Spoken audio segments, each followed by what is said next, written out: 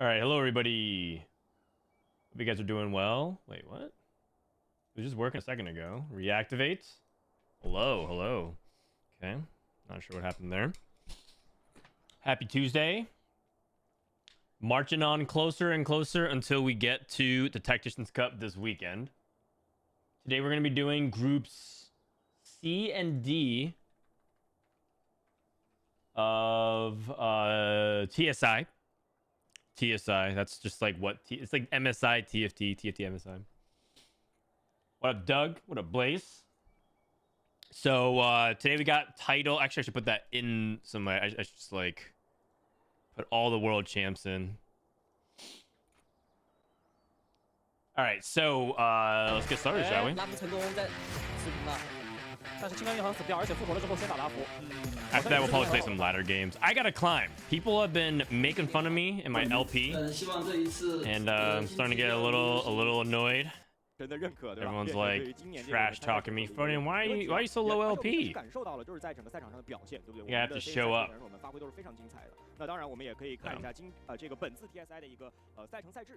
All right, so 5 games today. 5 games. We got some really good players. I think it's like 25, 30K on the prize pool. So it's a pretty good amount. Today, Group C, we got Honglian, Tianlong, Mihu, Gala, Milala, Kubikson, Les Coco, and Binteum. So these are the players that we have for you guys today in Group C. World champion of Milala. Tianlong and Honglian is from PC TFT in China. Mihu and Gala are from mobile.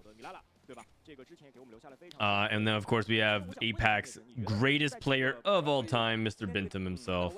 It'd be a good time. Get started. Double's not even... Oh, did Double even play today? Oh, you're right. I should probably put them. Malala... Double 61 replay title. Yeah, it's just there's like many good players. Stacked field, honestly. All right, I missed what portal they voted on. I was busy updating the title. Milala is pretty tight with a lot of CN players. One thing I found out in Riyadh was that Milala actually hangs out and talks to Chinese players decently often. I think a lot of China players like view Milala as sort of a paragon of success in TFT. Like Malala's set 10 proves that TFT is an RNG. So a lot of people like are big fans of him. I think this is a Prismatic Prelude. I think there should be a Prismatic first augment. 4 items start. Let's see if China plays a little bit more of some of those reroll comps that we saw yesterday, like Kassadin being one of their primary focuses when they're rerolling. Pretty interesting. Also, a lot of Callista. There's a couple of major storylines going on, kind of like subtly in the background, which is one, I think Milala generally is kind of going through sort of a slump in TFT where like he kind of has like this mental block of going through something like Tactician's Trials, but he still performs pretty well in things like these invitationals. So I think he can kind of recapture some of that glory if he can just like perform well in groups, advance through. Binteum is a player who's consistently make it to final lobby in every international competition he plays in. Like generally speaking, Binteum is very accomplished.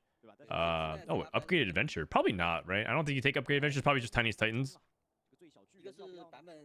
Tiniest Titans like the best econ augment that you can start off with portal Prismatic right now, and you can oh, he polymorphs. Wow. Binteum has made it to top 8 at Worlds multiple times. He's done well at EWC. He's generally like a very accomplished player.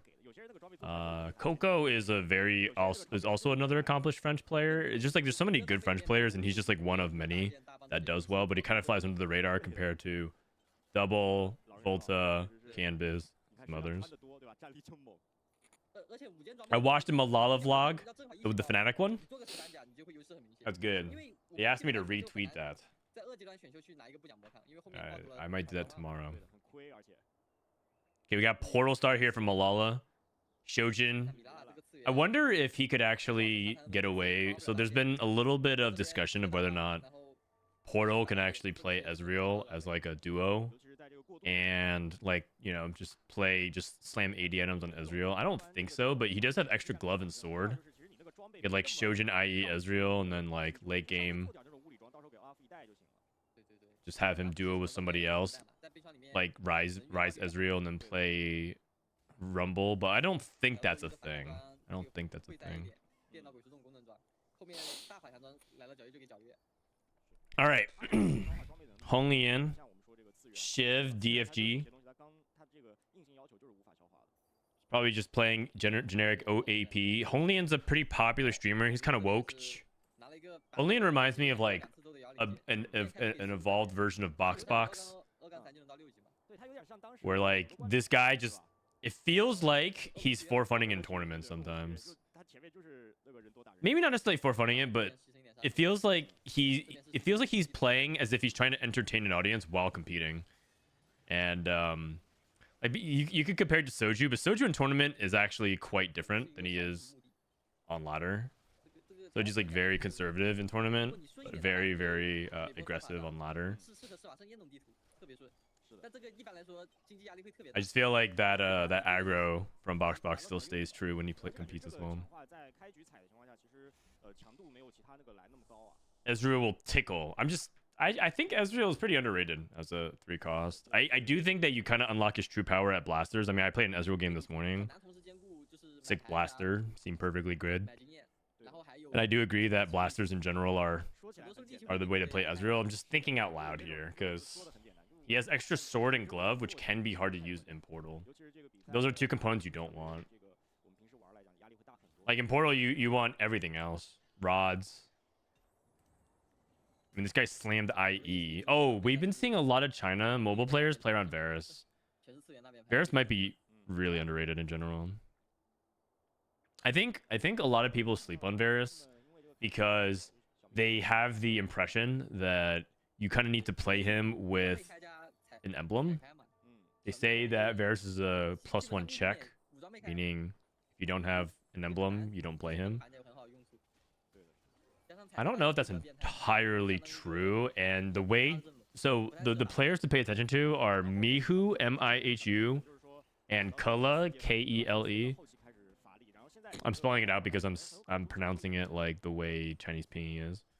So you might look at it as like Keel or something. Those players are the ones that might play Varus just without an emblem. And the reason why I bring that up is because yesterday, one of the CM mobile players was playing a consistent amount of Varus just without an emblem, and he pretty sure he advanced. I mean, he did pretty well in the games, I remember.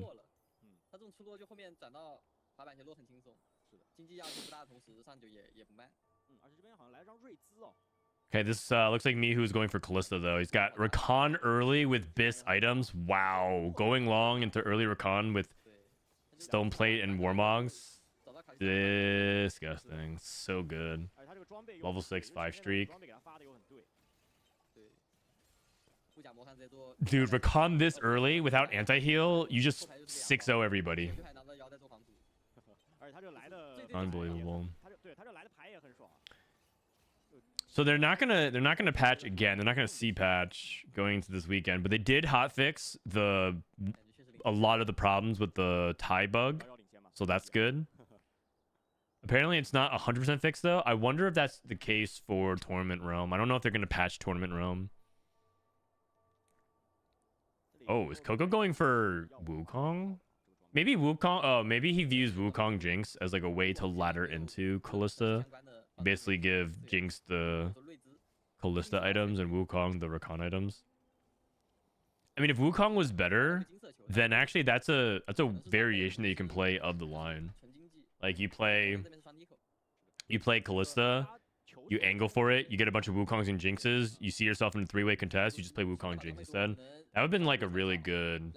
That would have been a really good deviation or variation of the line if Wukong was better. But Wukong kind of sucks. Wukong kind of sucks. You reforge anything? Yeah, he does. I'm gonna reforge again, honestly. And I'm surprised he reforged the rod. I actually think I would go for the glove.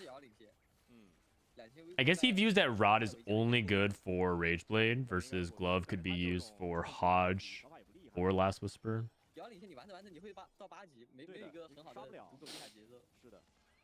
There's a bug with a lightning tower that just deletes my Nasus 2 from the next fight. Wait, what? They introduced another bug? Wait, but they disabled lightning tower. How's that even possible? You shouldn't be playing with lightning tower. That shouldn't even be in the game right now.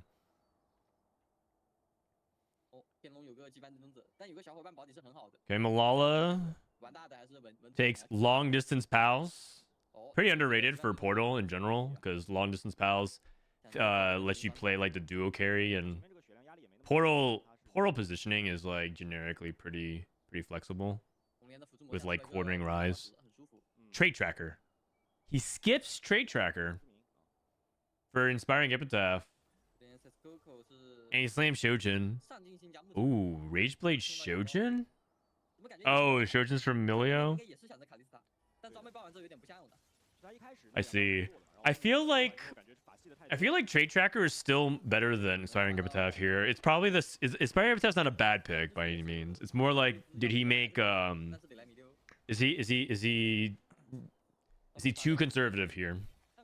I think Trait Tracker's a really good payoff in Fairy, because you can activate a lot of small different things. If you get an extra Preserver emblem, a Fairy emblem, if you get a Chrono, if you get like all these different small things, it can really power up the comp significantly.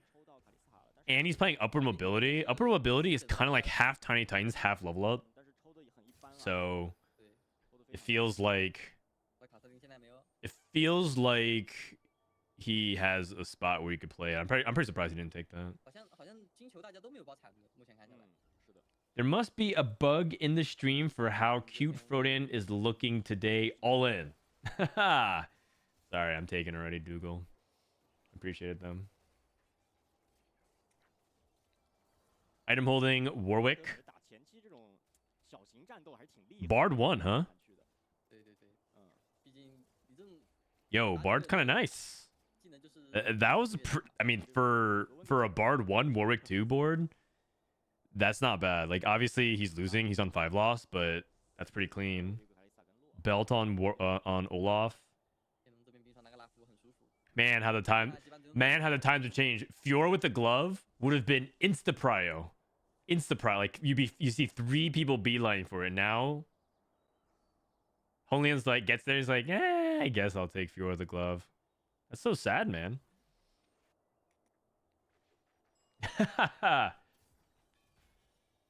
Dude, you better watch out. My wife's in chat. Hey, AFK. What up, Harry? Mirabelle, hello. Okay, that's the Living Forge number 2. So we got DFG and we got snipers. Wait, I was talking about this. He was playing Portal and then eventually transitioning to Ezreal.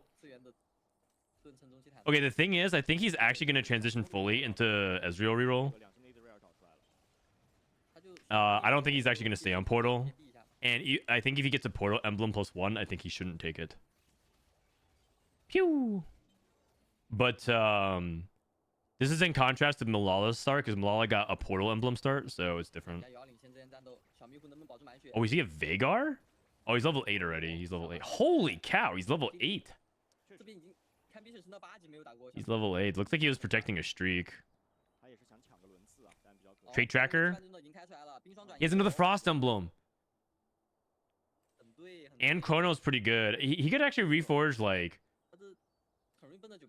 the Sugarcraft Eldritch, and it'd be and he's got like a lot of good stuff. Actually, Sugar's not even bad here either. It's a little bit extra power. Not bad. Not bad at all. Man, I'm actually I need to get redemption. My trade tracker scores are like pretty terrible. I think I average like a 7 with it. Next time I take trade tracker, I'm gonna pop off. I just can't wait. 2 Frost. I guess he's winning the game. He needs to get to 9. He needs to get to 9, and he also needs to hit Olaf too. It doesn't matter if you hit 7 Frost. if your entire board is 1 star.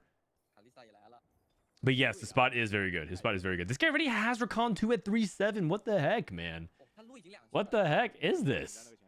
Oh, he had Briar with Frost? Okay, never mind. GG's. Well played. Well played. And he already has 7 Frost. Okay. Well played. He has Titans as well. Yeah, I'm thinking this guy wins the game. Goes to 8, rolls down. If he hits Olaf 2, that's the game. He hits Diana. Oh, Fiora 2? Excellent. We'll play that as well. He doesn't make that. Wait, what? Why not? Why not? He's cooking too hard. He'd rather just play a Karma 1 for the Chrono. You just play a Zillion instead. Just play Zillion instead. Oh no, this guy's... Why not just put like 3 items on Fiora 2 with 7 Frost? That sounds pretty good. Oh, come on, man. Come on. Like, I know Fiora stocks are down, but she's not down that bad. We just got farmed by Hecarim too. Okay, never mind. It's good. Okay, he wins. Never mind. I don't get to speak. I don't get to speak. I feel like if the game gives you Fiora 2, you have 7 Frost, and you have infinite emblems to just make it work, like, surely you can find a way. Surely you can find a way. I have no idea how to play going long. Basically, you just aggressively push levels and try to get to 8 as soon as you can. Then you stabilize an 8, just saving gold and going to 9. It's an econ augment in a way. Honglian rolling down. 1-star bard carry still. He's taking Mana Zane. He's going for like straight up all backline artifact items. This guy got Blaster +1, beast mode. He transitioned from 6 portal to 6 blasters. I actually think that this comp is kind of playable with a prismatic econ start and you don't hit blasters. You just won't win the game, but I do think that you can win the game without a blaster +1. You just have to play 6 blaster as long as you have like other ways to make up your front line.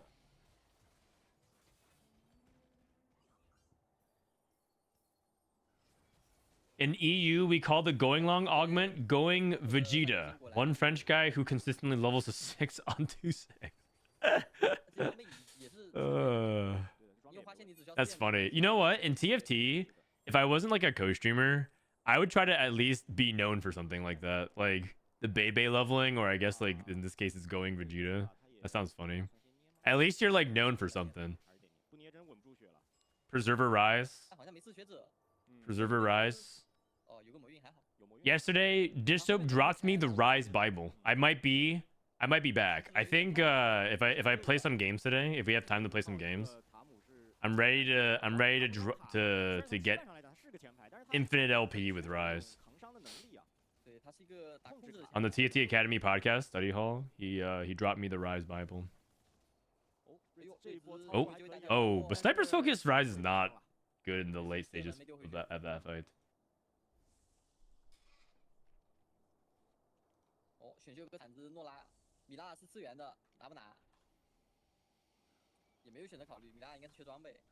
Hold on 1 second. Just want to make sure that the podcast stuff is...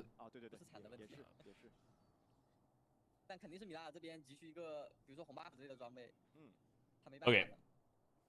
This guy plays the entire day and is around 1k LP every time on 4 streak. He's level 6. Yeah, I mean, some people play all day and they're not even anywhere close to that. Some people play all day and they're hard stuck in like diamond.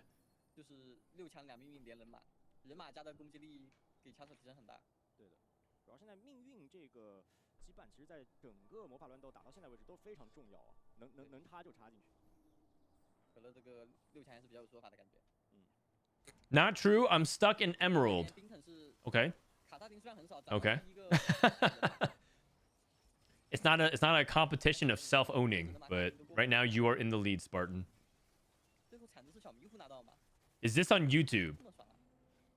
I'm going Vegeta on that shit.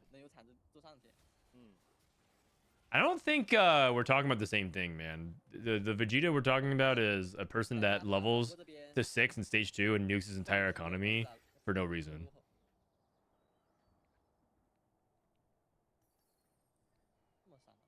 Will you be casting? Oh wait, Buksan has 2 duplicators. Oh my god.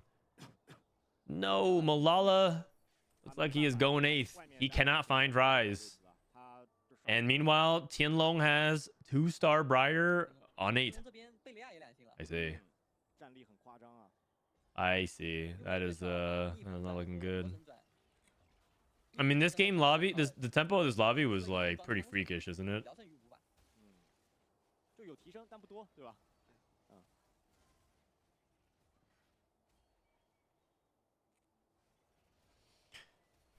Do you think it's possible to play 1K games in the set and be stuck in bronze? Yeah.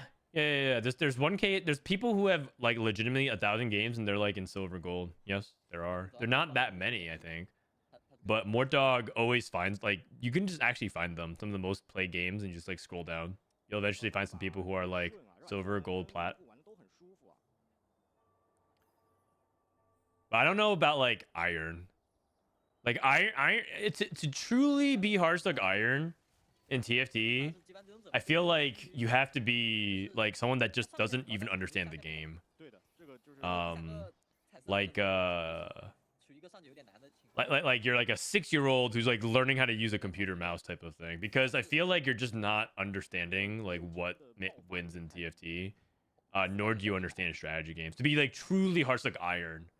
Iron is for like people who are like just playing their first games, people who are like incapable of like finishing a game. Like let's say you're like starting a game and then you're a parent and your baby starts crying or something like that, and you just have to like leave the game, right? Like it's like for that. That's the territory of iron. If you can't get past iron, then yeah, I would say that you're not truly even trying. I don't believe you. Oh my gosh. He's losing again. Why does he have so many emblems on the bench? Milala went 8th.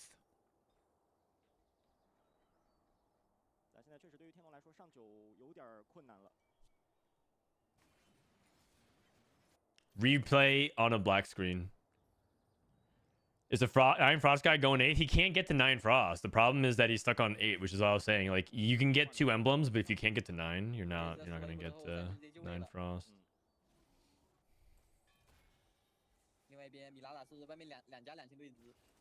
I'm hard stuck iron because I'm a normal player. If you play normals only, you're not iron. You're just unranked. That's like different. Like, you guys understand that, wait, Kubikson went 7th? Oh, wow. Oh, no! NAEU 7-8. That's not good. You guys have to understand that there is a distribution curve. There should be like a normalized distribution curve for ranks. Just like Challenger is a very, very small percentile of players. Like 0.00 whatever percent. There's also the other tail end on the other side. Like there's like a 0.000x% who are like iron, like the very bottom of iron. So there's very few individuals who are truly right there. Is this open a tournament? He was, but he got eliminated on the first day. He tied for top 4 advanced from group and he got 5th. Unfortunate. Wait, all my boys are going bot 4. Milala, Binteum next. Oh god. Dude, China Mobile is wrecking us right now. Mihu and Kula.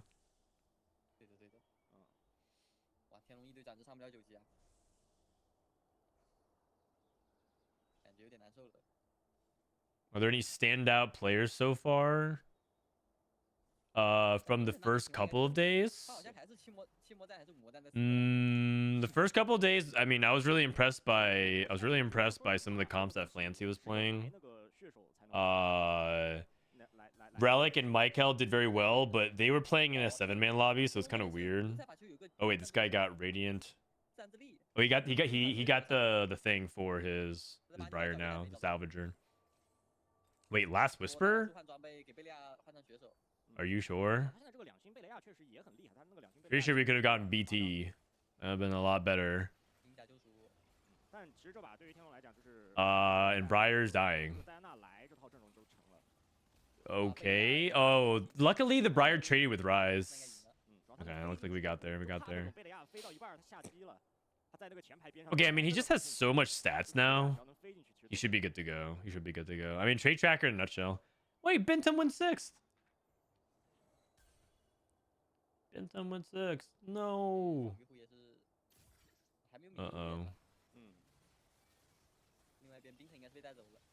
The CN players are doing very well this tournament in general. Although, I would say that Moji from Taiwan played 5 games of Ziggs reroll. 5. A lot of people are talking about how it's like a fast state meta. It's about 4 costs, or verticals. Moji G played 5 games of Ziggs. He just straight up clicked every augment possible that would be hinting towards Ziggs, roll for Blitzcrank 3, and he top 4'd every game. Or rather, he scored 25 points. He went like 4-4, 5-5-4, or something like that. Apparently, he got a lot of hate from the Chinese fans because they just think he's like a dirty reroller. And so he got flamed a lot. Like, no one's happy he did well. Everyone's like, oh god, this guy is so lame, just re-rolling Ziggs every game. What's best in slot on Briar? Probably like Edge of Night, Sterak's Gauge, Bloodthirster. It depends though. Bloodthirster is good because it scales off of Briar's HP. So it kind of depends on... Like the shield scales off the HP, right? And there's ways you can buff a lot of Briar's HP, so that a lot of times you do play it. I could actually see a world where you'd rather have other items instead. But Biss Briar doesn't really exist. Like, you kind of just give her good items. This new patch really curveballed the way comps are played. I think that a lot of challenger players are feeling it due to high roll comps or just not hitting. I think a lot of players are feeling it overall, not just challenger players. But I will say one thing. People used to think that challenger players are defined by a bunch of different skill sets, like how well they roll down, how well they position, their augment selections, the amount of knowledge and tech that they have. But in my opinion, what defines a challenger player is your ability to adapt to a patch. If one patch you're a challenger player because you learned how to play a fast 8, and then the next patch it's a reroll patch and you're not able to, you like lose it and you can't hold it and you're just like hard stuck. Let's just say you demo all the way to masters. Then I don't think you are truly a challenger player. You're a challenger player at certain things versus others. You're no different than like a reroll one trick. I know that's probably like something that people don't want to hear, but like I think a lot of people who are like, oh, I can't like climb on a reroll patch, then you're no different than a reroll player who is one tricking a reroll comp, because you have to adapt. I think the best TFT players adapt to any patch. Period. There's no patch that Setsuko or Dish Soap or Weijin or I mean those are the top 3 ladder players generally speaking, or even like Milk and all of them, they can't climb on. Not a single one. They never have an excuse why they're not like top 10.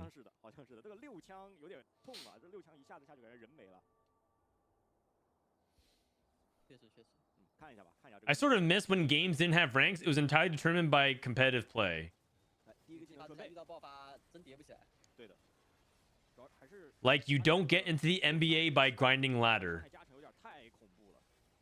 Okay, that's a pretty interesting, that's a pretty like wild take from start to finish. Games always had ranks. Like even back going to like the 90s, like the high score leaderboard is like ranks. Like the high, even if you want to be like a boomer and go back to like Pac-Man and Tetris, you go to the arcade, your score is your rank.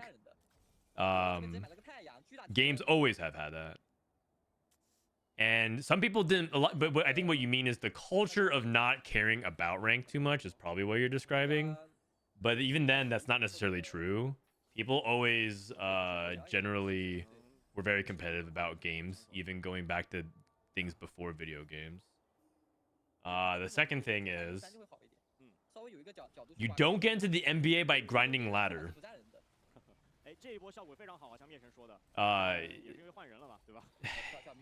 Yeah, I know I'm not. That's technically true. There's no solo queue NBA ladder, is that if that's what you're talking about. But that is so far removed from reality of like, because the way you get into things like sports and the NBA is genetics. You literally are just high rolling. You have to high roll in order to even be considered. You have to be a certain physical stature. Like if you're just 5'6", you're never getting into the NBA unless you're Muggsy Bogues. I don't care how good you are. I don't care how good you are. You're just physically outmatched. Not only that, you have to be from like a certain, like these days, if you actually look at the trend, it's also becoming a socioeconomic background as well. Most NBA players that are getting into the league now grow up in like middle class or better. It's very rare to see people come from poverty unless they're from like international abroad, from like, you know, like the raw talent 7-footer from like Africa or like other parts of the world. Like you take standout specimens from all over the world, or you grow up in like affluent parts of like the NBA is like low key starting to become like a rich person's game. So like it's a completely different circumstance. You can't compare sports to competitive gaming, and you can't compare TFT to sports.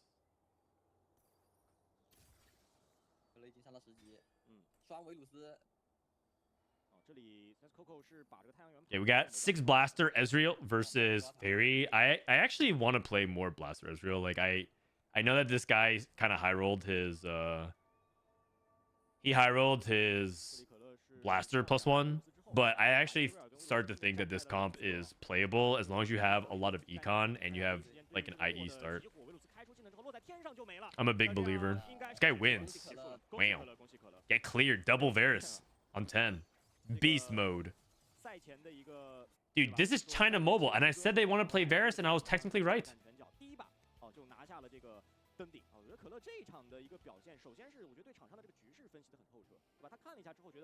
Isn't college an AAU like ladder? Not necessarily, because college is a lot of.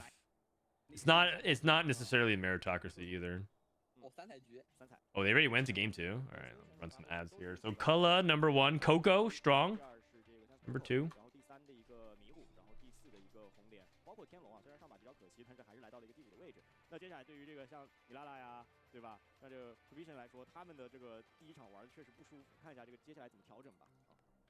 Is Ginsu's bugged, getting 0 stacks? I think if it might be visual. There's been some leftover visual bugs where Rageblade doesn't stack.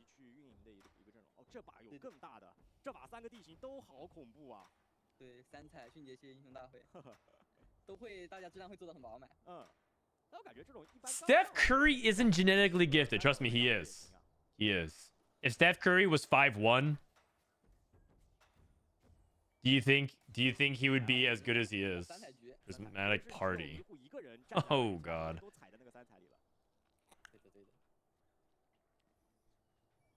To even like every person in the NBA is genetically gifted, straight up. You might be like, he's not as gifted as like LeBron. And like you would be correct in that statement, but he is. You have to be. You have to be as a prerequisite.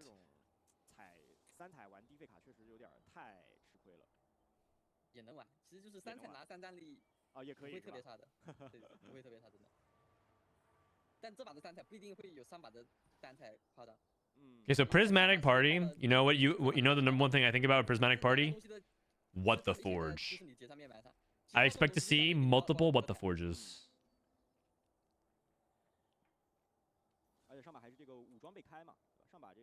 All right, anyways, the point that I'm trying to get back at is if you're like, I wish people didn't care about like ranks or whatever and like all stuff like that. That you basically just maybe you're just tired of competitive gaming.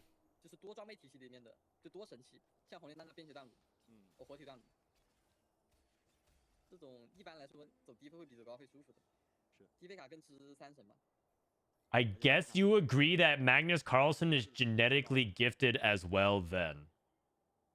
I don't know that much about Magnus Carlsen personally enough to comment. But my guess is that he probably is. Oh, someone took living. Oh, this guy took Build-A-Bud and got Twitch, and now he can go for Twitch 3. Oh, Milala can go for Twitch 3. Amazing. Amazing. 它这个数量不太好玩。对的，它就一张那个机器人在下面啊。小迷糊这儿最终是新人入队了啊。What if he goes to Twitch 4? 风险有点高。但其实新入队风险不是更高吗？ Well, I got Build-A-Bud Twitch when he already had 4 Twitch. What if he goes for Twitch 4 though? He's halfway. He's halfway. Just needs another Twitch 3. Okay, he's not gonna go for Twitch 4. 但你如果没升到9级之前，相当于你用30-40块的经济买了一个 Nico 啊。是的，因为你升级楼和新入队，你在前期。But yeah, I mean, I think genetic gifts can just be also more than just your height and your physical stuff. Like, I don't know if you guys think this, but some people are just more like intelligent, like that they're, or rather they're born with like the genetic gifts to like be more intelligent. I don't know. Like, I don't know if like every person is equal in terms of that. I don't know. I don't have a scientific backing of it, but I definitely do think some people are more gifted than others when it comes to intelligence or other things like that, like adjacent skills around mentality. So yeah, like I would say so. I would say Magnus Carlsen's a gifted person. I don't know exactly what you're getting at though. Like, are you suggesting that he's not?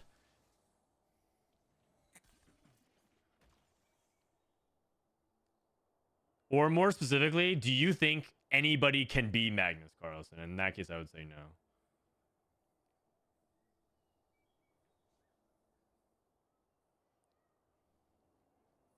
Someone took flexible? Okay.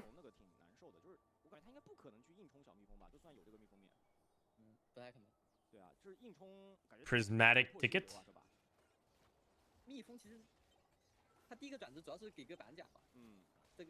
Prismatic ticket, so I think he's probably going to go into Ziggs. Okay, I can dig it. First item, like red buff. Or is he going to go for the Forbidding Kog'Maw? No one plays Kog'Maw, but whenever someone busts out the Kog'Maw, they're top forward. I don't know. Like, I think I talked about this with Dish Soap. It's like, the stats on Kog'Maw are good. Whenever someone plays Kog'Maw, it does well. But for some reason, no one plays Kog'Maw, and no one tries to play Kog'Maw. My guess is everyone's cogged out. Even if they have a good start for it, they're just gonna be like, nah. Nah, it's I'll do something else. Callista.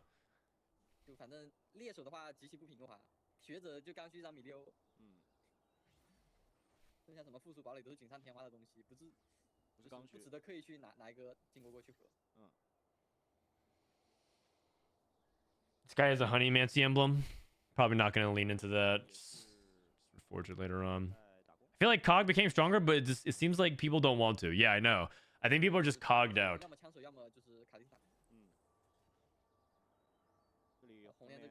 Hunter +1.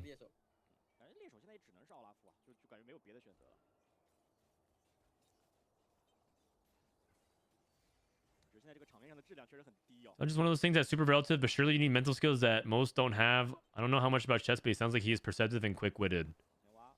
Yeah, because like it's really not about an hours issue. There's a lot of people who start learning chess at like 3, 4, 5 years old that never really get that far.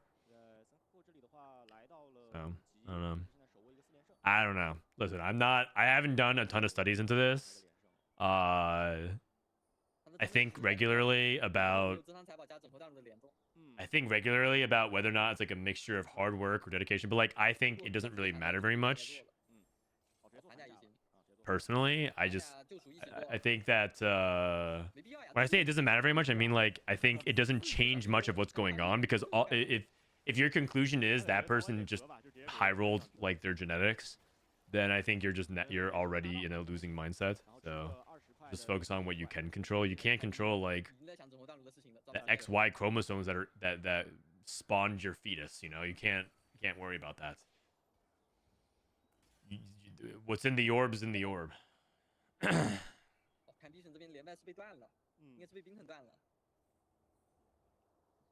另外这边米拉拉也好难受了。是的，来个好火计，3彩就要来个好火计。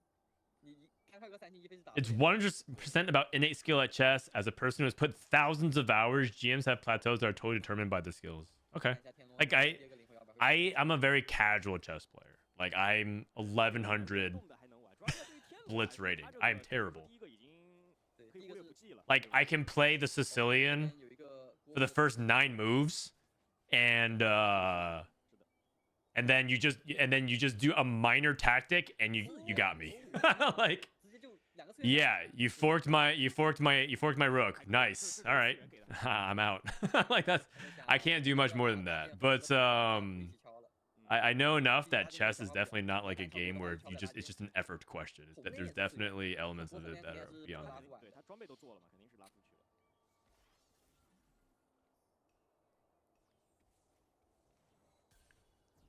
有个标准公式化的小蜜蜂，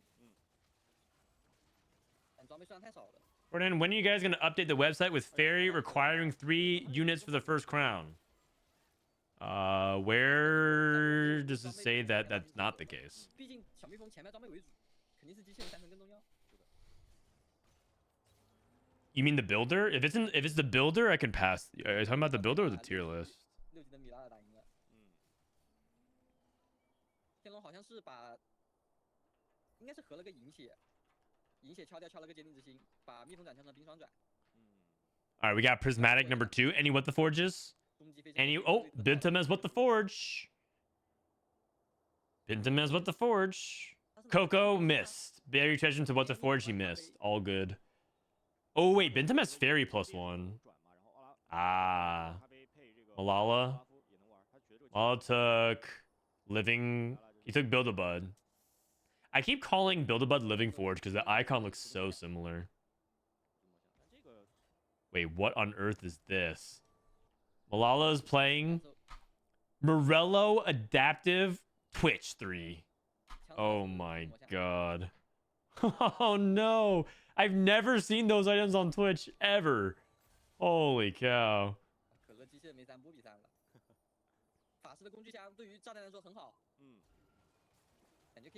High horsepower Lilia. Oh, I mean that's just an outdated comp. We should change that. Is there? I mean, it might. If you're talking, you might be talking about like one-off examples of it.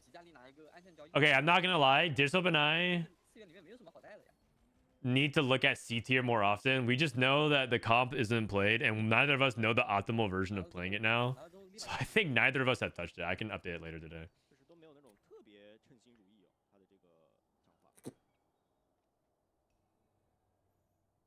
I've noticed a lot of high-rated TFT players are software engineers and a lot are into stats. So I think people are genetically predispositioned to think and excel in a certain way of thinking, which helps in the game like TFT. Yeah, like I'm pretty sure this is probably too broad of a statement, but I think that if you can get good at academics, or rather, let me frame it another way, or the opposite way. I think if you can get good at TFT, you can get good at academics in school and like other things like maybe software engineering, things like that, like the same type of skills, because it requires very similar skill sets of like the way you improve at the game.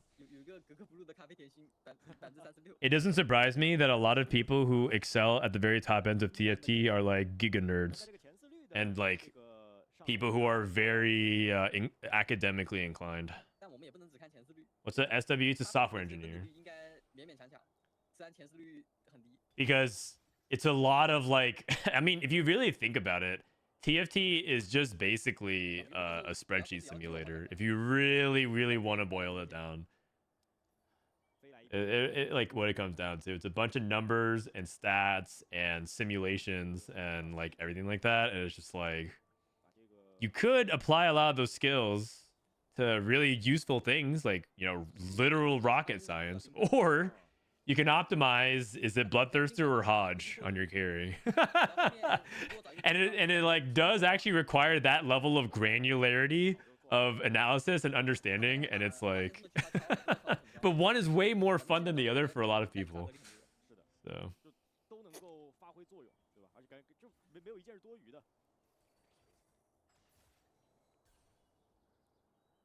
Okay, so this guy took flexible into sugarcraft +1.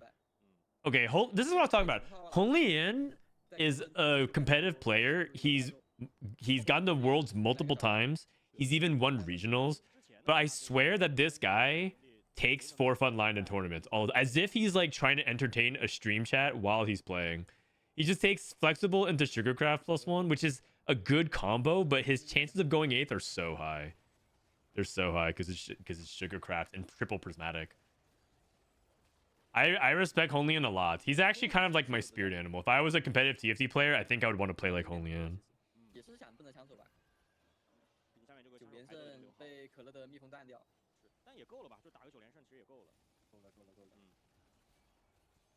Oh, he wins. That's big. Video games just naturally attract people who study nerdy computer stuff. Sort of. Not really like the Call of Duty. Not really the Call of Duty crowd, or the Fortnite crowd. There are some true buffoons who sometimes play those kinds of games. Not trying to stereotype. I'm just saying, like, I've met some people who are literally like not anywhere near nerdy at all. They just play and like, yeah. Or the FIFA. Yeah. Because it's just not really the type of game that like naturally selects for that. Sometimes you can just get back on raw instincts and pure skills. But like a lot of games that require some of that cerebral aspect of things, it is a little bit on the rare side.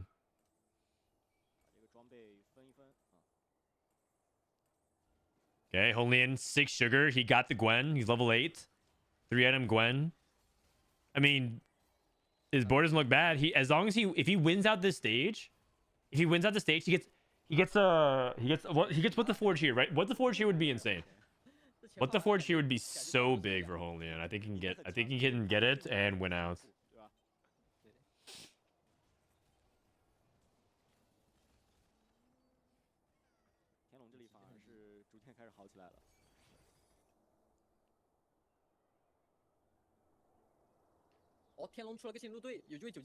Bro, these I thought I was muted for a second. These casters didn't say anything for like 45 seconds. Man, I'm like, geez, did I mute the VOD by accident? Can we not gatekeep video gaming? Oh, we're not gatekeeping at all. We're just making observations. People from different culture and demographics tend to gravitate towards different things depending on their local like culture and like upbringing. If anything, we're just observing, like, you're basically calling sociology gatekeeping and bigotry. Like, it's not. We're just literally saying like that just happens to be the case.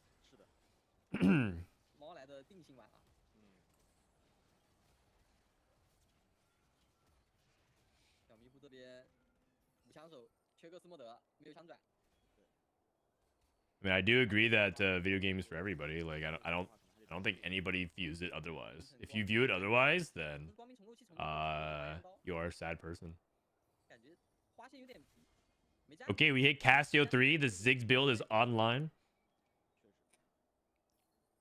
Sure, buddy, you are not fooling me. You think Italians can't play TFT?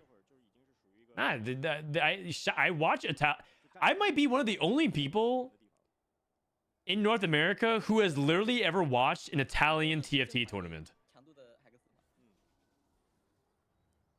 Name one other TFT streamer who has ever done that.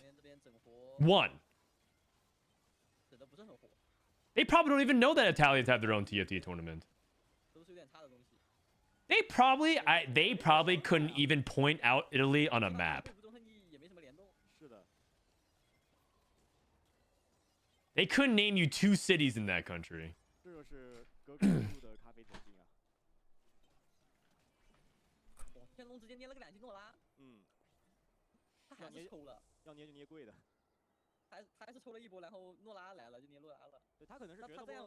They would be shocked to even find out that Ferrari is Italian based. Like, the you're out here accusing me of not accusing me of thinking Italians can't play TFT. You know what? I'm gonna have some pizza tonight.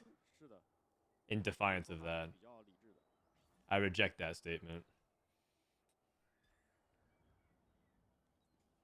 I mean, Colo's at 63. Very, very healthy.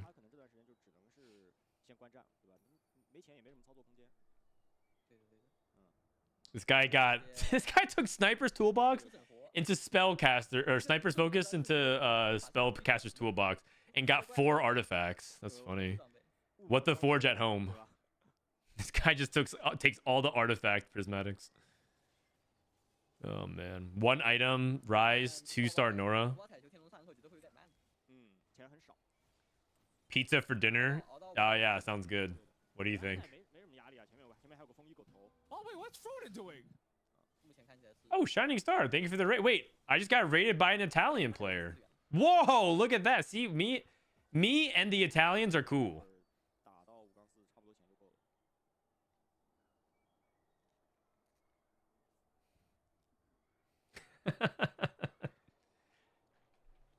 Shining Star. Someone was saying that like they were basically saying they were joking that I was thinking Italians can't play TFT or something. I don't know how the topic got there, but they were joking around.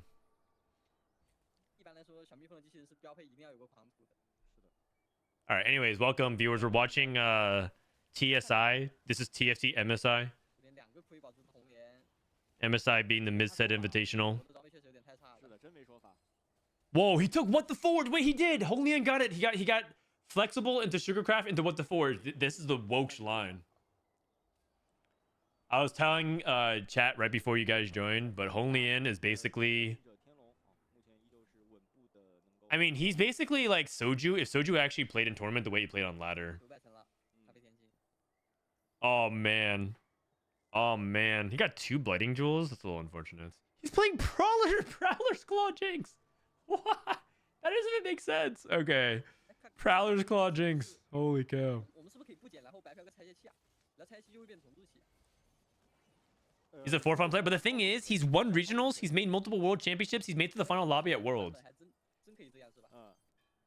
If you guys need the context of Honglian, back in set 9, you could choose a legend. If you remember that. The legend would let you choose your 2-1 augment, guaranteed every game, as well as 3-2 and 4-2. He was the only player playing Twisted Fate at Worlds. Everyone else was Earth. Everyone else would Earth and rip their tome and try to play around like Noxus +1, Demacia +1, Ionia +1, and he played Twisted Fate every game and tried to play for 3-star 4 cost. That was his game plan. He thought Neela and Bilgewater was so uncontested that he would play like Twisted Fate and play some of the most Woksh lines, and he got to the final lobby in set 9 Worlds for that. And here he is, for-funning at TSI.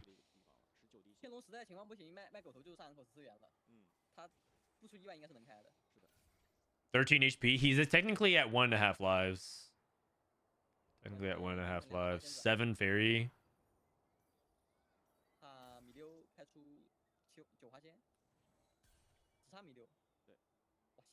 Axe 2.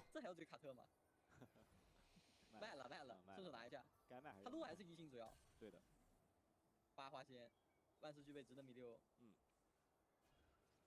来打天龙还没有成型的14元。Okay, Nora 2. 还是80元。对的。他看这波赢不赢吧？这波要是能赢，他就不用卖了；如果输的话，就得卖了。Oh man.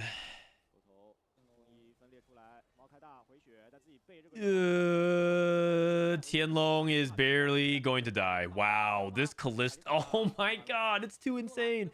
Wait, Milala went 8th. Oh no, Milala went 8-8. Oh guys, it might be Jover. I think NA is getting washed. Wait a second. Dishok getting eliminated. Milala going 8-8. If replay goes out next group in Group D, NA might be cooked. We are definitely not winning Worlds this set. Oh man, it is not looking good for North America. We peaked. Dynasties always go in threes, right? We already won our 3 titles. Yeah, that's right. Binteum's next world champion. Sorry, guys. Officially a 4-fun region. Dude, the thing is, all of our Worlds players from last set either are burnt out and trying to take a break, or they just quit the set. Greya, Pocky, Sox all quit the set. And Disso taking a break from his set, basically, like taking it for like easy until Worlds. And then Wage and Iverson not even trying for snapshots because he's like kind of tired. Like the actual buildup of burnout and fatigue is so high in NA right now. It wouldn't surprise me if NA doesn't win for another for this year or like for a while. I think in general we've won too much and our egos are gotten too big and we're playing in too many tournaments. It's like the 1, 2, 3. Play too much, ego's too big. We've already had too much success.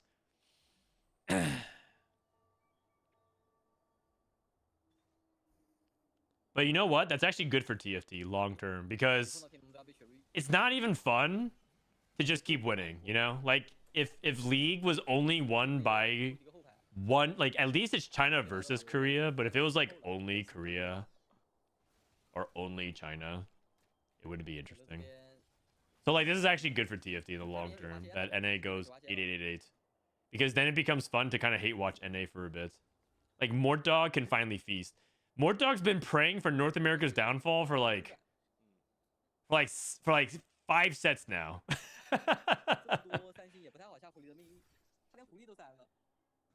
Mortdog's a big time NA hate watcher. Like he likes the individuals, like he likes Dishsoap a lot. He likes Milala a lot and all that, but like in terms of NA, like it just drives him wild that like these loud yappers are just like hiding behind Dish Soap and replay and Milala's achievements and just yapping about NA. Mortdog's about to feast for like set 12, 13, 14, and 15. I'm pretty sure we're not winning until 2026. It's cooked. Okay, anyways, Portal top 3 looking good. Kola got top 4 with Ziggs. I mean, Ziggs in a triple prismatic lobby getting top 4 is actually quite good if you think about it, because reroll comps get outcapped so hard by triple prismatic. Coco playing Varus, Buried Treasures. Oh, he's playing Arcana Varus.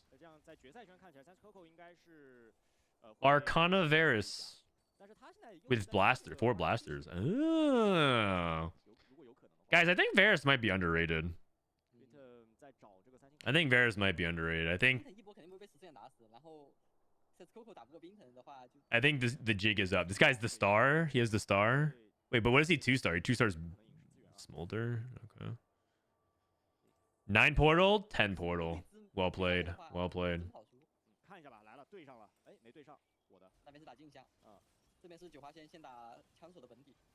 What about Setsuko? I mean, Setsuko is one of the... I mean, Setsuko might actually... He has... Oh, this is 9 fairy. It's 9 fairy versus 10 portal. I mean, it's a third is good. Like, if you... If you consider the fact that there's 10 portal and 9 fairy in the lobby, you're probably just going to get third max. So, that's good. Anyways, Setsuko either is going to come back and go on a rampage, or he might just be like...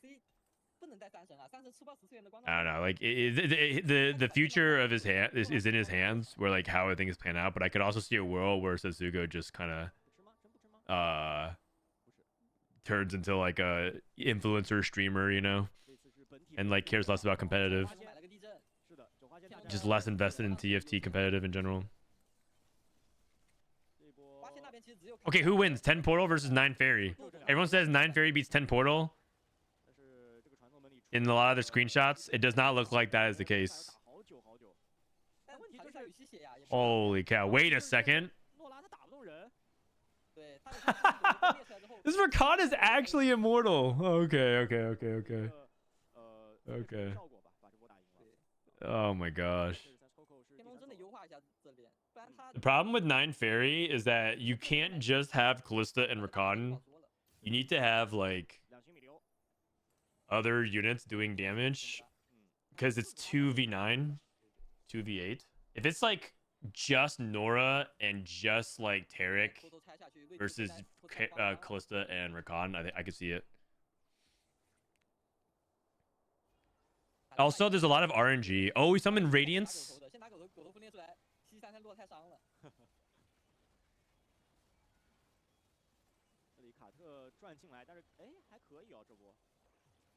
Okay, Millia gave damage amp. I think Callista might win this one. Oh my. 9 Fairy wins! Oh! Oh! Binteum #1, baby. You know what? I turned into a Binteum stan. He told me at EWC he thinks NA is good. He did laugh and smile afterwards, but he looked me dead in the eye and he's like, "Oh, I think NA is pretty good." I'm like, "All right, sounds good." The truce has been established.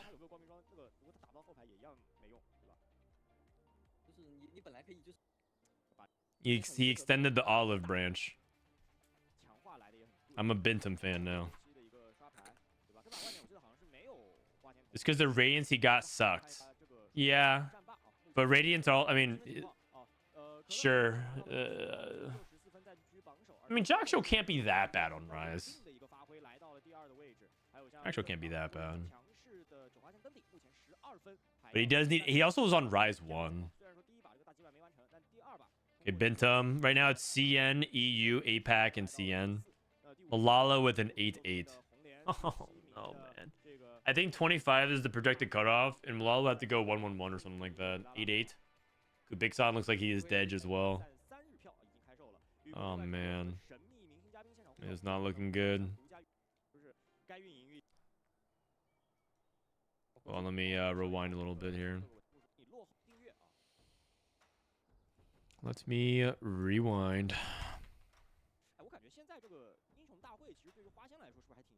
The game is sped up. Yeah, it's like 1.25. I actually think TFT is better watched at 1.25. The game feels like it flows better.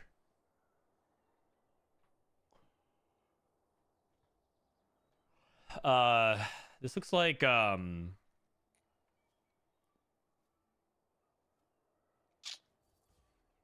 golden prelude, not golden party, not actually I forgot. We'll just see it. And maybe it might be like item payout or something like that. I have to see what they bring up.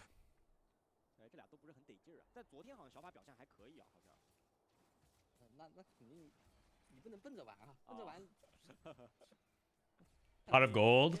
Oh, it actually might be. Open up with the gold opener for Mihu.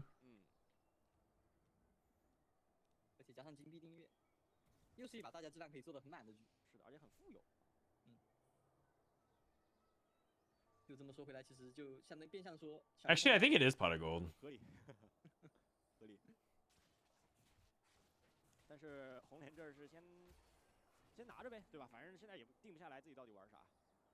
Okay.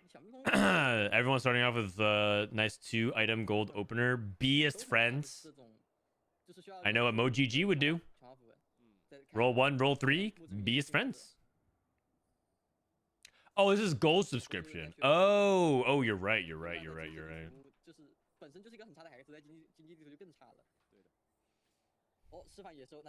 Unleash the beast.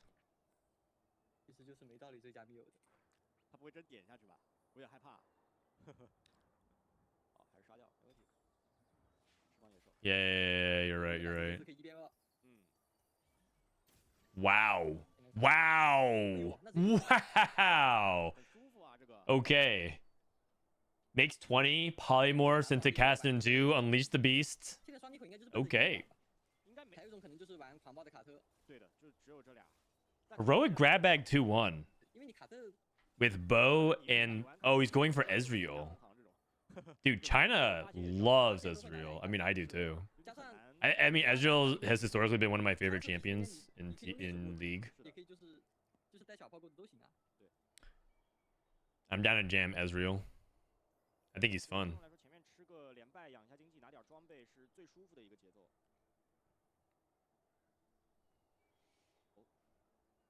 Okay, scoreboard scrapper. Ah, isn't this so upset? Like so tilting. Where you're like at 29, you're like, oh, why couldn't I just get one more gold? Scoreboard scrapper with bow. He's probably gonna play Callista. Deja vu Galio for Milala. Whoa. 两刀开的叠加即视感，很对。可以的。但 Looks like he got copycat and took a Swain. 他是想吃钱，反正他是个中期发力的阵容，有经济就好了。没办法，没 Scoreboard scrapper into Callista. Yeah, it's a really. I think Scoreboard scrapper is one of Callista's best augments actually, assuming you have the resources to hit all your items. But that's what's so crazy about Callista is that 很对。 if you lose streak, all you need is Rage Blade, 2 decent frontline items, and the rest of the trade takes care of your items. Like you're up 2 items. Normally in these kind of situations, remember how we talked about you need like gold and items, like a bunch of resources, and that's why Fortune is good. But Fairy gives you 2 items for free. Like your cash out in quotation marks is 5 Fairy. You just get 2 really good items. 可能玩着玩着能到9级。 So now all you need is like 4 items and you can get online so quickly. 本来开局一个高经济，再加上这个金币订阅，现在对于能走出连胜或者说走出这个， I mean, Fairy is definitely much more powerful and like an actual trait. 还有就是 They just need to tone it down. It's just too good. 自然开局，然后第二个来击败 Too good. 对，哦，因为就是 Think Malala's for funning it? I don't think so. I think 打姆能达到就是 Malala is just like, 600-700血到1000。 I mean, if anything, he's probably just playing for his pride 对，很夸张，很 at this point. 如果真玩出来， Also, you never know. Deja vu. 哇，小迷糊这边是失败变强已经被断， Maybe he just hits Galio 3 naturally. 前面是2连胜啊，有点奇怪。可能是属于就是他不想赢，但是赢了的那种，对吧？因为外面有那个在空城的，然后也在华。 Honglian going for multiple Cassidans now. I wonder if he's going to go for Cassidin 3. We've been seeing China play some Cassidin 3. Yesterday, we established that Cassidin Bis is a little different now this patch. 和那个什么没有冲榜吧，对的没有。就单纯天龙这边很弱，以及红莲可能第一波空城的时候碰到小迷。 Deja's cap is Arcana. Yep. 是的， Yep. 6. You play Tom Kench for the Arcana, 对吧？ and then you go 6 Vanguard and start adding more Arcana. 红莲赢了一波，感觉免位都可以直接给卡丁了。 He took another bow. Interesting. Maybe he didn't get a chance at a sword, but 天龙 red buff Ezreal for blasters is surprisingly not as good as you think it would be. 但是你没有无尽没。 You'd actually rather just go for straight up damage. Like I personally want, 对，靠近了 my Bis Ezreal is double Infinity Edge Shojin or Shojin Infinity Edge Hodge. The more I play it, I think Hodge is actually really important on Ezreal. It helps you clean up the rest of the fight because a lot of time the rest of your board dies and Ezreal does a big cast, cleans up 1 extra set of units, and then does the autos to clean up the fight. I know it sounds weird because like he's like a backline unit and you don't really care that much about Hodge historically on a backline unit, but the more I watch the fights play out, the more I really like Hodge on Ezreal. Like a lot. 其他积分本来就高，感觉3把打完有可能已经锁定个晋级名额了。这把从现在看起来会有很大的概率。 How about red buff Hui? Yeah. I usually like anti-heal on Hui a lot. Also on Varus. I had a spot today where I played Morello on Varus for a bit, like Morello, Runins or something like that. Totally fine. It was obviously not like Bis, but totally fine. In my last Ezreal game, I had 0 gloves.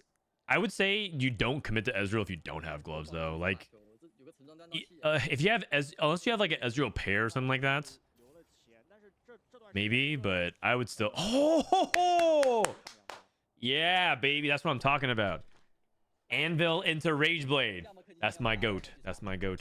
因为你叠加即视感本身就提供高发强，跟大天使绝对不是 Shojin, Last Whisper, Ezreal. I don't like Last Whisper that much on Ezreal. I'd rather Last Whisper on Varus or even Trout on frontline. 是的，我们比赛也是 Mihu 很慷慨，对吧？不藏着掖着，有 rolling for Ziggs. Oh wow. Oh wow. The rolls are lining up really nicely. Like he's not getting bench locked. Okay, now he's bench locked. 而且是五蜜蜂，他没有选择 I would stop. 30 is enough. I think you go Shiv here.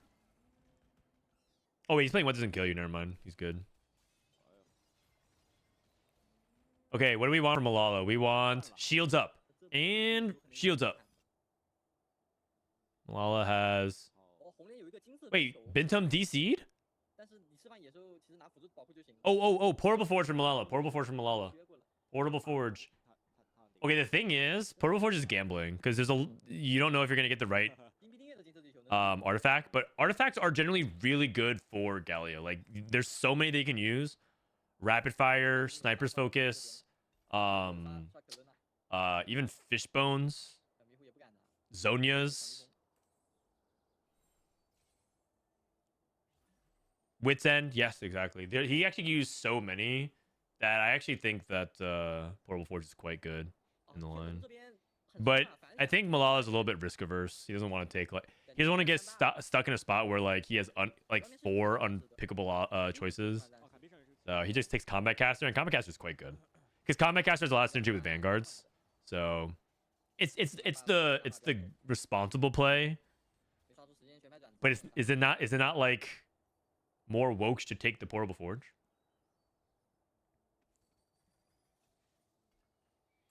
What up, Raptor? How you doing, buddy? 你这守不住的，你没装备怎么守？ 他现在问题是 I went first yesterday with 2 Infinity Edges and Hodges, but I had pumping up. 大问题了。 Nice. 有点难搞。 I think double IE Shojin is Biss, EC 还没有。 but I personally really like 红蓝 buff 等 IE Hodge Shojin 红蓝 buff 他们 on 直接选 Ezreal. 是的，是的。 The Shojin is just important to help him cast. If you have other ways to get him to cast 刷牌刷下去一直 without 包得 Shojin, 没问题没问题。 you had pumping up, for example, to help give him the attack speed to cast. I think that's fine. I mean, if you're talking about true Biss Ezreal, it's probably like Infinity Edge Mana. It's probably Infinity Edge Mana Zane. 米拉拉 Something like that. 输了重装的海克斯啊 That's probably like true Biss Ezreal, but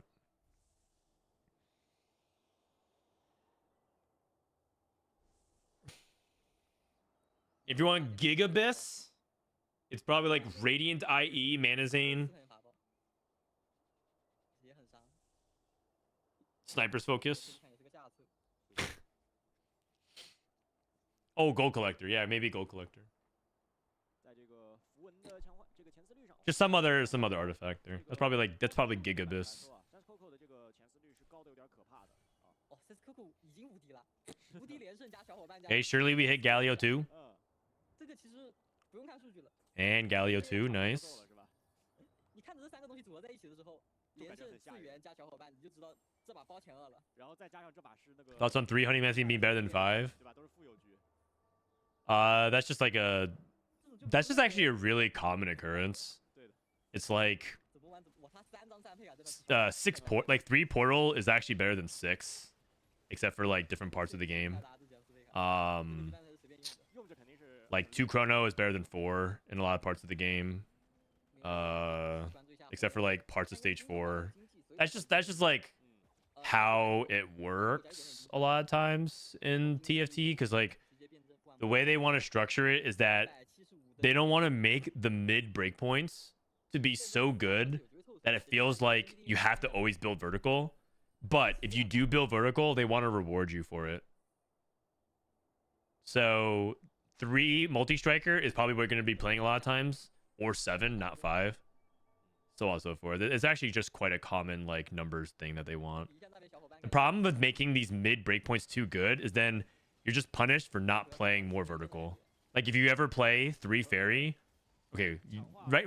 都太对了。 The counter example is right now 5 fairy is too good, right? Like now you always should be playing 5 fairy. If you play 3 fairy and you're not playing 5 fairy, what are you doing? You're trolling. But that just makes playing and building comps very uninteresting 来了这里加流 because it's too good. 够多啊，那确实他也是在慢刷嘛。太够了，这把经济太富有了，你 I like the discussion of gigabits, sort of things you can panic in a multiple artifact scenario. What would Olaf's be? I mean, Olaf's like if you're talking about like a what the forge situation, it'd probably be like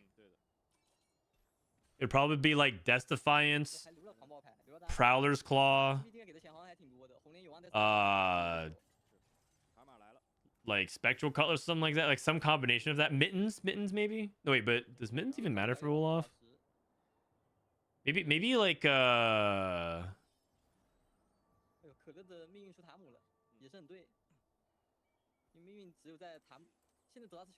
maybe it's like something I'm not even thinking about, like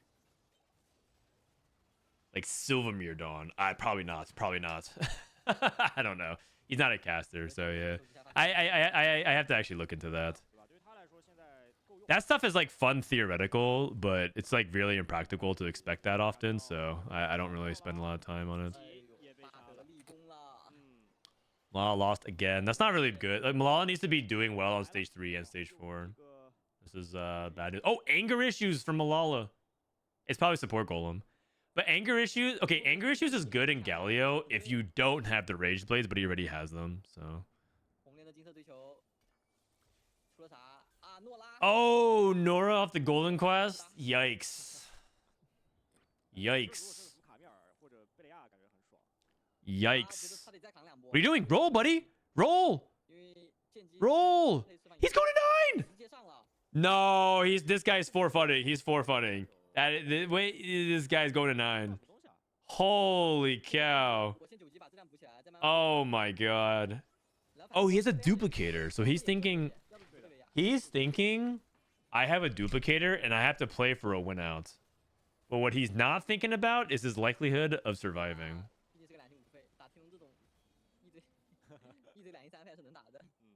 Okay, he won one fight. I mean, this guy might be a god. Milala probably needed to send. I think he's. Does he also have shred? I don't think he has shred.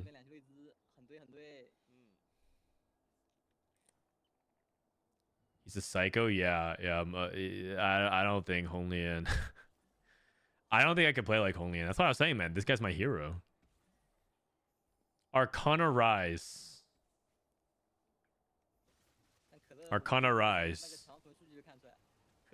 Dissoap just straight up deleted Arcana Rise from our tier list. I woke up this morning, I looked at our tier list, and Dissoap deleted it. I was like, really? And he's just like, yeah, don't worry about it. It's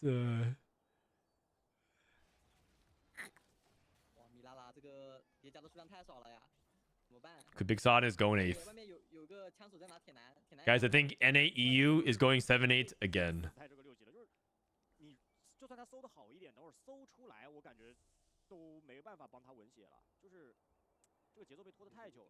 It might mean that it is a race to the bottom.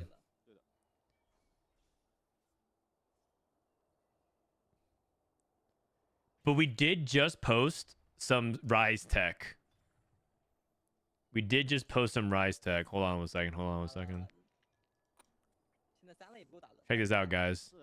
Disso personally wrote this thread. Oh, Galio 3 for Milala. Disso personally wrote this thread. Scholar Rise. Looking for a comp you can play without an emblem. Look at that. Okay, this is the photo they used for Rise, but they actually wanted to use a different photo. They wanted to use this one.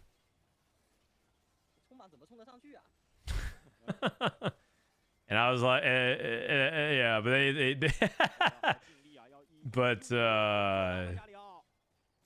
not very brand friendly, you know.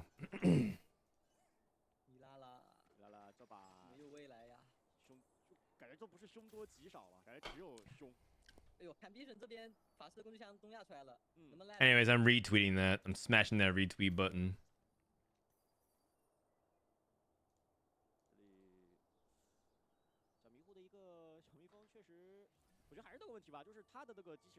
That's for the OnlyFans. That's right. 就是我们说的变态局，你玩小蜜蜂就是不够打的。对，哎，看一下小蜜蜂打这个加里奥怎么个事儿啊？有机会，因为这边太软了。嗯。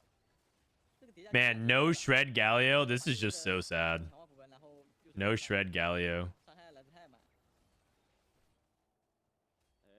Wait a second. 蜜蜂蛰人很痛的。 Wait a second. 吸血吸住了，下一个炸弹能放出来吗？ Nice. Looking good. Looking good. I think it's top fourable for Milala. Definitely top fourable. 看看那种原始人打架的感觉，你看别人。 Dude, Honglian's 1, 2 out of 3, or 3 out of 4. 3 out of 4. 拼的还是挺不错的，3兵双三把2命运、2堡垒、2唤醒。是的，而且 Brennan, what are your thoughts on slamming a tactician's crown and trying to tempo and let him cook? I tried it when 6 playing Karma, but it was kind of close. I think it's actually a good strategy, generally speaking, if you don't start off with an emblem. 没有一个传统意义上的大前排。 Because a lot of the problem that you run into if you take like an emblem is what do you do with the second pan 诺拉就不会特别好。 or spatula?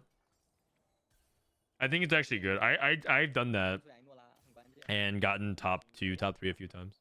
哦，我贝利亚，对，贝利亚。哎，出了，那还真有就是锁血。出了，把这个人马跟下面卖一卖吧。对，时光也。 Dude, Honglian is 可以。 Honglian is a madman. He's feeding Briar. He's feeding Briar. Oh my god. Here we go. Here we go. Here we go. 3英卡特了。哦，他 21 HP, feed Briar. Yeah. 3英卡特的狂暴。 中亚，主要有中亚。 Golden Quest, fast 9. 卡特很气的冲吧。 Golden Quest, straight to 9. 行不行？ 两边在比杀后排的速度。 No, dude, why is Nora so useless? What did they do to my champ, huh? Milala took a huge loss. You guys, if Milala goes 888, 刷出来的2个贝利亚，但是在第一轮的这个遭遇战当中啊，就遭遇了一个滑铁卢。 he fed again. I mean, might as well. He's at 1 life. 啊，确实就是，其实本质上只有一个，他打这种卡特就只有一个贝雷亚。啊，诺拉是假的，诺拉打不出任何伤害。诺拉在后面给这个卡特。 You only need 1 HP to win the game, buddy. That is true. That is true. Come on, Honglian, you got this. No, it's a battle for 8th. And I think Malala's going 8th. Milala still has no shred. You gotta be kidding me, man. You gotta be kidding me, man. That's not good. I think Milala went 8th. 等会还要过去晕一下叠加。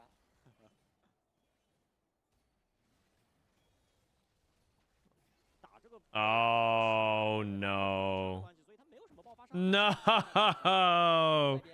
Oh god, it's an 888. It's an 888. Oh lord. That is bad. That is real bad. That is real bad. And Ziggs went 7th. 连塔姆都递不到，没有6重装怎么玩啊？就别人都是那种魔法学院里那种高阶魔法师，然后这俩兄弟那种初入门的学徒那种感觉。天龙3星一这周应该也是开始6枪了。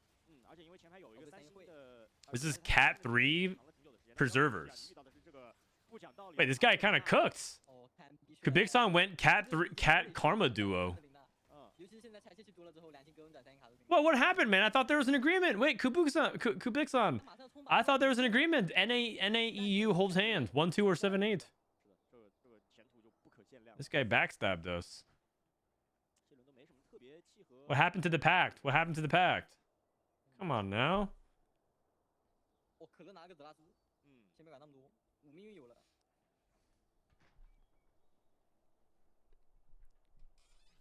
By the way, if that's not a way to convince you that Deja Vu is mid, it's Deja Vu is very mid. Very mid. Arcana and Vanguard. He's got 5 Arcana. Wait, Binteum's playing Ari Scholar reroll. Huh?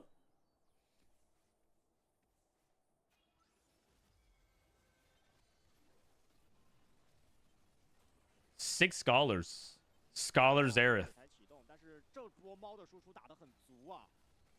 这个猫的输出打得好高好高，把这前排全打残了。对，你打这种伤害。Hope he wins. Come on, Binteum. Oh no, but Binteum's going against Kubixon. Coco lost.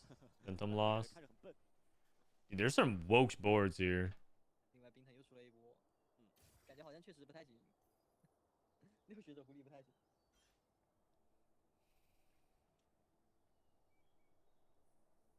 I mean, I don't mind it. He's playing Cat 3 Karma plus Gwen. The problem that Binteum has is that his board quality is kind of weak. He's playing 1-star Gala. This is the big problem with 6 scholars in a nutshell. Like 6 scholar is not bad. It's just that your front line is never good enough unless you can get to 9 and play around 2-star, like 2-star Diane or something like that. You just struggle like a lot. Even if you have like Tarek 2, Tom Kench 2, you would think that's enough. It's just not. Dude, Honglian win out?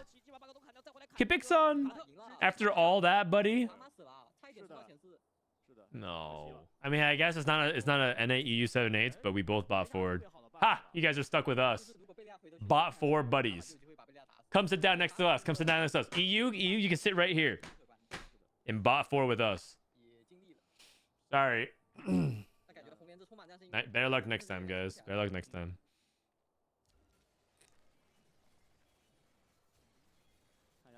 Good try, good try. Nice cooking, nice cooking. Nice cooking. 对，因为卡尔玛走出来了，然后狗头又往下走了，导致这个锁敌机制就因为他要打这个最近的嘛，他直接奔着那个卡尔玛就去了。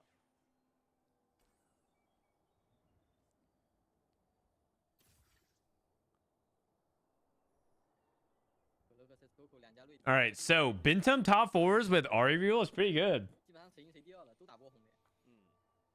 I mean, isn't Honglian kind of a legend? He went Golden Quest into Fast 9 at 4-2.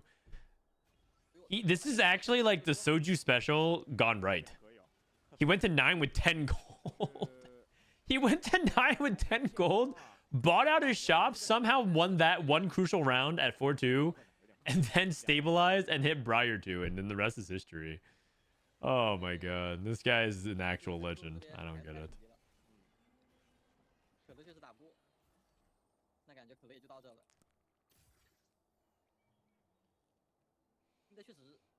One off Bard 3. 2 off Bard 3, rather. He's going for Bard 3.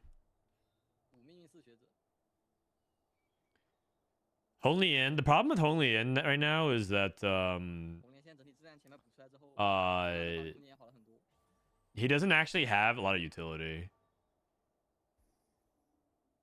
Oh, never mind. He has a Shiv. Never mind. And his TG rolled a Sunfire. But Sunfire, as you guys know, is not super reliable late game.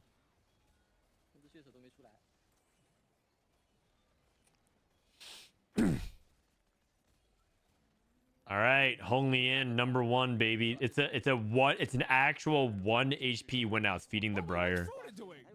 Amazing, amazing. Kasoju. Raid you with a party of 14,000. Wow, that's a lot. Thank you, Soju. K3 did... Wait, didn't he...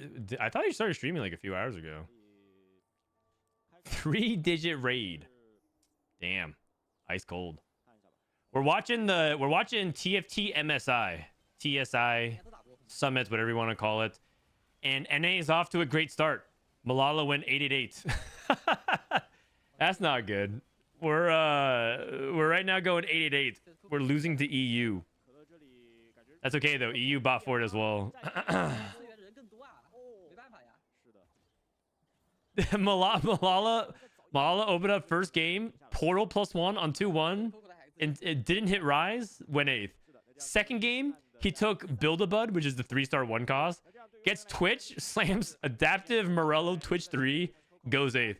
Third game, this is where we're at right now. Plays Deja Vu Galio. Finally hits Galio 3, end of stage 4. No shred, no anti-heal, goes 8th. Oh, it's not looking good, man. I think NA might never win a world championship in TFT ever again. I think we peaked at 3 championships. As we know, Dynasty is always 3-peat. And I think we're done. It might be I wouldn't be surprised if this is like at this point we just go 8 dead last in every tournament ever. I'm getting marked off the gang. Oh god. That is not good. Disup only good NA player confirmed. I mean, we got washed at set 11 Worlds as well. Like our AVP was like 4.8 or something like that, and we had like 3 players in the bottom 8. If Disto didn't bail us out, I'm pretty sure we would have been the laughing stock of set 11. Like, if you actually really think about it, Disto completely saved us from another set of just like a set of complete humiliation. And so now we get to have like our egos intact for one more set. But I'm already prepared for it. The day of reckoning has come upon us. I'm pretty sure NA is cooked. Internationally, like Disto already got eliminated in day 1. He got 5th, top 4 advanced from this group, and he got 5th. Milala is about to go dead last. If replay gets eliminated, that means we're 0 for 3. None of our NA players advanced. This guy's kind of a chat. Golden Quest Fast 9 at 4-2. If you guys saw, he Golden Quest Fast 9 at 4-2. Look at it. He goes here. He doesn't do anything for 10 seconds on a Golden Quest turn. And then he just decides to say, yeah, fuck it. Power level to 9 and with 10 gold. And then he wins out with 1 HP. Is Soju guy taking notes or what? Honglian is actually often compared to as the CN Soju. Or Soju's the NA Honglian. Alright, so that's game number 3. We're gonna watch 2 more games and then move on to Group D. Right now the standings is it's a 6-horse race. Right now, Milala and Kubikson are probably not getting through. What? I mean, look at it. 1-1-1.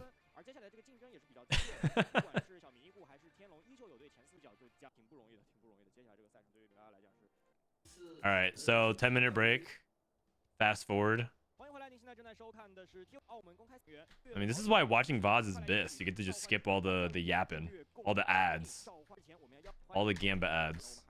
More and more Gamba ads. This is Chitu, popular CN streamer as well. All right, here we go. Game number 4. It's like golf, right? The lower the score, the better. Yeah. Yeah, that's what it is.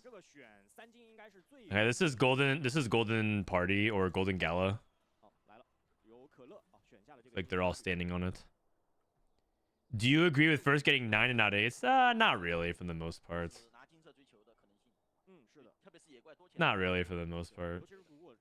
I feel like the problem with rewarding first is that they already the reward for first is you get the most points and you get the best tiebreakers. And you can win in checkmate. Like you need to like, do you need to keep rewarding first place? I don't know. I don't think so. Just watch him next LAN. Oh, I'll be watching. All right.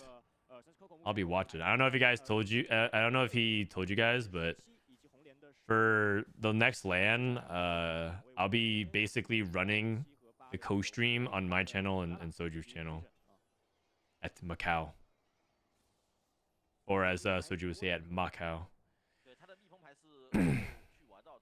Although that's not supposed to be public yet, so don't tell anybody. It's our little secret, winky face.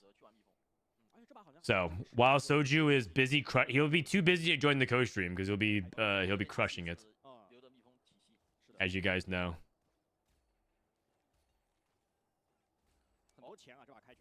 I actually think that EWC convinced me that Soju actually is kind of a LAN demon, if he wanted to be.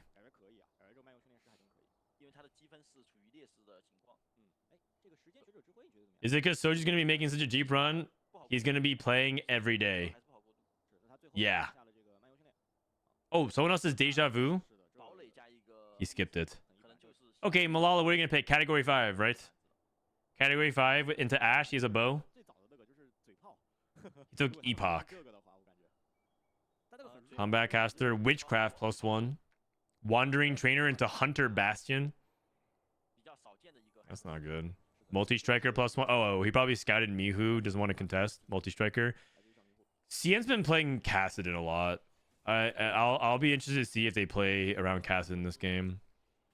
Because if you look at these items, These look like bad items for multi-strikers. I guess you could go like sword into Stairs Gauge. But yesterday we saw a build from China that played around Kassadin. And they play some weird stuff like Nashor's Titans on Kassadin. So keep an eye out for that.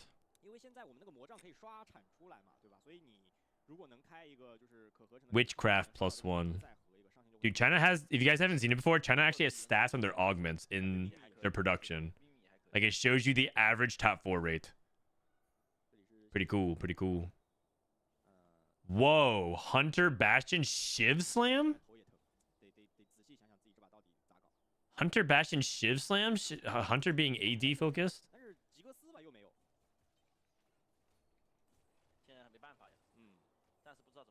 That's kind of weird. Hunter's an AD based trait, and Shiv gives you anti-MR. That's kind of interesting. Are those stats off the tournament? It's just, I think they pull it from like tactics stat tools. Oh, Kassadin too. If you want to know what I think BIS is based off my research from yesterday's games, I think it's Nashor's Titans Hand of Justice / BT, but Hodge tends to perform better on Kassadin. Poll ended. Who makes a deeper run in Macau? Milk or Soju? Milk. Probably Milk.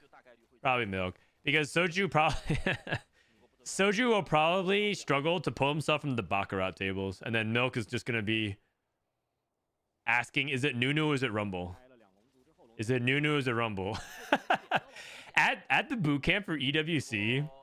Apparently, Setsuko and Milk almost got into a fight because the way Milk talks about the game is that he just basically asks questions repeatedly until he's 100% confident. But even if there's a 5% doubt in his mind, he'll ask it again. So every game of every scrim, there's someone playing Kog'Maw, and then Milk just keeps asking, no, wait, but is it Nunu or is it Rumble? In terms of who you itemize as a tank, is it Nunu or is it Rumble? And apparently it tilted Setsugo off the face of the planet. He got so annoyed. Is it Nunu or is it Rumble? Hey Raichu, thank you for the 5 months. And what is Rise True BIS? Probably like Radiant. Like Radiant Red Buff. No, Radiant Buff is kind of like Radiant Archangels. Zonia's Red Buff. Something like that. I don't know. True BIS? Like true BIS? Are we talking about True BIS, Gigabis, or True BIS? Or just BIS?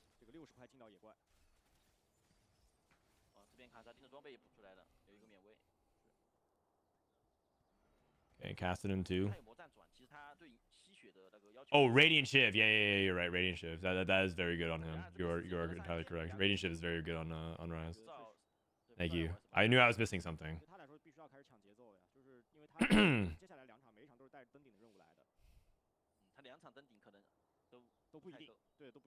Like BIS. There's BIS, which is like red buff Archangels, right? And then there's but there's also BIS, which is like stuff that you can't practically get. You know, when it requires like 4 rods or something like that, or like 4 bows. When BIS is like something that requires like 4 bows or something like that, you just can't get it. So that's BIS. And then there's like True BIS, which is like you get like some kind of special item on it. And then there's Gigabis, which is like artifacts and rating items. And there's layers. There's layers. And you have to kind of know what Gigabis is and True BIS is because What the Forge exists now. So like if you get What the Forge, you kind of have to know.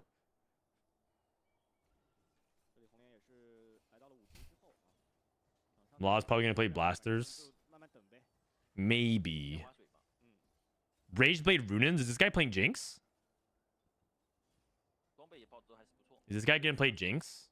Last Whisper? Or just want to make red buff? This guy gonna play Wukong? Whoa! Wait a second.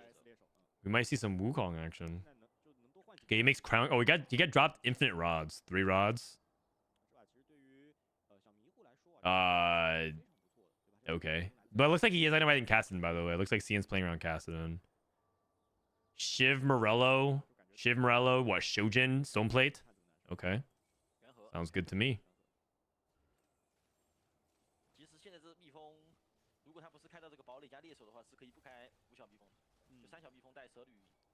Somehow stats on Rabadon's Archangel's red buff aren't that good. I thought it was Bis. I mean, it's pretty good. If you get Rabadons and Archangels, that can't be bad. I don't know if you need that much though. Like maybe you just go Shiv instead of like Archangels or red buff. You probably don't need both. Archangels tends to work well with Rageblade because it kind of has like similar scale. You're trying to scale the fight. But like red buff, death cap have more synergy with each other because you're trying to do more upfront damage. Versus Rageblade Archangels is scaling damage. It's just different builds. It's just different builds.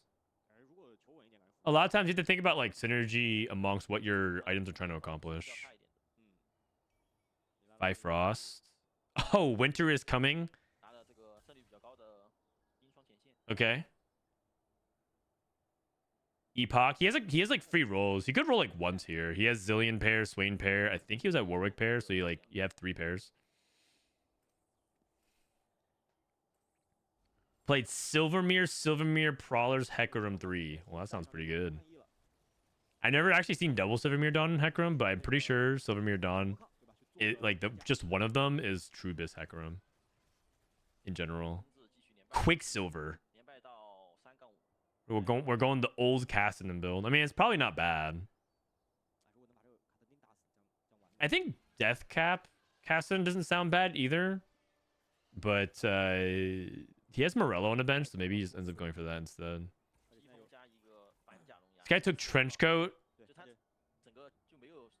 Interesting. Is he playing Varus? We see a lot of CN mobile players lean towards Varus. I'm not entirely sure. All I know is NA players hate Varus. There's like a propaganda campaign against them. Also, China's playing 5 Honey. Wait a second. This guy got Bastion Hunter, and his conclusion was Slam Shiv, play Ziggs. Huh? Is that right?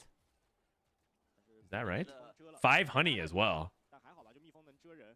Is that right? I guess like the Hunter is for Kog'Maw.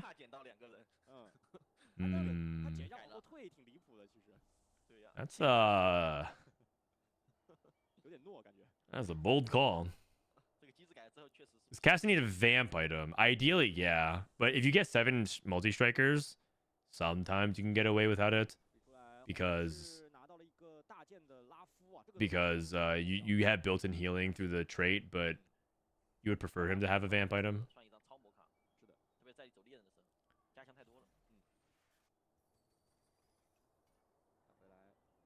He's so far away. He's only at 3 copies of each right now. Unending Despair's Wukong. Holy cow. Honglian.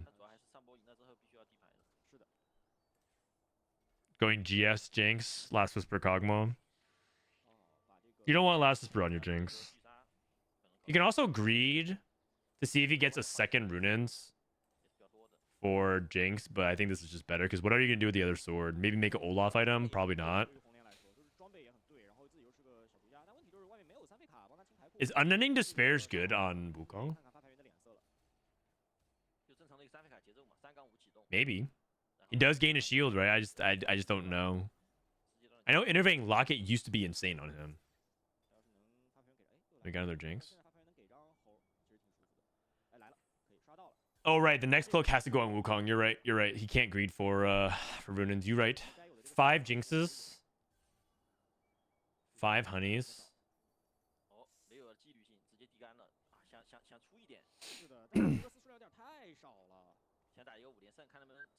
It has to be good. I mean, it sounds like it's not bad, but Unending Despair is more of a damage item than an actual tanky item. And the thing about Wukong is you kind of really need to have good tankiness. But oh, ooh. Oh. This guy's Tianlong. He's like a long-time ladder player. He finally made it to Worlds in set 11 for the first time after like 11 sets of trying. Kind of having a breakout set. So they invite, I think he's finally hitting his stride. The way China qualified, top 8 in their Magic Pro League, which is their, I mean, I guess it's just TFT Chinese Pro League. And then the top 8 mobile players in their circuits. And then invites from NAEU and APAC. Is this on 1417B or 1418? It's on current patch. I don't know if they have the bug fix for the tie bug though. Where if you like they disable like the dummy or something like that, the lightning strike dummy, the tie where you like sometimes get ties even if you won the round. All right, Milala. Okay, Milala looking good. A lot of HP. Surely he can curve out to a top 4 here. Oh god, he took Assemble with 1 bench slot. Kassadin 3. Dude, this guy got dropped rod into cloak. Holy cow. That is not good. That is not good. I think if he doesn't top 4 this game, which looks like he's gonna be struggling to do so, likely due to the fact his items are so awkward.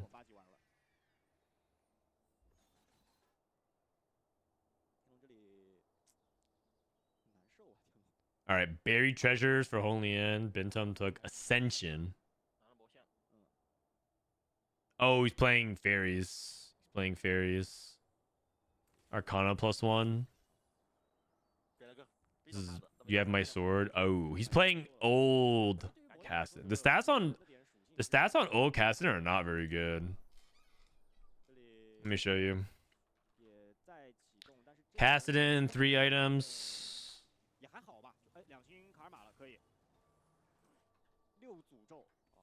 Kassadin's most commonly built item is Bloodthirster, and it's his worst performing item. This is awful. This is awful. Crown Guard, Bloodthirster, Quicksilver. I mean, Quicksilver's not bad, but like Bloodthirster is like quite terrible on him now. You don't really want to be building it on him anymore.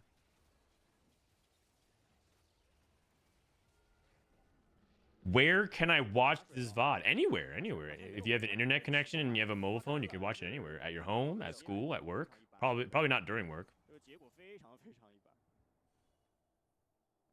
How is BT so bad? I think in general, Kassadin thrives more off of like the extra stats that you get, like attack damage, ability power, attack speed. He's actually back centering his Jinx.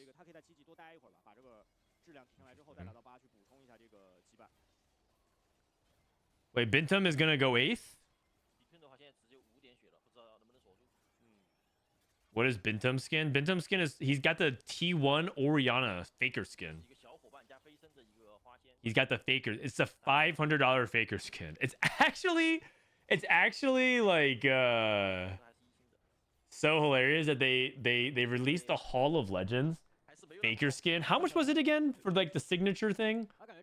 Wasn't it something like extreme? I forgot how much RP. It was like 30,000 RP or something stupid like that. It was $500. It was $500. And you know what? They said, and the fans were outraged. They were just like, this is terrible. This is terrible. How could you gatekeep the fans who want to remember Faker and put out a $500 skin? Riot, Radio Silence, they're usually so active on like the Reddits and social stuff like that, you know, talking about their favorite cosmetics. Finally, the outrage dies down for like 2 months. And then all of a sudden, out of nowhere, $500 Faker Oriana TFT Chibi. Everyone's like, yo, I can't wait to drop my $500 on that. TFT players, they're just so easy to milk, man. They're just so easy to milk. Immediately just drop a $500 faker Oriana skin. Everyone's like, woohoo! But it does like the Gojo thing. Man, I'm getting more dogged again.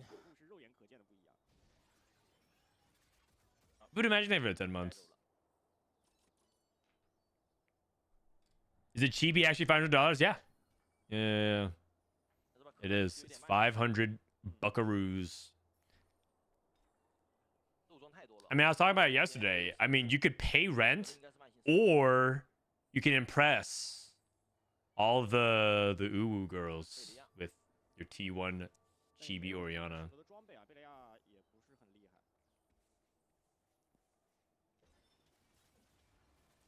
I mean, you don't want to look like a scrub while you go 8th, right? Like, at least if you go 8th with the chibi skin, you'll look good going out in style.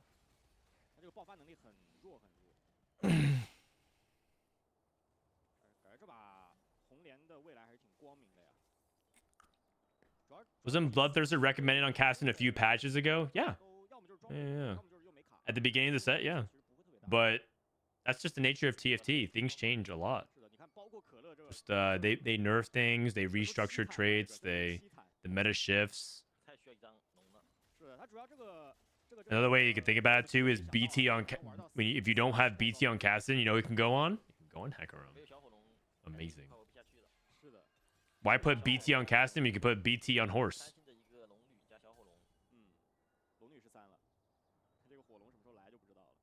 We hit Wukong 3. One off Jinx. One off Jinx. Like, this unit's pretty uncontested. You should be able to hit Jinx 3. Who's buying Jinx? Except the Jinx player.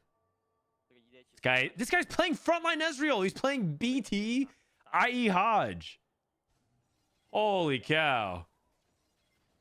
He has Avenged the Fallen. He's playing frontline Ezreal. Holy.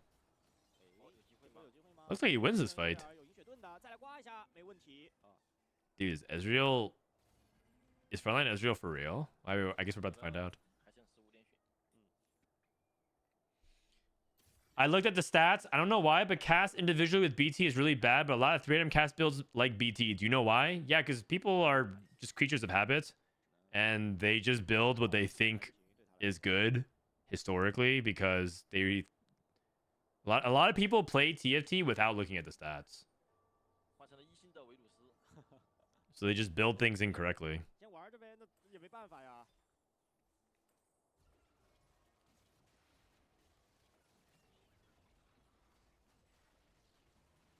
Okay, we got Varus 1. Our carry is Varus 1 and Shyvana 3. You know, I said that this guy was trying to play Varus. Got into Varus. Is Rageblade Varus okay now?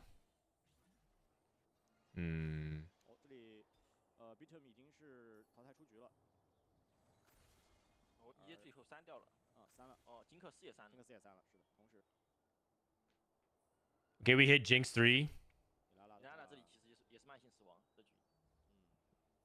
All the bad builds have BT, but some of the guild builds don't have BT. Yeah, that's... I mean, that's a good summary of it. Yeah, don't play Bloodthirster. The bad builds have BT, and the good builds don't have BT. That is a summary of the argument. Yes, true.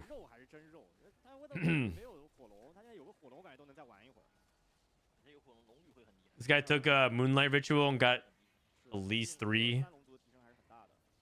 Okay, so trench coat into like 3 Nasus. You know, it doesn't look that bad. Honestly, I can see it. I can see it. Wait, Milala was doing so good in HP. Does he go 7th from here? No. Wait, this guy gets Pyro Emblem. Skips it. What does he want? What does he want? He wants Gauge. I kind of thought I want to take Pyro and then transition. Maybe find a Pyro Smolder or something. Because he has Rageblade. Although itemization for Smolder has changed this patch.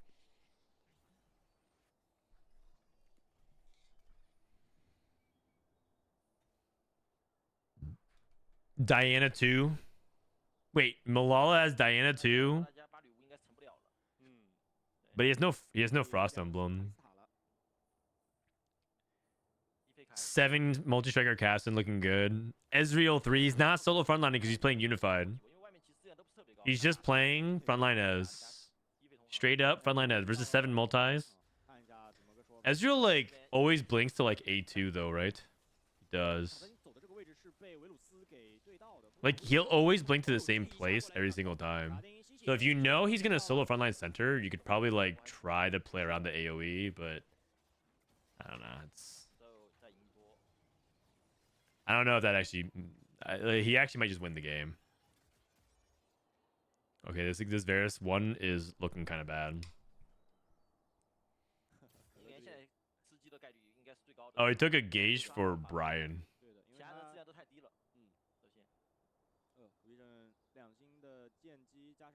Can you explain what kind of tournament we're watching? We're watching MSI for TFT. We're watching TSI. But TSI doesn't stand for that. It stands for the TOC Summit Invitational. TOC stands for Tournament of Champions. There's a lot of acronyms. Try to keep up. Seriously though, why are there so many acronyms? It's the TOC TSI. TOC is the name of like the Chinese competitive circuits. Like kind of like LPL, LCK, LCS.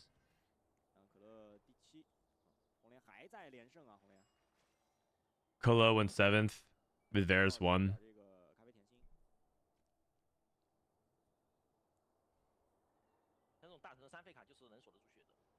Are Milala and Riri play the rest for NA and Disso? Disso played yesterday and got 5th. And top 4 advances from the group, unfortunately. And Milala right now has gone 8-8. He cannot make it. So I'm pretty sure NA is doomed. Although Riri plays next group, so he might be able to redeem us.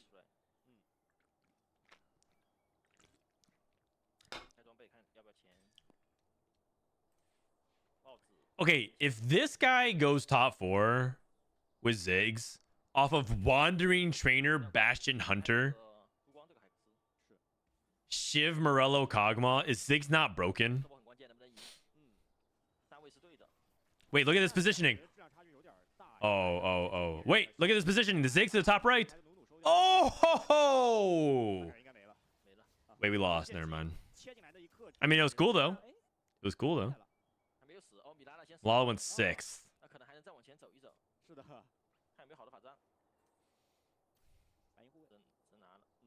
I mean, that was pretty cool.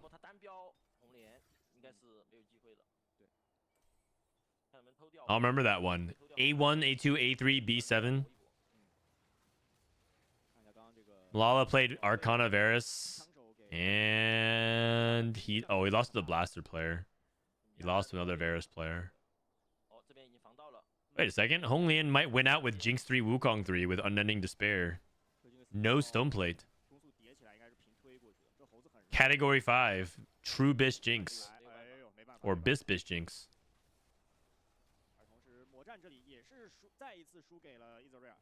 What the heck? Wait a second. There's 2 people alive and there's 2 people win streaking. What? How does that happen? Is this what it takes for EU to top 2? Perfect matchmaking?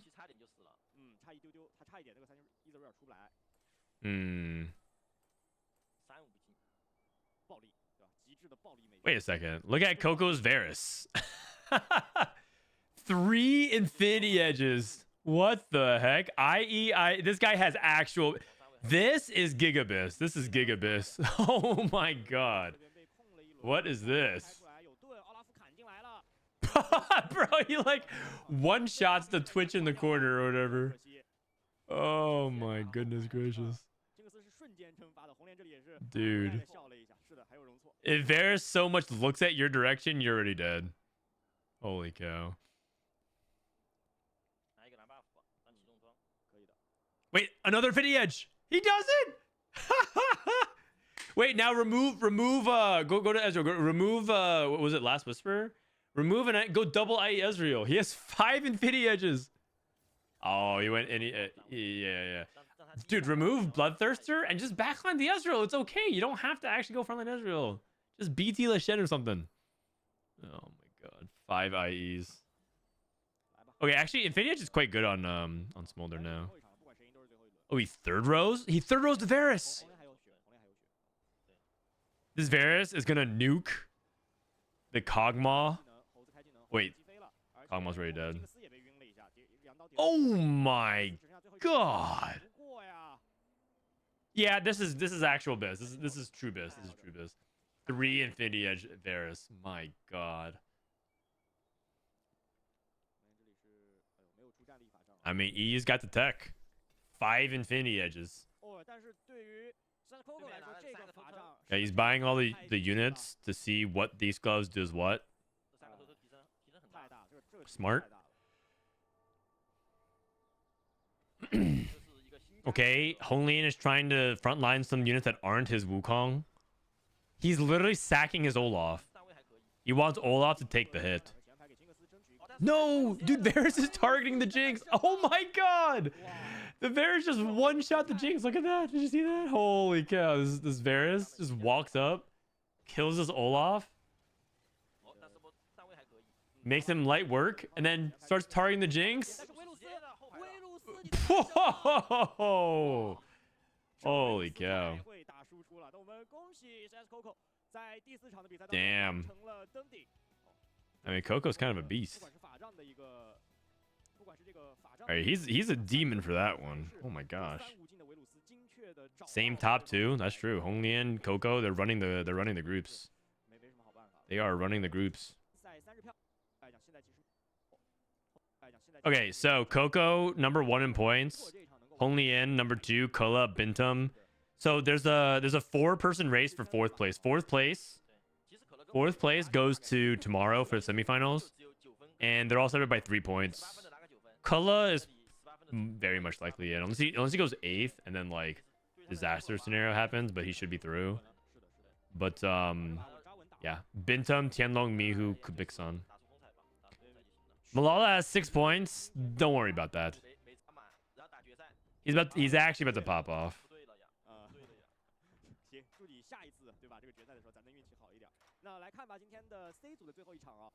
All right. Last game. And then after this, we're going to do Group D.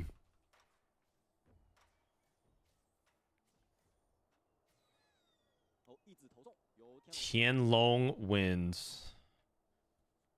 What portal is this? Are they playing the new patch? Yeah. Yeah, they are.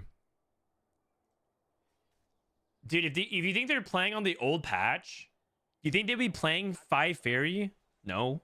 Do you think they'd be playing hero augments and the game would be decided on 2-1? Now, instead, the game is decided on 3-2. We actually have another stage where we get to see what ends up happening. Like before 2-1, scat around. 4 hero augments. GG's. Now 3-2, scat around. Everyone hits portal +1, fairy +1. It's on 3-2. We're slowly but surely pushing it back.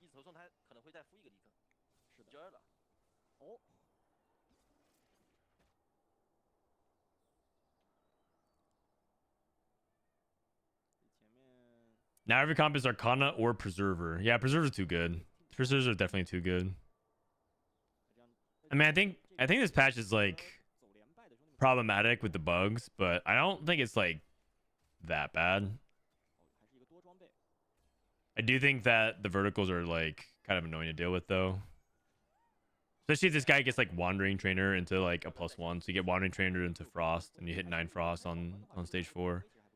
Kind of obnoxious. Okay, so Molten Caramel. We got a Molten Caramel. Slamming. Milala took Scapegoat. Unleash the Beast. Okay, so we got 2 Frost players. The Wandering Trainer took Frost and Arcana.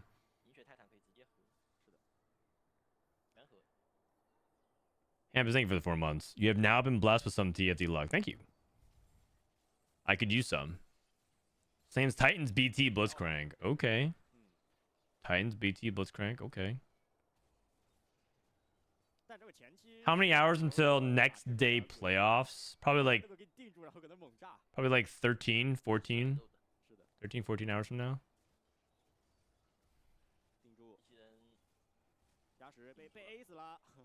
We lost to Rageblade Zillion. Our Titans BT Blitzcrank 2 lost to Rageblade Zillion 1. Uh-oh, that's not good. Oh my gosh. That is not good.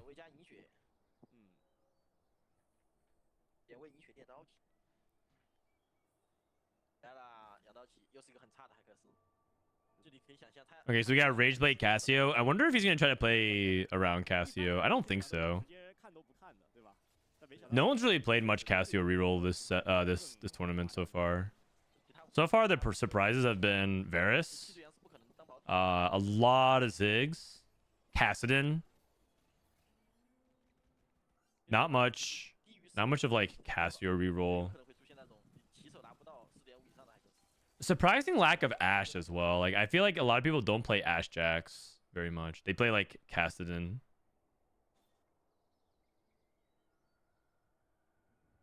Molten Caramel, and he slams Crown Guard. Okay.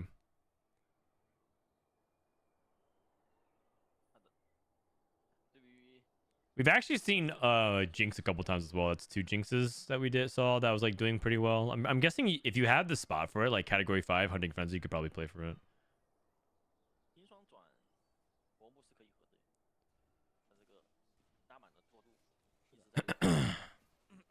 Even Shroud, Frost, Rageblade. It's interesting that he like prioritized Rageblade. Rageblade is Rageblade a good item on Varus now in these Frost lines? I don't think so, right? Look at this. Varus, filters, items, Rageblade. No. Quite the opposite, in fact. How about if you get a Frost emblem on Varus? Does that change? It's actually not the worst, surprisingly. Playing a Rageblade on Varus is okay, it's the worst of the popular items to build on him, but like it's almost positive neutral delta. Like it's basically the same as putting Hodge on Varus, which doesn't even sound that awful, I guess. It's entirely possible he does something else with it though. It's Whis. I mean, it's kind of Whis because you'd rather put like way better items. But hey, he's saying Rageblade for tempo. So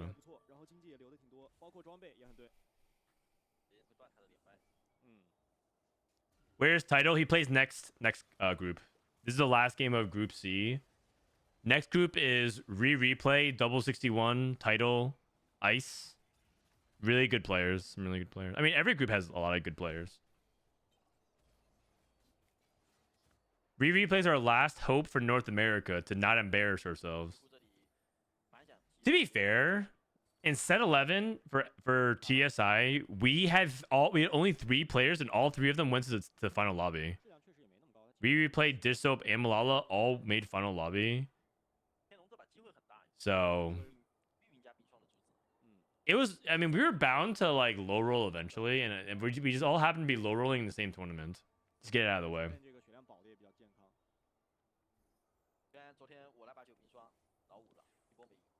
Is multi-striker too good?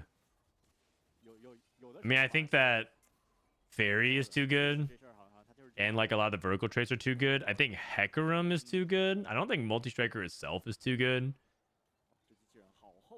but it is powerful if you get it. It depends on how you define too good. Is it like oppressively good? Yeah, probably not.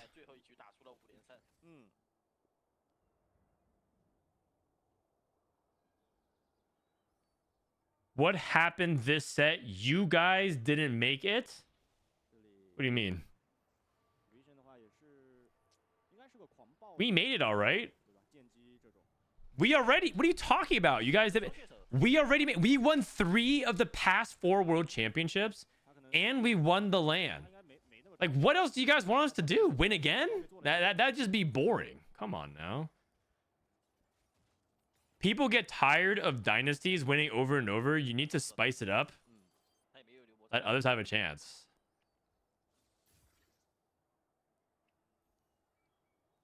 I think for the sake of TFT being interesting competitively, I think we'll let other regions win for once.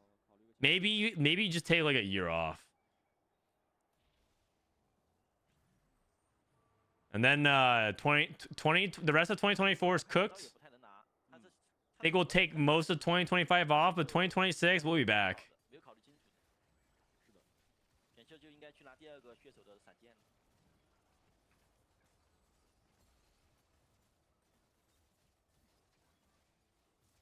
Is there a score sheet? I didn't see one.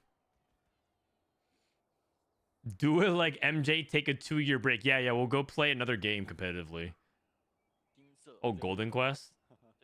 Yeah, all of our top players will go play another game. Well, I don't know what the equivalent is of baseball to basketball as it is for TFT. Wait, someone has Binteum has Silvermere Dawn on his hacker room. Oh my god. GG. That is insane.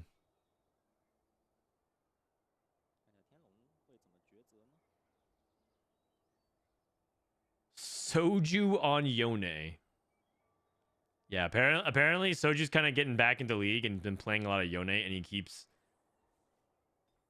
Yeah, it's probably going as well as his TFT solo queue games. BT Rageblade Zillion 2.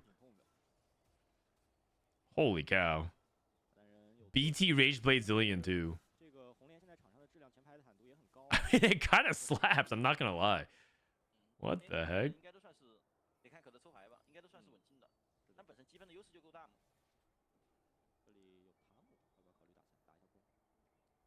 Whoa, I just look away and this guy has Biss. Oh, he doesn't have actual Biss though. He doesn't have Death Cap, but this is good enough. 2-star Rumble, 4 Vanguard. He's second rowing his Tristana, shields up. Good Vanguard synergy. Okay, Binteum's level 7. It's 3-3. Silvermere Dawn. Okay, you kind of need to have Hecarim too, though. The thing that actually gets through to Hecarim is Burst. And the thing about Rumble Hero Augment is that it's a ton of Burst. It's a ton of Burst. It's like way too much damage to deal with early. Oh no! Rageblade Zillion.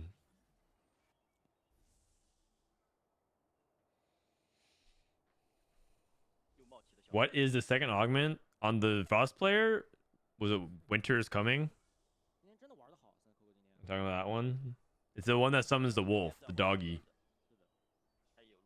The little cute wolf. You get a little pupper with Protector's Vow. And that pupper is actually quite OP. That guy helps you snowball so many fights. Because the key with Frost is killing and converting an enemy unit into an Ice Soldier ASAP. This guy's playing 4 Witchcraft.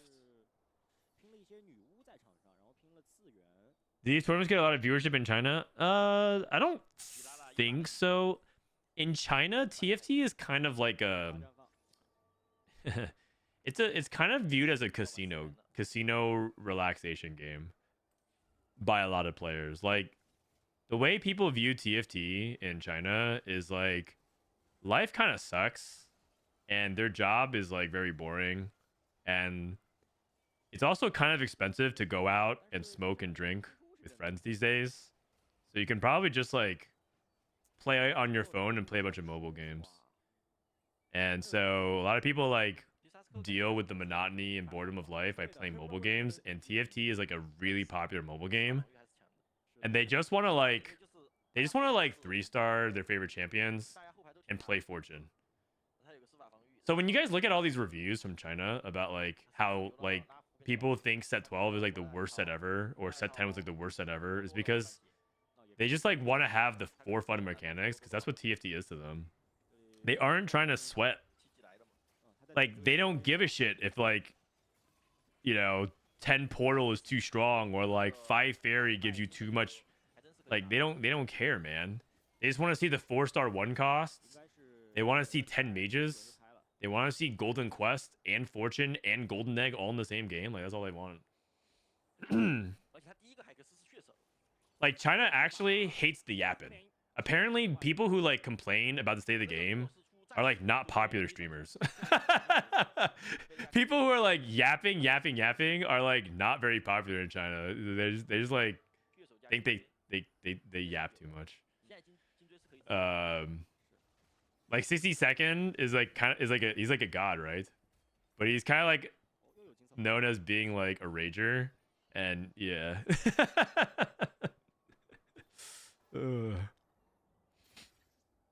It's just different values, different cultures. Like what they put, like what they care about in TFT is just different than we do.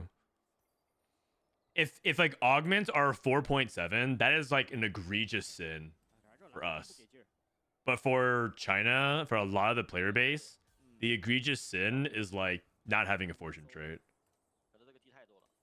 Like Milk thinks it's completely unacceptable that like 4.8, 4.7 augments even are allowed to exist, right? Like that's what he'll like die on the hill of. But like these Chinese influencers would just be like, how could you like make fortune and augment and then nerf it? It's like terrible. It's just different. It's different. And by the way, China pays the bills, right? Because they are like 80% of the player base. Prismatic. Forge 2. I see some what the forges. Immovable object. Oh, is he playing 6 Scholar? I've been seeing people try to play 6 Scholar, but the problem is your frontline is too bad. Like you end up playing 6 Scholar and then you have 2 frontline units. It's like oof. Oof. Are CN influencers top players? No.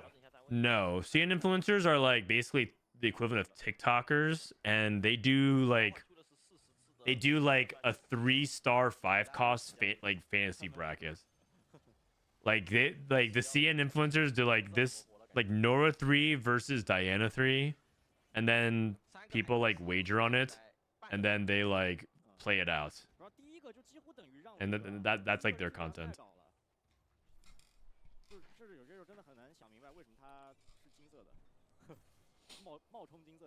Just on 3. This guy took Sugarcraft Crown? Oh, wow. That must have been for the Rumble. He must be really desperate.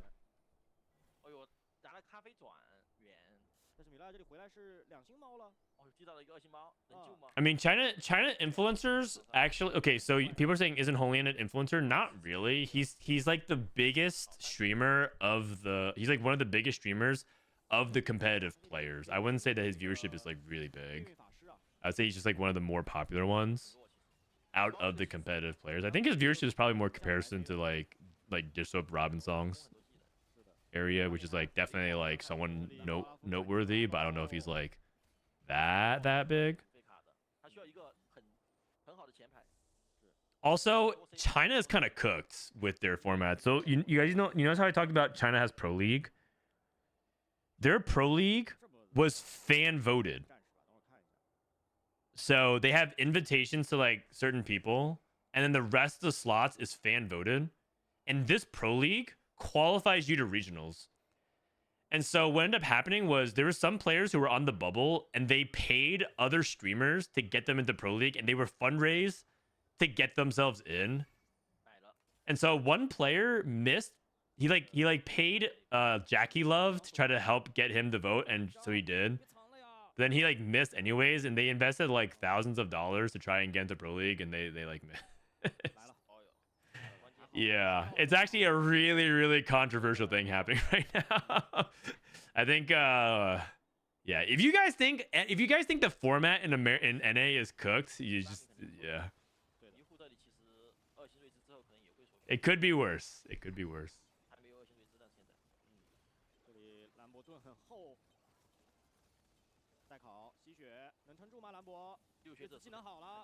Oh wow, we lost after that? That's a bad sign. We spent everything all in, got Rumble 3, and we lost after hitting that. I mean, our prismatic is literally one Rumble. Like, what do you the redemption doesn't, I guess it's redemption and one Rumble. So that's our prismatic. It's not very good. Does China see as controversial? Well, the players do, obviously. The players do.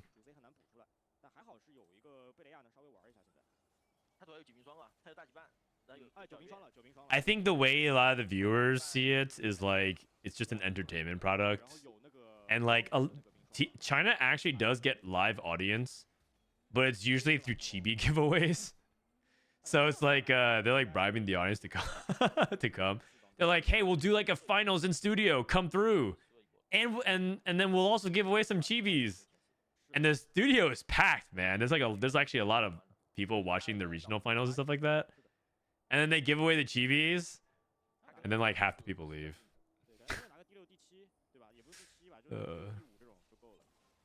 But hey, at least they still get people to show up. I mean, why not, right? They do that for sports. The first 500 people who show up to the baseball stadium or the basketball stadium get like a special thing.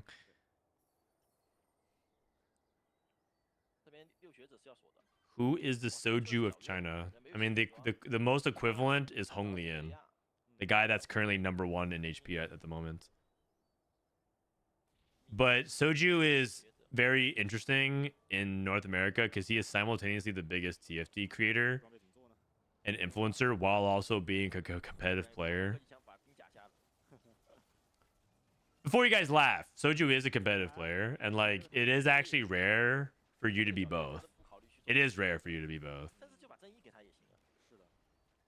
Oh, seriously though, like it's in every other region, the biggest streamer is like Masters/GM.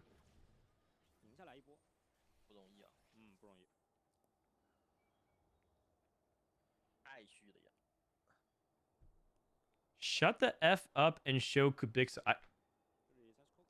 This is a VOD. You think I get to literally turn back time and show you the POV of a dude who's going dead last anyways?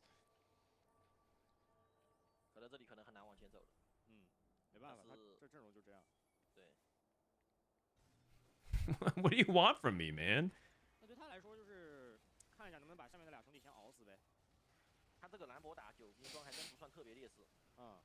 I mean, I get it. You think I'm goated, but my powers have limitations. Does this guy beat 9 Frost?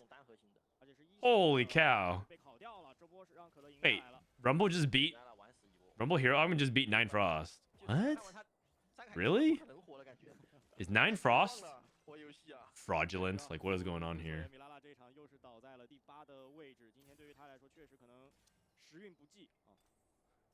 Kill me, I'm sorry, I'm bastard. No, whoa. Hey, man, you know, it's not that serious. It's just TFT, man. It's just TFT. Whoa, relax. It's all good, man. It's all good. Jeez. Woo! I mean, this is just this is just a digital casino, man. Sir, this is a Wendy's. Okay, intervening lockets on this dynamic's pretty good as well. I mean, like, I'm surprised he even lost that fight.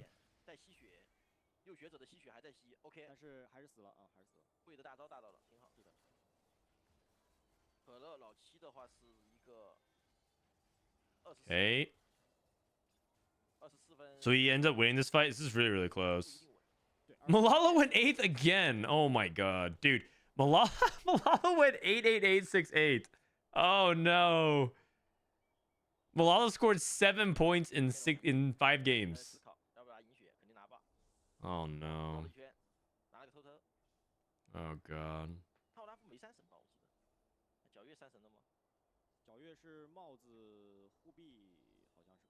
That is terrible. You just know Malala's already like super depressed about it, man. He's like so hard on himself when things go badly. Oh god.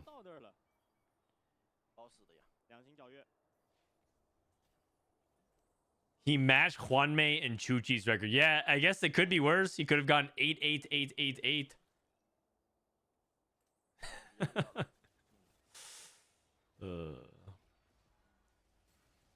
Aren't most popular streamers from major regions actually competitors as well? I don't think so. Honglian. Okay, Honglian should be through. So the players that are playing for spots, Mihu is playing for a spot. He has 6 scholar. He's playing for a spot. Binteum is playing for a spot. If Binteum, I think top 2s, he should be. Oh no, first gets +2 points, right? I think if Mihu goes first and Binteum goes second, Mihu gets the spot in top 4. A spot in what? So the top 4 in points advance to tomorrow. Top 4 in points advance to tomorrow. And right now, Kubiksan is not competitive, but Tianlong's at 18, Binteum's at 19, Mihu's at 17. So they're all fighting for like the last spot. I think Honglian's through the 23, and he got like 6. If he loses here, he gets 6. Coco's also through. Oh wow, it might be 3 CN players and Coco. Solo, for example, is EUS is also streamer, but I don't think he's the biggest. But he's definitely a larger streamer from EU. I guess you're saying like he's the biggest from Germany.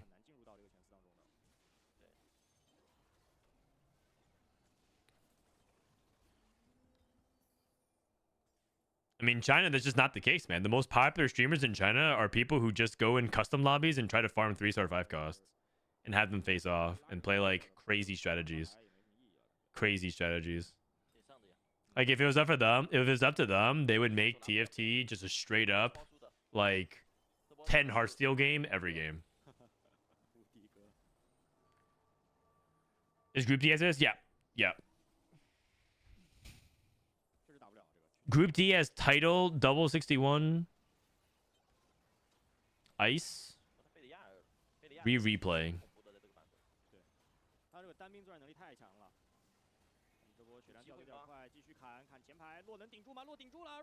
Oh, 6 scholar. I mean, Rise versus Rise. Oh my god, close. Binteum's out in 4th. I think that means that Binteum doesn't advance. Wait, Kubiksan might play the spoiler.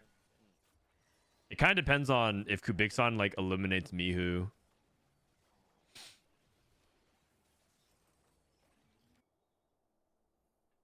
Oh no, Baypack actually did well. Moji advanced. I think Dizzyland also may have done it as well. You know, Latam actually got 2 players through. Michael and Relic. Both advanced. NA, 0 people advanced. Latam, both players advanced. Yeah, we got cleared. Unfortunately, I think we got cleared. Mihu top 2. I think Mihu should be through unless Kubiksan wins here. I think if Kubiksan wins, he ties Binteum, and I don't know who has the point. The tiebreaker advantage. Oh wait, Kubiksan is 15 and Mihu's at 17. Wait a second. Kubiksan might actually do a crazy comeback.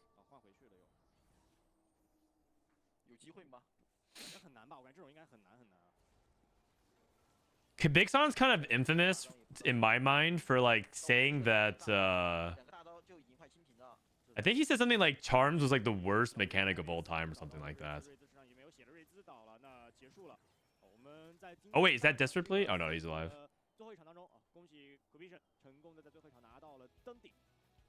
He was like big time whinging about Charms because of like Desperate Plea and Dragon and stuff like that. That's what I remember Kubiksan from. I'm sure he's known for other things, but like that's the thing that stood out in my mind. He was like saying like it's the worst set of all time or something like that. Wins with Arcana Rise. Nice job. Oh wait, oh the points. Dude, that's actually crazy. He wins out. He started off 7-6, 5, and then 2-1. I mean, this dude loves the extra point for first. Without the extra point for first, he actually wouldn't advance. Wow. Wow.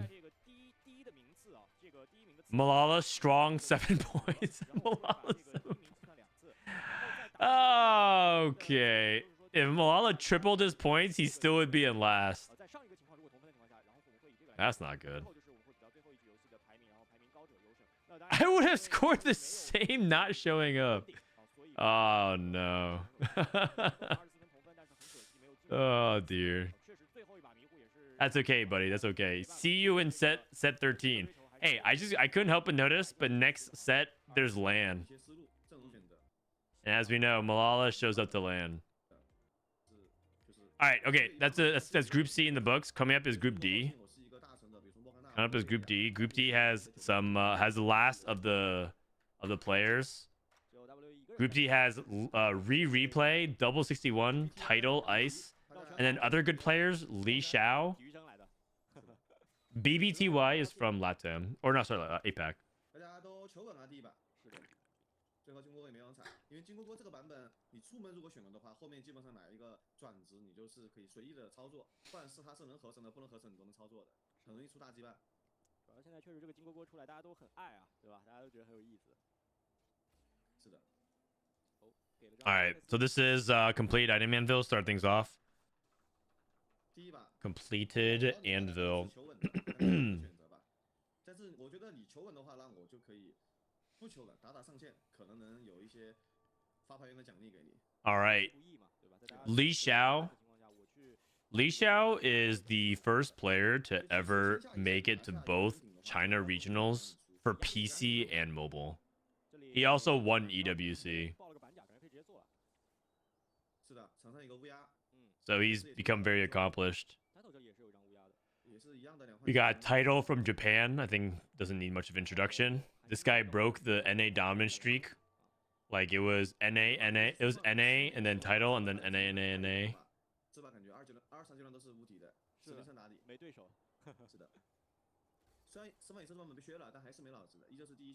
Are there any sets that favor some regions over others in play styles they warrant?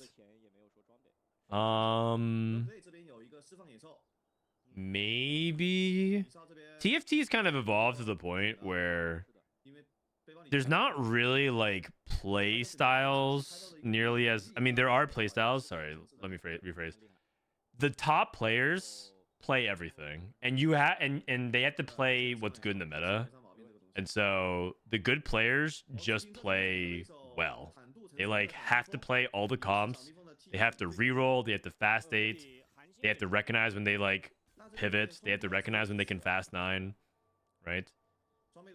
Oh, Sweet Tooth. If you're like, oh, like this region is just reroll region, that just means they're a bad region.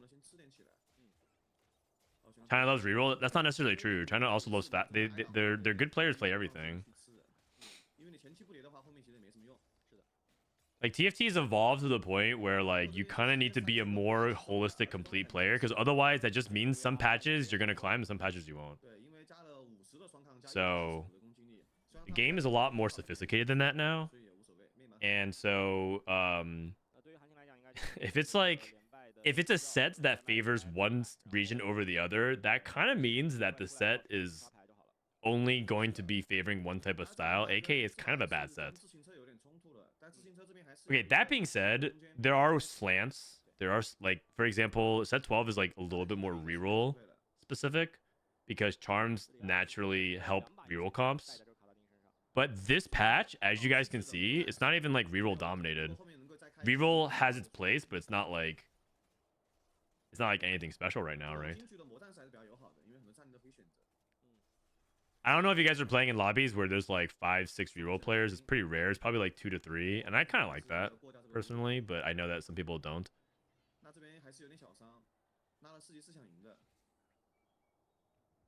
This guy went double BT Cassidon. Oh, okay.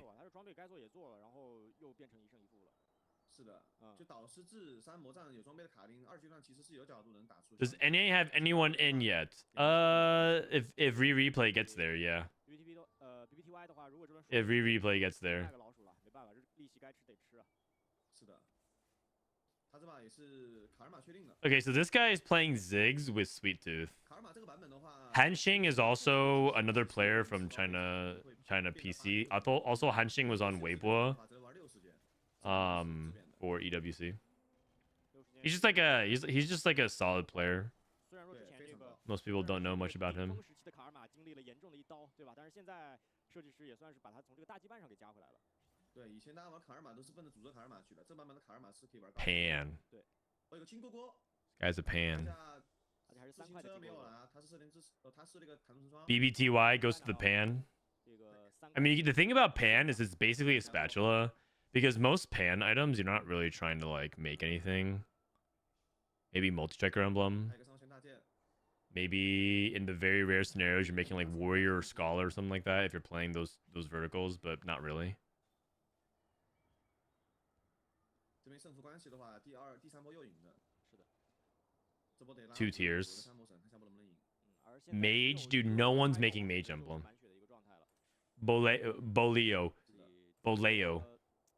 Mage is the worst emblem in the game. 2个3连败，如果真碰上了 VPTY， The worst emblem. 麻了呀。 You know what the worst part about having a mage emblem is? It baits you into playing mages. Just don't play it, man. 升5，然后 It might 他是选 it's equal in stats to Sugarcraft. 同样在 Just try to wrap your head around that. The worst trait in the game, who always has bad stats, because Sugarcraft is like fortune, right? So it naturally has a debuff in stats. 丢了，因为 It has equal stats to that. 说白了也确定的，他也不可能 Mage is awful. Do not build a mage emblem. Now, if you want to chase 10 mage though, don't let me tell you how to live your 对吧？ lives. 你如果玩个卡特这种感觉也行啊， Go ahead and try to go for it, but it is. I'm just gonna stop you right there. It is never mage emblem. 因为他前面毕竟卖了很多血嘛。是的，在以前的版本的话，弹出成双可以去选择唤醒的术士，还可以。啊，是的。但是那个是 Is 新的拉 blaster craftable? 那个时候谁那个 No, 谁就有了。是的， it's not craftable. 这版本弹出成双的话， I don't think they made anything like super broken craftable, dude.额外收益。 If Chrono was craftable, if Blaster was craftable, we would have some major problems this patch. Major problems. 小火龙什么的也可以。对，You already know though. You already know though. Set 13, 人口的， there's gonna be some busted pans. There's gonna be some busted. But you guys already know. 成双的乌鸦，二阶段 Like next, okay. Because the thing is, why make pans a thing unless they're exciting to play? 是拉了5级的，想赢 Like next set. Just think about that, right? Like, why would they make pans a thing unless they're actually fun and exciting? Next set, there's gonna be crazy broken stuff. I just already feel it. 但他没剩人口，什么办法的话，他可能还是选择跟韩青摁冲了。 This cast build is illegal. Blue buff, BT. 弹出成双的是小蜜蜂的顶级强化，因为这 I mean, I've seen worse. 也不用开5蜜蜂的，对，它就是可以。 It's all temporary, anyways. Like, you guys might be thinking it's like the build that's permanent, but you have item removers. 他地道鲁鲁又卖了 Everything's just temporary. 这个大嘴，他也不上。 Everything's just temporary. 我也他觉得大嘴不重要，确实啊。是的， This guy's rolling it down for Ziggs. Oh, he's got two tanky Ziggs. 4张，格斯再来点儿， Two tanky 是 Ziggs. 稍微卡一下一费牌会好点。但 So you play like Ziggs, Blitz, nu. 有一些作用，肯定是有作用的。 And then do you play? 说等50逆行慢慢地啊，就是要一定要去抢。 You just play like every honey, right? 应该都在 I guess you can go like cog or something. What are these rolls? 担心的 Are you kidding 大 me? 团圆真给他了，是的，是的，这个是有一说一。真有。 Holy cow, these rolls are insane. 嗯， Yeah, this guy might have won the game. This guy might have won the game. 对。他想直接转连胜吧，应该他想就是从现在开始转个连胜出来，但感觉好像可能会有点难嘛，因为这个乌鸦还是有点。 I was surprised at the rollout that they didn't move one of the prismatics over to the pan objects. They did. Mage. 是的， There's 10 mage now. 直播有没有机会？他那个是哎哦没丢出去，没过掉。如果把这个狼人 A 10 mage is actually incredibly good. 哦哎呦，最佳密友，没毛病，嗯，没任何毛病没问题。。但这个版本也是被削了的，他这版本是被削了的。 Okay, we got 3-2. 刷掉了， Support golem. Trait tracker. 就是说 We got some trait trackers. 应该不至于吧？魔杖飞升选一个吧，我觉得都挺好的。合理的。BBTY 这边是选择了羁绊追踪者，S 这边也有会选嘛？但 S 这边 When does Setsuko play? I guess whenever he wakes up. He's got all the free time in the world. He's got nothing going on for a while, so he'll play whenever he wants to. 是选择了辅助的飞升大宝石，那这里自行车最终是选择到了一个飞升啊。这边选择飞升。 All he has to do is hit that find match button. 上5蜜蜂的他的最佳密友可能收益有点低。是，而且他觉得他有那个就是 Double Ruined Hurricane, 2 tanky Jinx 但是我感觉这个 with Category 5. 重复上你的那个 Interesting. Interesting. 两个人也是上迷风，感觉其实还行。 Wait, the Beast Friends player skipped the 2 tanky players skipped Beast Friends. Is that right? 他真的没那么痛。 Is that right? That doesn't sound right. Wait, isn't that insane? 2 tanky plus Beast Friends? 艾斯这边觉得自己的魔战士并不服，然后是选择了羁绊追踪者。 It took Trait Tracker. Just 2 Trait Tracker players. He took it for a Bastion crown? Oh no, this is Nunu. Oh, wait, this guy is getting giga trolled because there's another. Oh, he took Ascension. Oh, let me look at that actually. Ziggs, 哇，这个节奏 Nunu, 舒服 Blitz. 已经是小蜜蜂的最强的节奏了。就是3杠2。 Ascension averages a 5. 还是弹出成双的，这个得笑着玩的。下波机器人板甲一拉肯定输不了。 对，而且他还是在 That's not good. 他卡牌的兄弟的情况下搞出来的。 是的。而且吉格斯也是能等2两下打这个 What? 红刀大 Wait, what? Versus B's friends? Wait a second. Wait a second. What do we do? Am I missing something? Maybe I have to filter better. I have to filter better. I have to filter better. Let's see. Let's go. Ziggs 3. Item count 3. 是选择了罗康的睿智，那他拿睿智的话，有没有 Nope. 他是把锅敲成次元去了？敲成 BS friends versus Ascension. This guy, he goes from one of the best possible augments to 80胜 yeah. Okay, hold on. Let me add in 2 tanky. 也是把自己的这个连胜走出来了，现在俩兄弟都开始冒火了。 Let me add in 2 tanky. 7级啊，这一轮看能不能补充一些羁绊。 Not enough sample size. Can't even find Ascension. It's closer. It's actually closer. It's actually closer. But Beast Friends is still better. 这个魔镜据说是开战的时候你再买它，它可能会有 bug，但如果能够在开战的时候买下一波生效的话，它有可能会随到一个剑姬。哦， Let him cook. All right, yeah. You're not wrong. Let him cook. 我们在2 All you, buddy. 2个卡 All you. 然后也刷到魔镜的，我们把 All you. 全卖了。 I'm just a lowly triple digit noob. 是可以有操作空间的。这里韩星是没有打算硬追这个。 Maybe he pressed the wrong one. 他其实也 Usually suggesting that is a little bit disrespectful to players, but I could see it. Maybe just click the wrong one. 堡垒狐狸了，他准备用在6级逆袭版打狐狸跟鲁鲁的一个双核。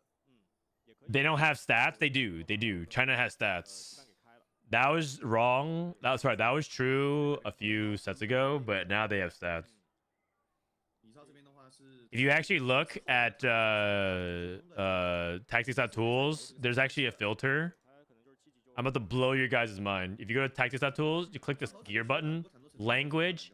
They have a Chinese version that you click on. 遇到的是。 They use Chinese tactics.tools. They just use the same thing. 但这个剑姬感觉战力会更猛一些啊，看看这个情况吧。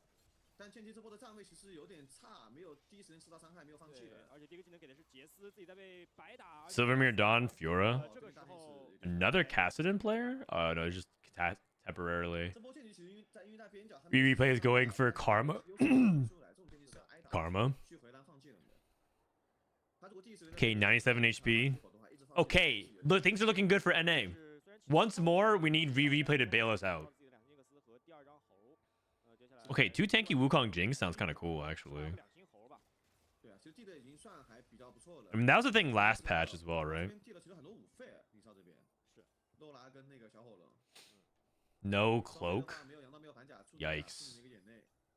那这个 Redemption, maybe. 做的好难受。这把是猴子弄的，要不搞个救赎？救赎也是合理的。主要他得消化 Trade tracker player trying to go for a level 8 roll down. 额外的双抗的话，其实冰炸也可以。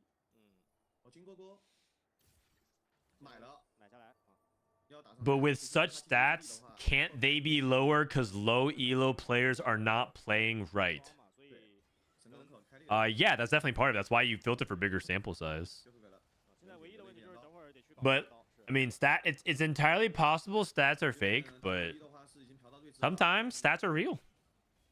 Sometimes the stats are real. Like sometimes there's such a big discrepancy 这波是赢的比 that you just have to accept that 主要还是没扬刀吧，我感觉就金克斯打到后面 that it's that maybe that's the wrong choice. 我觉得是没有任何毛病的，因为你这波买的金锅没有钱的，是的，而且你加上你要是对追3星出那个双的坦途成双，必须得吃。 Okay, trade tracker. Wait, show the trade tracker cash out. Okay, Chrono. This guy got 2 Chrono emblems. 嘛 What? 时间转，而且 Oh, because he picked Chrono +1. Wait, what is going on?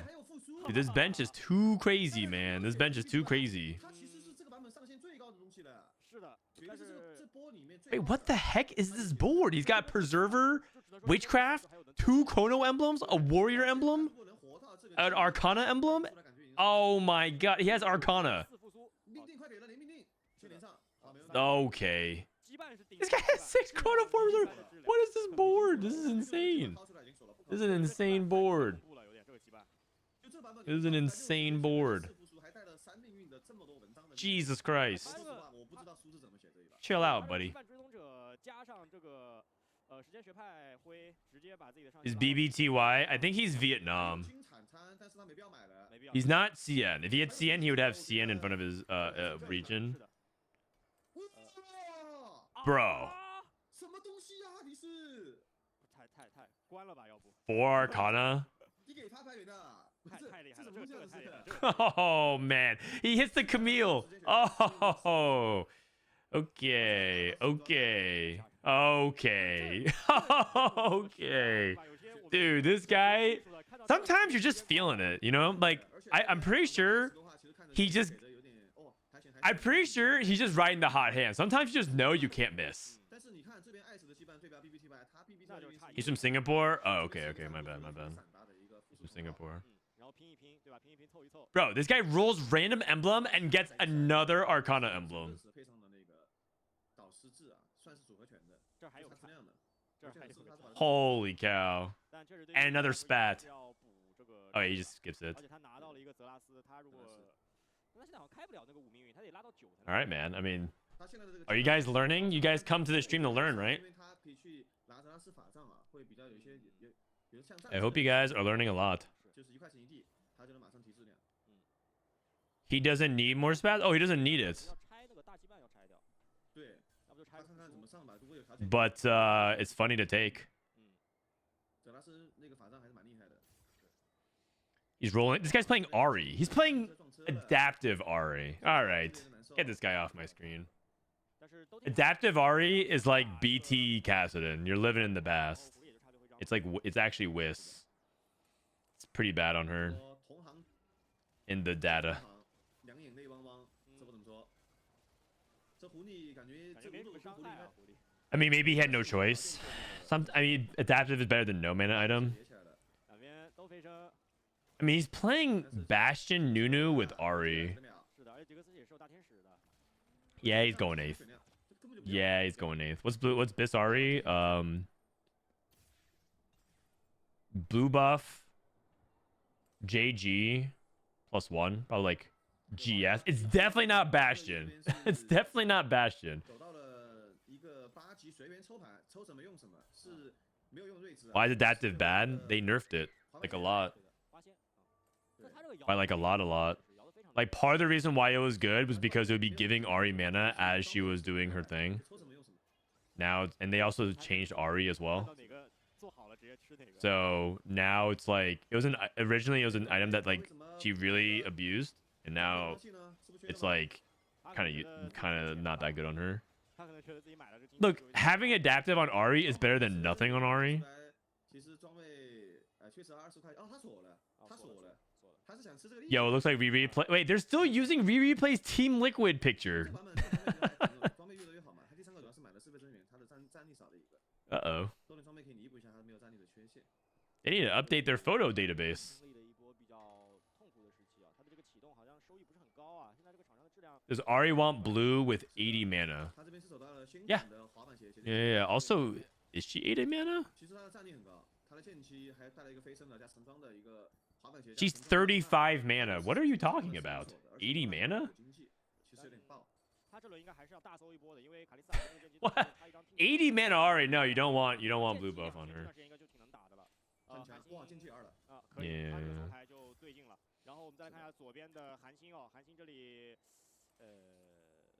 是拿7了，狐狸差1张，感觉没打出来，没用错了。还是要搜啊，这一定得搜啊。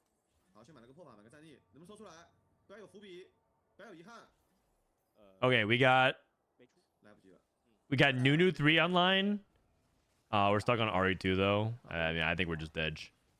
We are dead. 感觉还行 Got Callista. 米粒油了，他有。对，然后他有点自变的米粒油应该扛不住了，这努努扛不住了。是的。而且韩信这边因为是两星狐狸，根本就没有任何伤害能过他的前排。 Dude, BBTY is gonna win out. 40块都没上， He's gonna have 6 Chrono, 5 Arcana.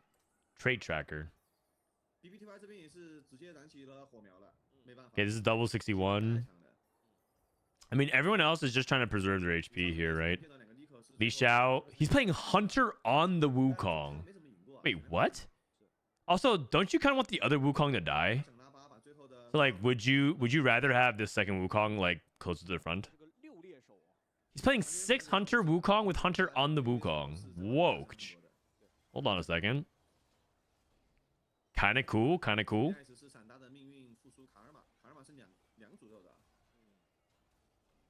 Yeah, like the big Wukong dies and the little one is like shouldn't he just have the little shouldn't he have little monkey die and then big monkey can get all the stats?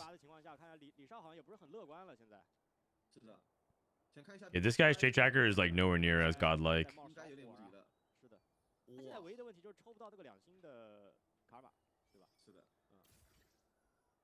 Is Jing's Wukong still real? It just went second in the previous game. And it looks like Li Xiao might get like a 5th. That's not bad. Considering the lobby dynamics of like trait tracker.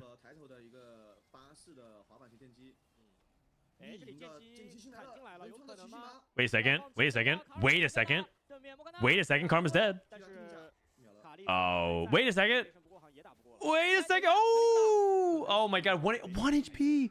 Dude, Title almost did it. Title almost did it. Oh my god. If that guy, dude, if this 6 Chrono, 5 Arcana loses and went 7th, 1 HP.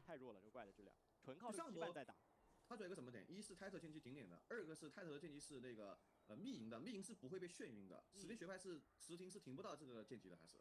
Oh man. 剑姬直接在实停的时候直接进来了，把后排卡尔玛打死。He has Morgana 2 now. Okay. Well. Yep. That was their one chance. Everyone had their chance, and if he and he is there too. If he hits Karma 2, 100% over. He was playing like an all 1-star board, so that's like partially what made it vulnerable. Dude, are you kidding me? Shouldn't you move items? I think you should move some items to Xerath here. Like move blue buff Morello onto him or something like that. Like who cares about Karma 1? Oh no, wait, she's 6 Chrono. Never mind. Sorry. Nope, my bad. Sorry guys. Wait, should we put Chrono away from Bard onto Xerath then? We have two Chrono emblems.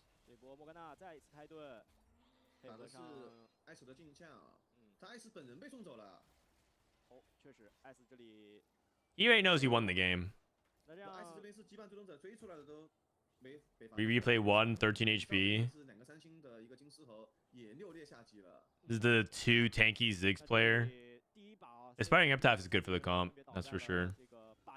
He probably doesn't see. Yeah, it's hard. Like obviously we can nitpick because we had the luxury of not having to deal with that situation, but it's just hard. It's hard to see those plays because you're not thinking about how often you have 2 Chrono Emblem on your Bard.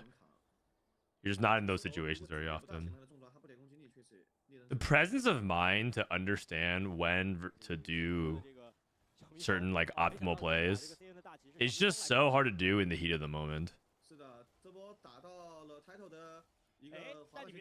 Ascension. Guy's a genius. 2 tanky Ascension. We replaced that 1 HP. Dude, these HP totals. Holy cow. No way, man. No way. 13-4, 1-1-1. Oh my god. This is looking like a Milala scoreline right now.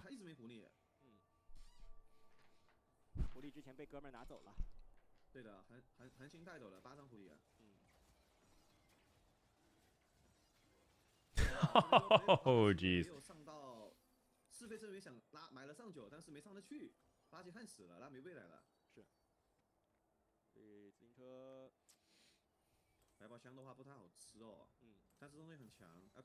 Okay. Oh, okay. Okay, this guy won the game. This guy won the game. Karma 2. Camille 2. Good Camille TG items. This guy won the game. He won the game. So it's really about who gets second. And if this guy fights a ghost, if BBTY fights a ghost, he fought title. Justin Cho got the ghost. How about my boy Replay? Where's the Replay love? The forgotten champion. Come on, man.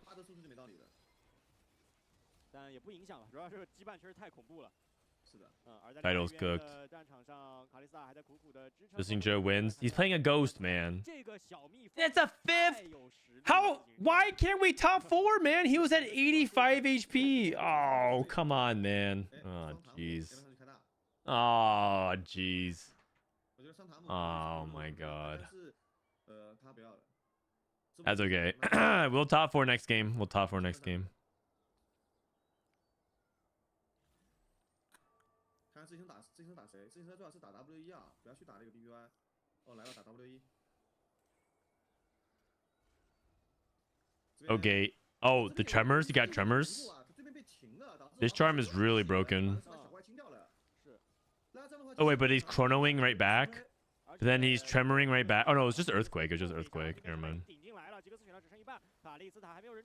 Okay, this guy scammed the third, honestly. He's lucky he got third. Double 61 with the top 2. Okay, Preserver Callista. Honestly, it's kind of cool. He cooked a little bit with this one. He cooked. Playing Tom Kench and Mordekaiser. No, it's a non-5 fairy Callista. It is it's kind of cool. Charming Hecarim. Playing for Tom Kench. Tom Kench, Mordekaiser. I see. So he's just playing Preserver Core and then playing TK, Tom Kench, and Hecarim. Alright, TK, Mordekaiser, and Hecarim, sorry. That's a great second. Do y'all think Charms would be fun if they just stopped at stage 5 or 6? I feel like Charms would be way less fun if they stopped at stage 5 and 6. I like Charms. I don't know. I feel like Charms is gonna go down as one of the best mechanics that they've made in TFT since Portals, but possibly since Augments. Maybe that's a controversial take, but I'm pretty sure Charms are like one of the best mechanics they've made. Period.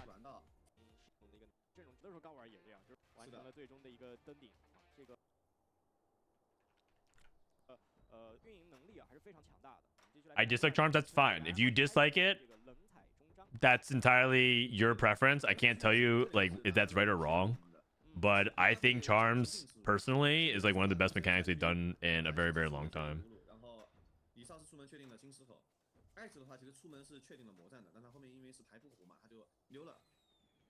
This is upgraded champion. I think that most people's complaints about Charms are when they feel like the Charm swings the late game. And they feel like they got scanned because of like a desperate plea, which I think is totally fair. I don't know why they brought back desperate plea. But like I think the good versions of Charms is extremely good. And when history is going to look back upon it, people tend to forget the worst parts about mechanics and remember the good parts about it. Like, there are people who legitimately like are fond over some of the things that are happening in set 7, in set 8, and even like Legends. Wait, this guy has Hecarim pair already? What the heck? Wait, he still has Hecarim pair? Are you insane? Okay. Get this guy off my screen. This guy builds adaptive Ari and then sells his Hecarim pair? Yeah, this guy's a fraud. Get him off my screen, man. What the heck is that? Misclick? Oh, he probably misclicked. Yeah. That had to have been misclick. But yeah, there's people who legitimately say like, does anybody else miss dragons? Wow, that was actually pretty lit. Or what about hero augments? I remember this hero augment was so fun. It's like, no, man, like tailoring your board, couldn't click half the roster because you had a dragon on your board. Guess what? You clicked a 4 cost, or sorry, you clicked a tier 4 unit. You disabled half the roster if you couldn't click on it. That set was awful. It was legitimately awful. But yet people remember the good parts about it, right? Because they think about the fun units. Set 12 will be remembered the same way. People are gonna just fondly think about like how charms really interact. Once charms leave the game, and you guys remember that, you guys realize that there's nothing for you to do anymore on stage 2 and 3, and late game there's like less agency of like ways you can manipulate your gold. People are gonna start talking about like charms again, about how they were really good.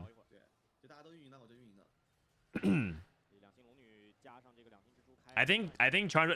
Yes, there are BS charms late game. Yes, there's a lot of imbalances and swings, like, but I really don't think they're that big of a deal. And I actually think that charms are in general one of the best mechanics they've made in TFT.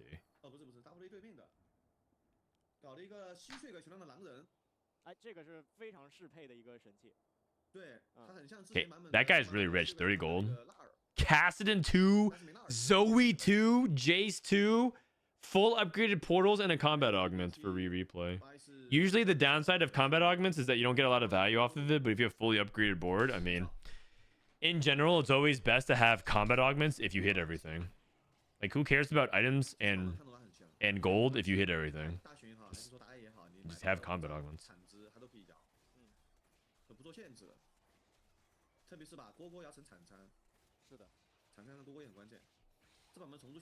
Are there any EUS good players in this tournament?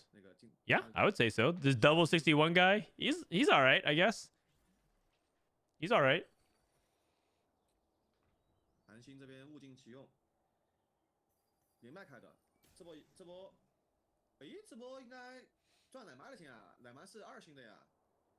The current set is one of the best, but they don't balance it. Yeah, balance is overrated. All people remember is how fun it is.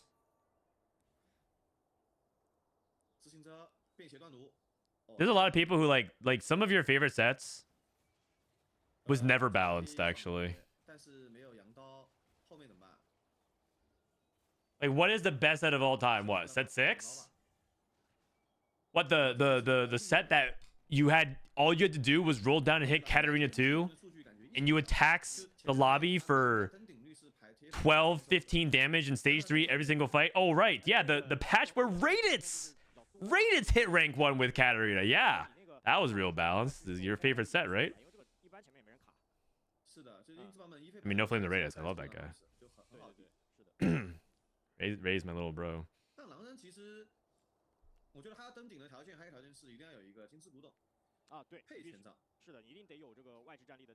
What about set 8?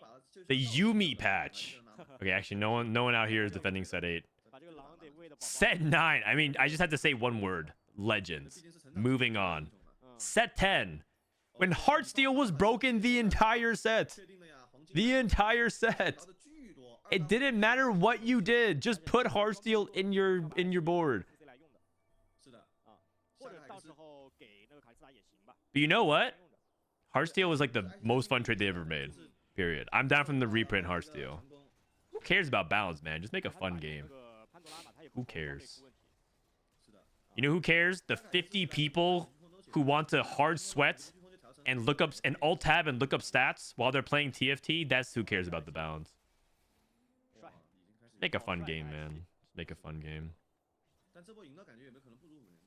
This guy has 6 Jaxes and 7 Ashes at 2-6. What the heck?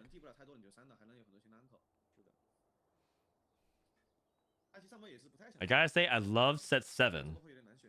If it's your first set, that's totally valid. I actually will always allow anyone to say that their first set was their favorite. Some people who like they started in set 5, it's their favorite set. That's fine. Like, if that's the game, that's the set that helped you fall in love with the game, by all means, that's a valid opinion. But if it's like, if you played all 12 sets of TFT and your favorite set is set 2 or set 5, I just can't take you seriously.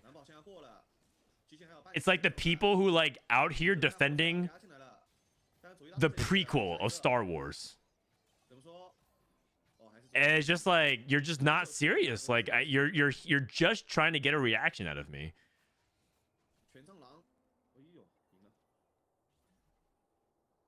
It's like, yeah, Boruto is actually not that bad. 尽管是想 Say, 尽办法 okay, 也 man. 没有走出 Okay. 对的，这个前面还有 Okay. 一击捏出来的一个龙女，同时他这个行家力 Slash deafen. 是的，嗯，感觉就是优势并没有打出来，想要就是说打一个运营的优势没有出来，有点可惜。是的。 Does that mean you don't take Bryce serious? Not about set opinions, no. 经济倒还是 Not a no. I take Bryce seriously about many topics. About like quality of sets, no. Not really. 要么就是冰霜枪，要么就是板鞋。睿智这个版本。 Oh, this guy got Shojin Archangels. 因为它大刀不跌 Or we can go Morello. 好背猫，应该是要买的。反正 Or he can play actually. He can actually slam art. He can actually slam Redemption and go into Callista. It's actually a really good setup here. Oh, we got a Warwick reroll. 八字 He's got the corrupt bam. Oh, 来了， okay. And he's got Quicksilver. Okay. 很舒服啊。 Reforge. Actually, Redemption's quite good. 嗯， 而且水 You can actually hold both these components.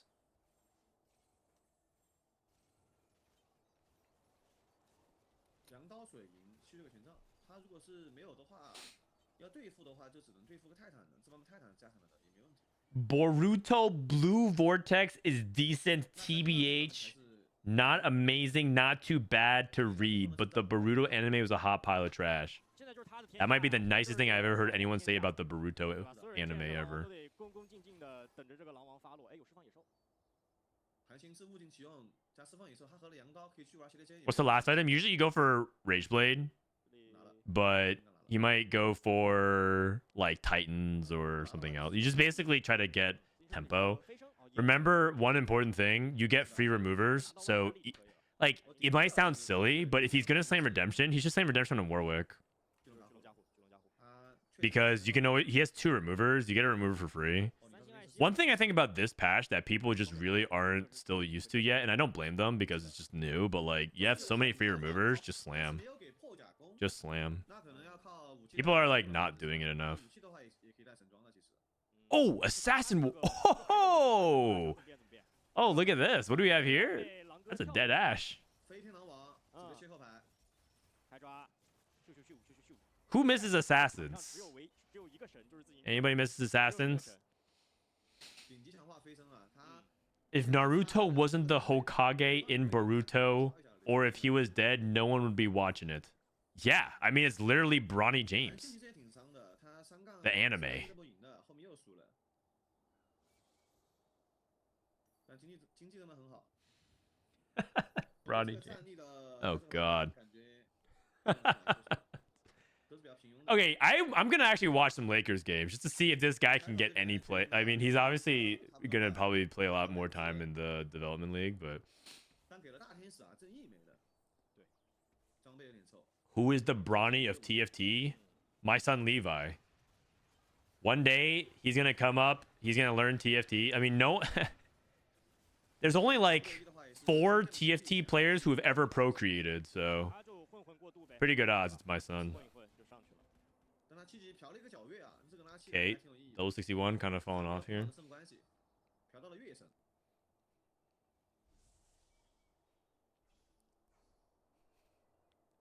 Assassin Olaf was based. Not really. He jumped to your back line and he would like he had scale score and he would just 2-tap your carry, and it doesn't matter if you put a tank in front of him, he would just 3-tap that. That was not very cool, man. That was not very cool. 发现也少了，嗯，环境就变。就感觉这个大环境一天一变，对吧？指不定这个明天可能又出现什么阵容了。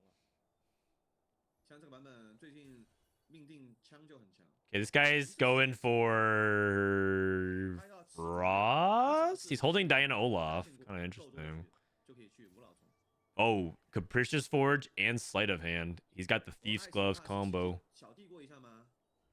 You've got 你 Ice. 看这个应该是花了钱的。 If you guys forgot, Ice is the guy whose claim to fame. 硬升了个7级。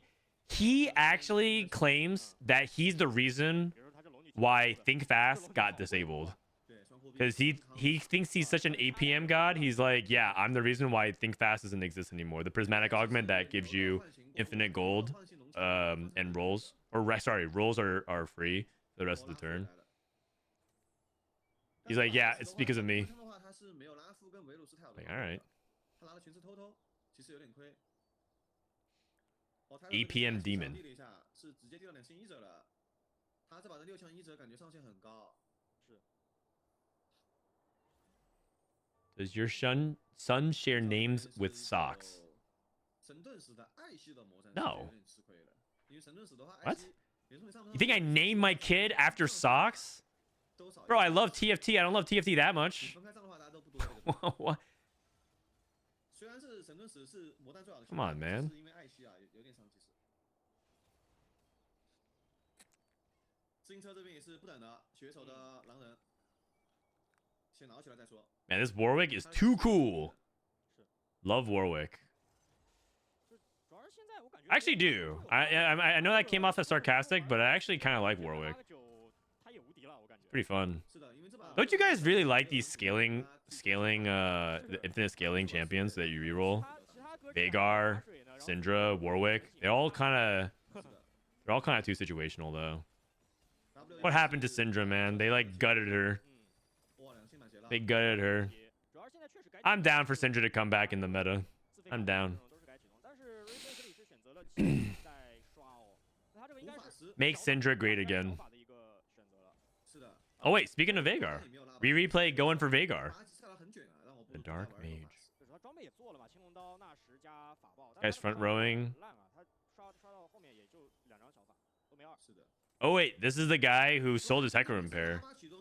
He's going Callista. Where is Bebe? I think in Korea. He went to business school. He went to get an education. He said he wants to be a business owner. Specifically, I hung out with Bebe at Worlds, and his goal in life. Sorry, I laughed because I remember this conversation very distinctly. We were eating at an Indian restaurant in Spain, and he told me that he wants to be a billionaire, and he wants to be a big-time business owner. And he actually has been doing business. Like, he's been doing some business management stuff, even while doing TFT. Like, he started like I don't think it's like a clothing store or whatever, but he went to business with one of his friends. And she was like, I think she did like the clothing design or something like that, and he like managed the business out of it. The Bay billionaire. Yeah. I mean, I don't know how he's gonna do that on Zero Econ, but we'll see. Bold call. Trying to be the world's first billionaire on Zero Econ. Oh man.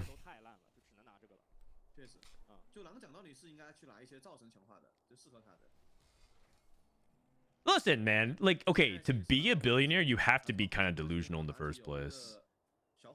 More power to him, man. If he I couldn't do it. I think you have to be a little delusional.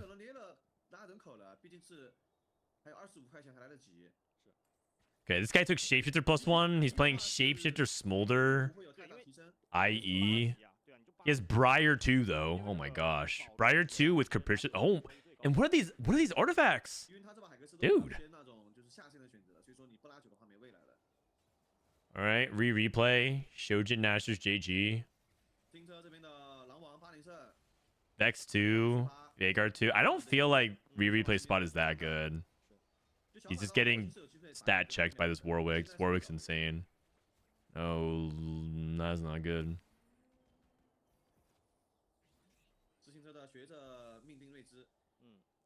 All rich people were delusional in the first place. That's how they made it. Yeah, it's true. Look at Soju. TFT billionaire. He's delusional, thinking that he's gonna just roll up and average a 2.x every stream. You just gotta have unwavering faith in yourself.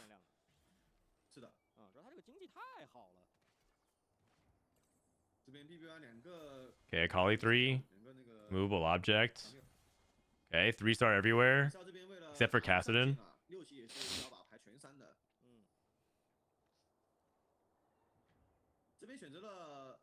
He's not rolling down. I guess he's like...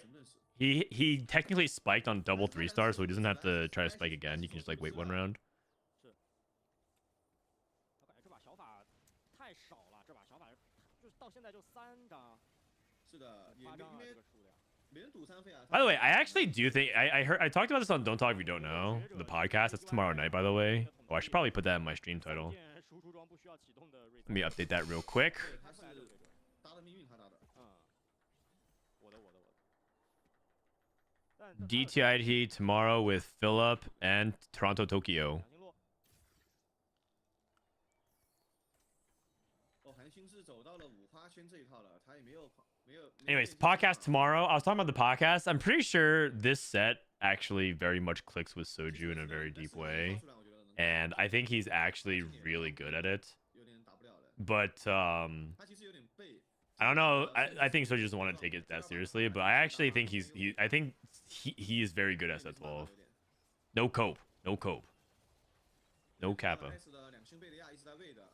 Like I know he's 3 digits now, but like if he makes it to regionals, it wouldn't surprise me if he did really well at regionals and popped off and made it to worlds, and it wouldn't surprise me if he popped out at worlds either. Like I think this would be the set where he would make his second worlds if he makes it to regionals, but I don't know if he's making it to regionals, you guys. Hey, cast in 3. That's not cope. That's actually true. It's just facts. It's just facts.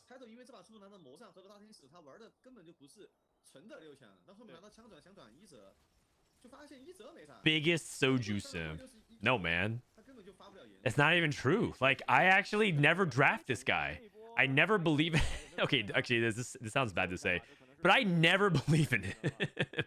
I never draft him in fantasy, and I never think that he's gonna do well. And I power rank him just generally in the mid, like at best in the middle of the field. But this time, I believe. This time I believe. Okay, BT for Hecarim. 6枪的根本还是得给到伊泽和维鲁斯上面的这版本。是的，就双物理 C 的一个爆发嘛。对你虽然会 Good that he equips like when you're playing Hecarim as a Arcana charm, you just equip random components. It's like cybernetic bulk, cybernetic. Yeah, kind of like cybernetic bulk. Was there ever a cybernetic that gave you attack damage? Okay, this guy went A. I mean, he sold his Hecarim pair at 1-2 and sold his opener, so his spot was already kind of rough. Title with a 7th. BBTY with a 6th.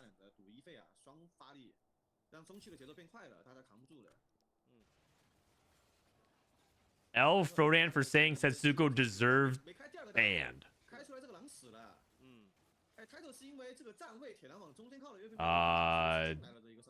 Okay.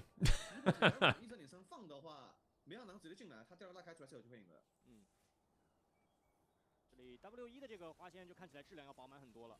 是的，前排单位很多很硬啊。Is putting items on Hecarim 2 really better than Akali 3? Probably better on Akali 3. Bro, nobody was talking about it, man. Like, even Setsuko's moved on from it. Like, you're the only person that's mostly hung up on it is you. Like, you need to move on from it. Holy shit, you're probably still thinking about conversations you had years ago. Like, just move on, man. Just let it go. 6 Vanguard, Warwick, Olaf. Wait, he kind of has a little bit of a traffic jam.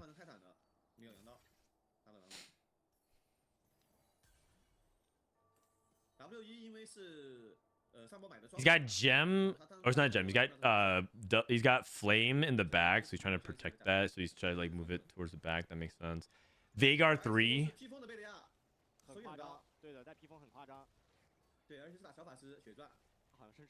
Veigar 3, Vex 3. Okay. Surely this is a top 4 for Veigar. Oh god, there's so many targets though. Oh, the Veigar hunted down. Oh. Okay, we're living.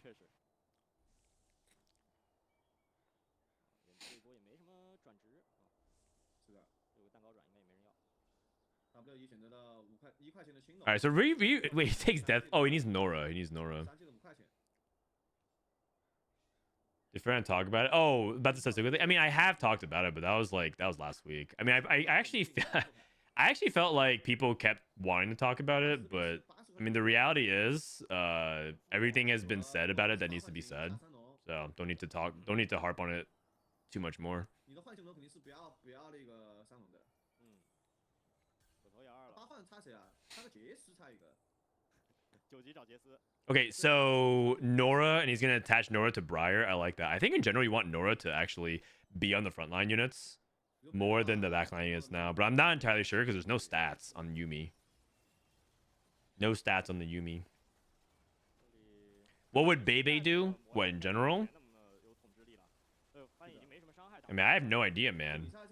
Bebe at this point is in business school. He's a brand new Bebe. Brand new dude. Wait, does replay lose again?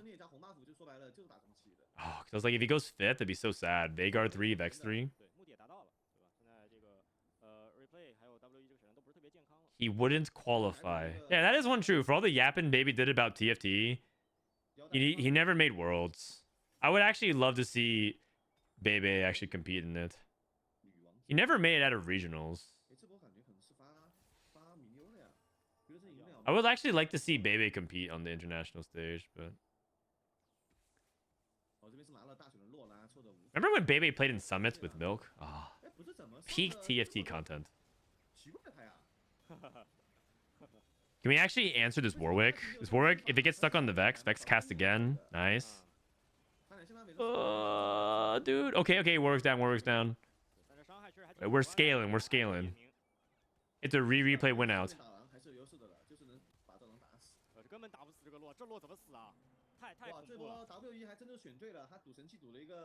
Bebe feels like an old memory. Yeah, like one of these days, someone's gonna bring up Bebe, and only like 3 people in chat are going to get it, and that makes me sad. Like most of you guys will eventually move on with your lives. You guys will grow up. I mean, I don't know if you guys are in university or internships or whatever. Maybe you're like in the middle of dating your future love of your life, and you're about to have kids, and you move on from TFT, you move on from Twitch streams, etc. And one day there's gonna be one person be like, "Hey, Frodan, remember Bebe?" And like 2 people in chat are gonna remember. That'll be a sad day. And I'm gonna have to do this whole like, whatever happened to Bebe YouTube video essay, you know? Oh, Smolder 2. You can't afford it? Oh, that's a big deal. Oh, he's playing Ghost.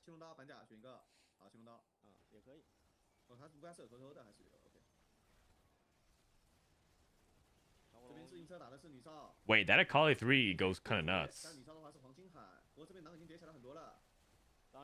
He eventually got 3 items on Akali 3, by the way, moved it from Hacker Room.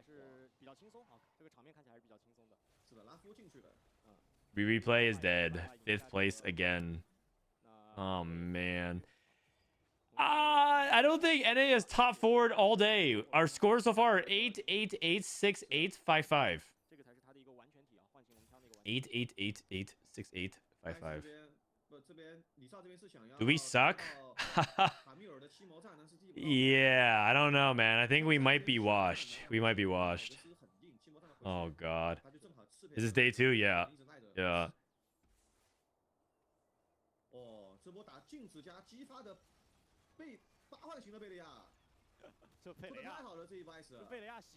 You could have sent Soju with these scores. Dude, Soju would definitely top 4. He would clear these frauds. At least Soju would know not to sell Hecker Impair at what stage 1. Come on now. You can't be doing that.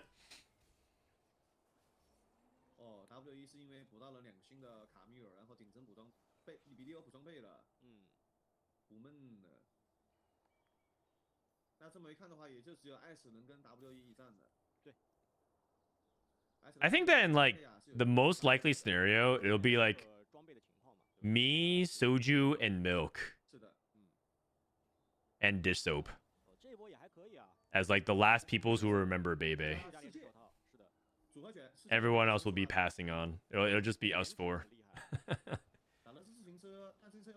I think we're the 4 most addicted people to TFT. Everyone else will move on with their lives one day. Dude, this Briar has infinity health. What is going on? Mittens, Horizon Focus, Molder with a straight up barcode of HP. And Mortdog, hopefully Mortdog.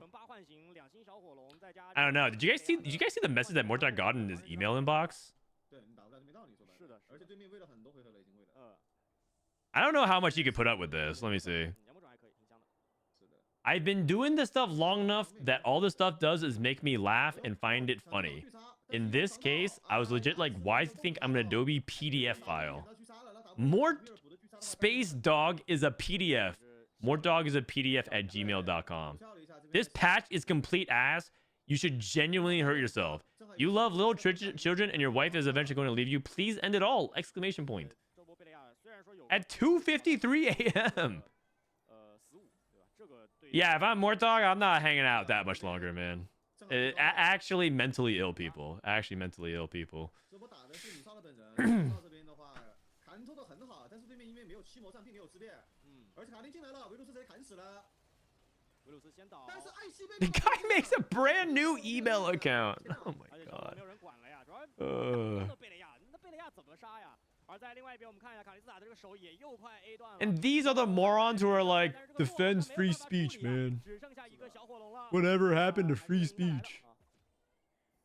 不过这边 Your multi-striker player flamed out. Dude, Double 61 with another top 2. 是的，有可能的。那这样的话，来到了最终的决战。 Why is everyone such a snowflake these days? 这波痛苦恶咒，哇，顶级战力。 K3 Soju wrote this after dropping 3 digits. 三线的振奋偷的也很好，我感觉这一波艾斯。 I've actually never really seen Soju legitimately send hate messages. 战力装备全对。 The most offensive thing he's ever said was U space T space R space A space S space H. That's the most offensive thing he's ever said.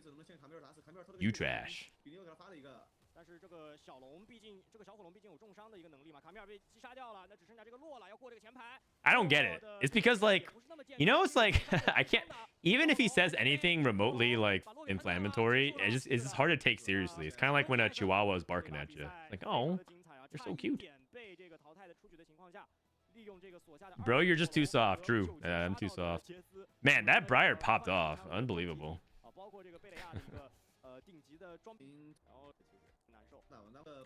Dude, 8 shapeshifter Briar. I mean, he made me eat my words. Like, I was not sure about Ice's position. He got Smolder 2, 8 shapeshifters, double TG emblem. Like, there's nothing special. 8 shapeshifters, Smolder 2.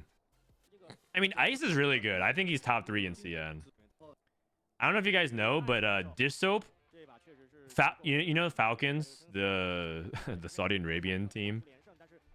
They originally were gonna sign a team of Ice and Dish Soap and like Salvi or something like that for EWC. But then they did like the regional rules where you have to have team members on like the same region, and so that wouldn't have worked. But like Ice and Dish Soap. Okay, first of all, assuming that they could communicate to each other, it would have been a really sick team. But that's a crazy roster. Double 61. Dude, did EU clear us? Okay, EU is going to get all their players through. Meanwhile, NA doesn't get a single player through. NA doesn't even top 4 a single time. You're telling me EU has all their players advanced and NA just doesn't top 4 a single time? Oh, come on, man. Come on. That's not good. Instead, he got Kyun. Dude, Kyun was the best player on the EWC roster. Kyun was the best performing player on Fnatic. I think Kyun's actually really good at 4v4. I think Kyun's actually really good at 4v4. He's the least accomplished, but like individually, but I think Kyun's actually pretty good.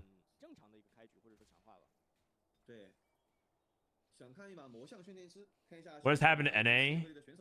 I think it's well, first of all, I think it's like 5-game tournament sample size. I also think there's a severe burnout issue happening in NA. Very severe. I think that our top players in general are just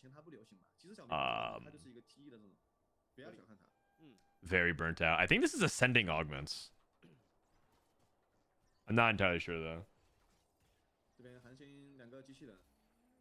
We'll see. 不要被骗了呀！你被骗了，你到时候又跟自行车又冲了，你俩为什么以后？但是，哎呀， Like the problem is that if you made worlds, 还真可以玩了，拿出来。you play regionals, you have to shift your sleep schedule to worlds in 3 days, and then you play worlds, and then you have 24 hours before PB drops for the next set. And if you're not playing PB, you're behind. And then there's like the box bootcamp, and then you play box bootcamp, and then you have to grind for snapshots. And then guess what? Tactician's Cup. Let's say you're Milala, you miss by like 10 LP. Then you have to play trials. Guess what? You play 2 trials, and it's like you low roll 1 time, your set's over. And then if you're Wage and Iverson, who's super consistent, you make it 3 out of 4 sets to Worlds. You've had collectively 1.5, 2 weeks off in 2 years of playing TFT. It's just a lot, man. It's just a lot. I think, and I'm unironically saying we're winning too much. The hunger isn't there as much, and there's so much difficulty to try to perform consistently in TFT, and there's like a lot of events to do, and there's a lot of just burnout. It's like I just think that we're suffering from success. We are too successful. We're too successful.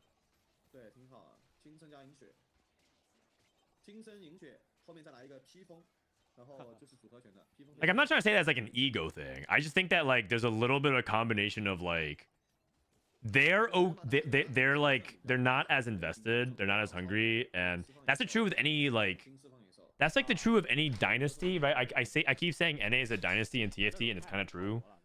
Right now, like the past year and a half has just been NA winning everything, and so it's just like a combination of egos, lack of hunger, burnout, and also just variance finally catching up to us, right? Like we can't high roll everything. It actually caught up to us at the end of set 11, but Distal bailed us out. So yeah. It wouldn't surprise me if we go on a drought for a while, like the next year, and it just gets cleared. Like I'm pretty sure this TSI is just a preview of the next 12 months. I think all of our players are going to get day 1 at Macau. I'm pretty sure we're going to get cleared at Worlds this set. I think next year we're just going to be like putting up zeros. And then finally, like somewhere amongst the ashes, when everyone loses faith, someone will rise up like a phoenix from the ashes. Everyone's going to like NA stock's going to be terrible. Everyone's going to meme NA, and then one hero will rise up from the ashes and reclaim our glory. But who will it be? Who will it be? And it's gonna be Soju. I mean, assuming he lives that long. I mean, every time I talk to Soju, this guy keeps telling me he's gonna die by 30. And I'm pretty sure that's in like 2 years. I hope so, if he can live long enough. Soju's biggest fight isn't against motivation or whatever, it's against father time. Apparently the clock is ticking.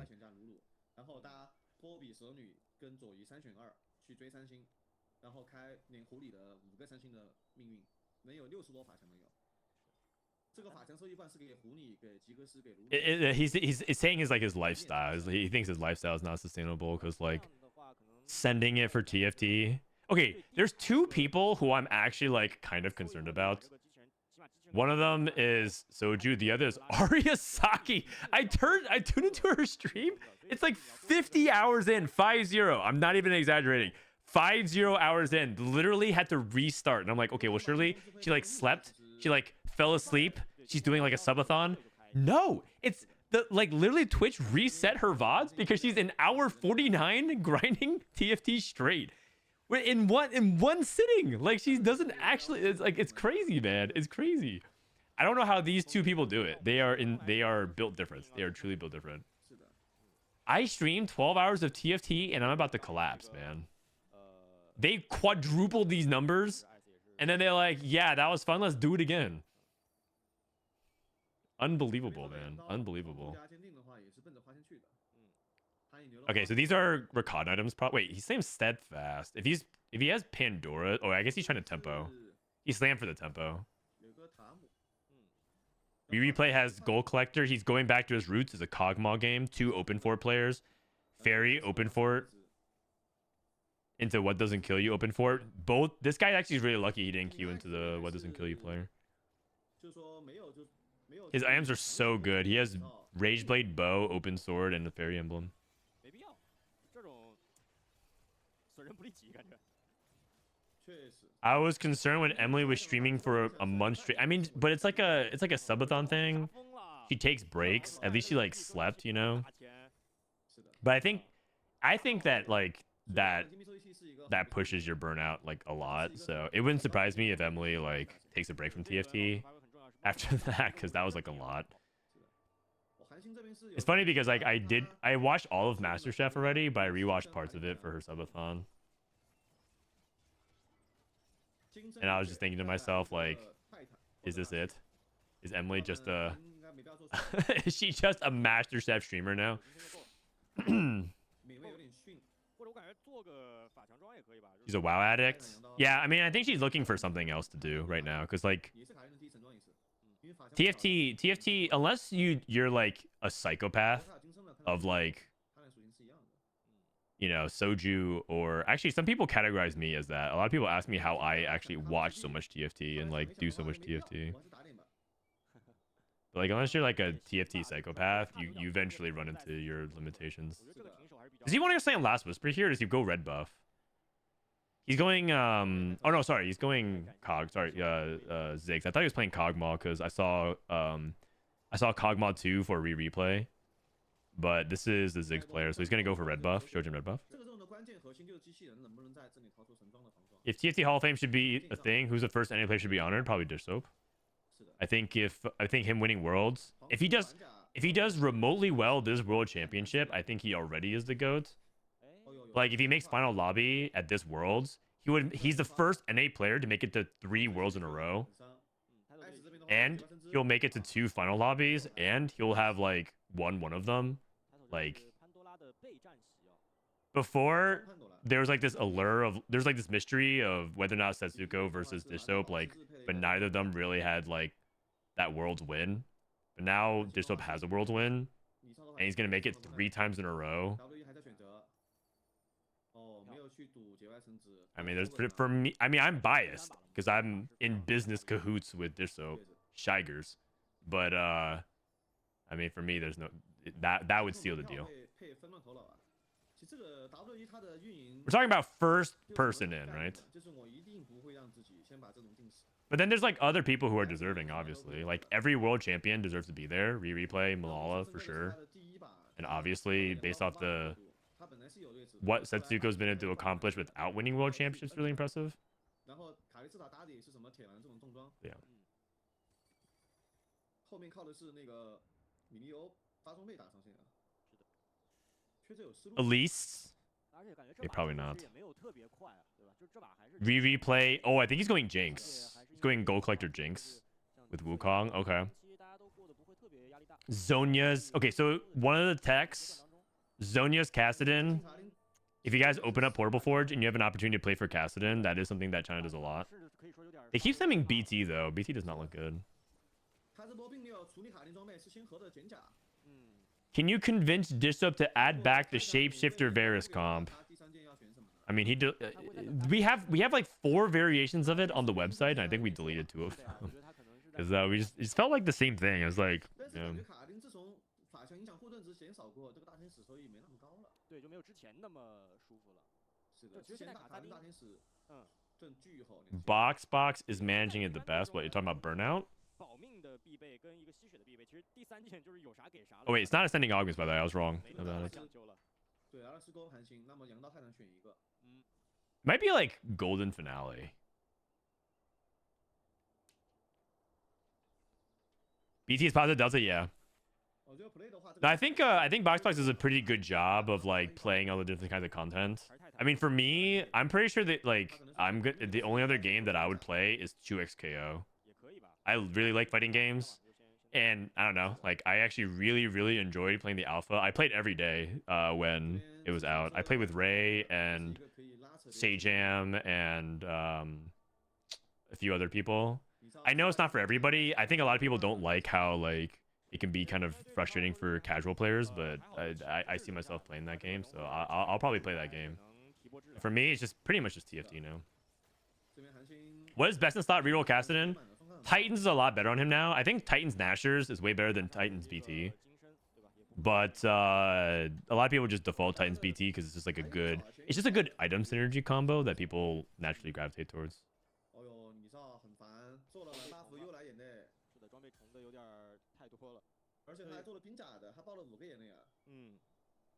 I think Titans BT is like fine, but you can also go Titans, Nashers, and then Hodge is good. The reason why Nashers is quite good is because they increase the attack speed of it, which ends up triggering Cassidon's bonus attacks, because remember he does like scaling on hit magic damage, and then also triggers his multi-striker, so it's just like quite good. I think Nashers might be his best item now, which is like weird because Nashers is not best in slot on like anybody. It's like a pretty niche item. It might be good on like specific casters that need a ton of mana gen. So like Veigar probably would want Nashers. Ziggs might want Nashers. Like blue buff Nashers. Jojin is like quite good on Veigar, for example. But like I don't really think most people like want Nashers anymore. That item got nerfed and then reworked. And it's like, oof. The Riot Wombo combo. Hui, yeah, I could see Hui playing Nashers. He does care about the AP, but like a blue buff Nashers Hui, still probably good.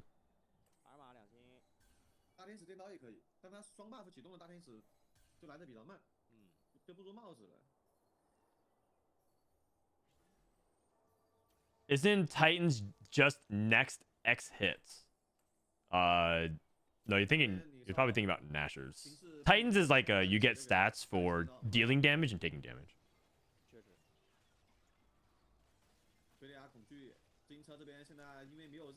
The thing is, I don't know if it's like Cassidon something that you can play like often. We see it basically once every game, but a different player's playing it. It's not like one person's one-tricking it. Okay, Replay is 99 HP and 100 gold. If he doesn't top 4 from here, we are officially the worst region in TFT. If this guy can't top 4 from here, we are the worst region in TFT. 99 HP, 99 gold. Come on now.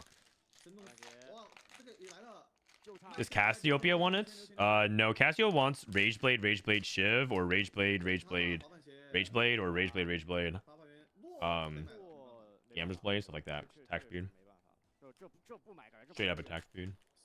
Also, I think Cassio is really underrated with like Jewel Gauntlet. If you play Encanters. She hits kind of hard.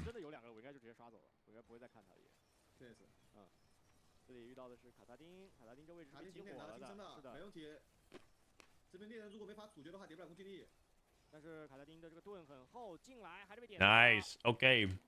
Okay, looking good for us. Oh yeah, Wits and Cash is very good too.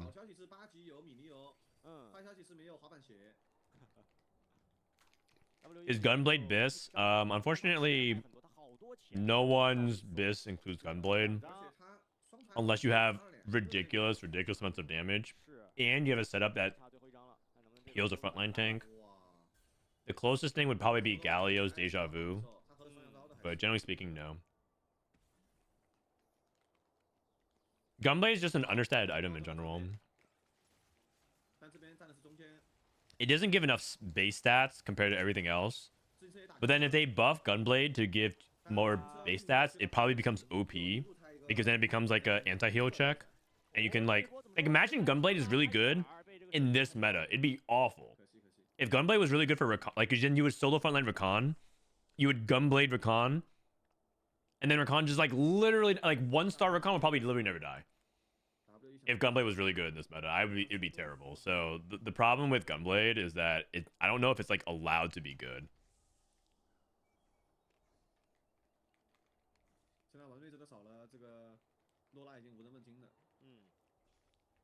Smolder Gunblade? You could. It's not like Biss. Someone's asking is Gunblade Biss on anybody? 我这边是缺减甲，那没事儿的。那 WE 也算是半成型吧，还差落。他现在没有落开这个五花线也挺难受的。Double is Callista again, by the way. 没卡丽萨，一边是有卡丽萨没落。那这样的话也没必要吃那个被动的。嗯。Ziggs reroll. Okay. 看死就好了。WE。 China plays 5 honey a lot. 够用。Oh, because they keep hitting the honey +1. 够顶了，加上已经有卡米尔了。 But people are saying that 3 honey is way better than 5 honey, and we just see China playing 5 honey like all the time. 已经有点捉襟见肘了自己的战力。是的。金车这把主要是他的小蜜蜂发力期晚了，他是想全删，然后可能地的也差，全都被高里卡着了。这边韩信是选择拉七慢慢地啊。嗯。 Okay, he's playing 7 multis. He's still stuck on 2-star Kassadin, though. He's really behind tempo. He should already have Kassadin 3, and he should already have Kassadin 3 and maybe even a Kali 3. He's really, really far behind. This might be a bad spot for the Kassadin player. Also, I don't believe in BT Kassadin as much. That's a Wukong 3, baby. Hunting Frenzy. Well, well, well. If it isn't up to replay to bail out North America again.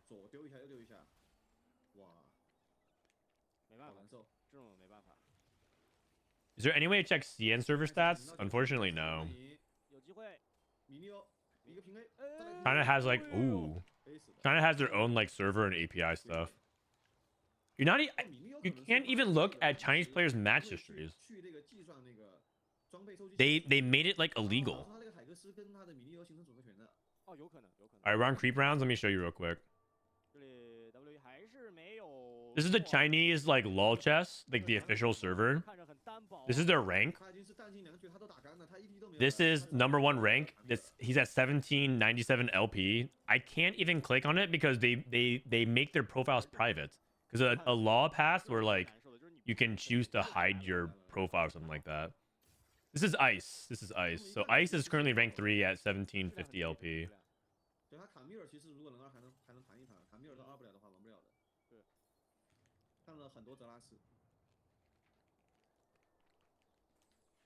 Replay hit Jinx 3, BBTY hit Vex 3.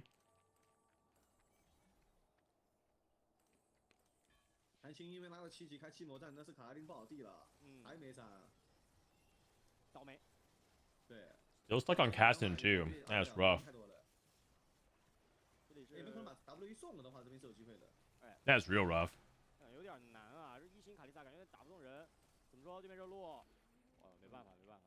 Okay, but also Hanxing has been kind of struggling all day, so it's kind of like when it rains, it pours.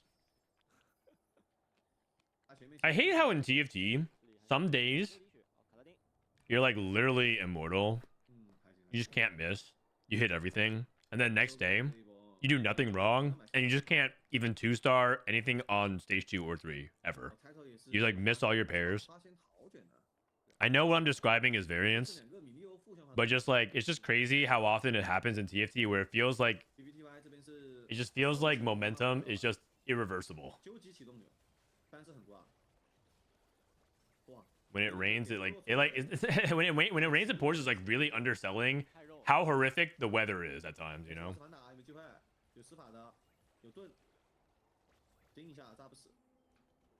Oh, double 61 win 8th.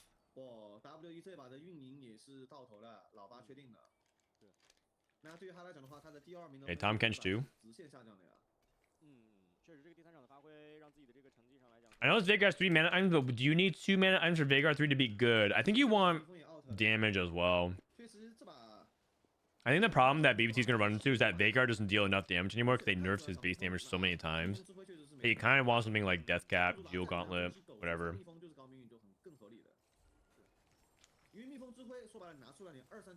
Okay, we finally hit Kassadin 3. 3-item Hecarim. Cast on the back line.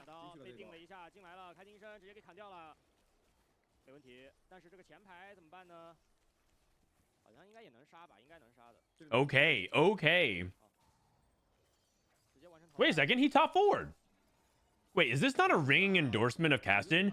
He hit Cassidy 3 at 5-2 or 5-3. He hit Cassidy 3 at the latest possible second, and he's still able to do this like a top 4. That has to be a ringing endorsement for Cassidy. 他本来气机他就不太好拍命令的，他上了胜的话，那这样的话就送一个了。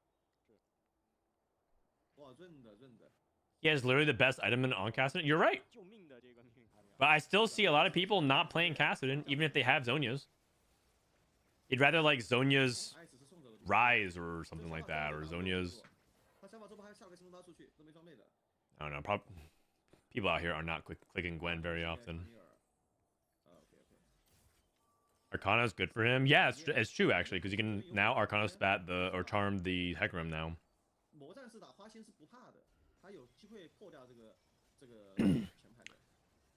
I think right now this patch, I talked about it in my tier list video, but right now the approach to the patch is 2-1. Look for a vertical that you can commit to of some kind. With like Fairy, Frost, you know, Portal, whatever, +1. And if not, there's 2 options that you have, which is like commit to a 4 cost, like rolling for Karma, going for Rise, going for Varus or whatever.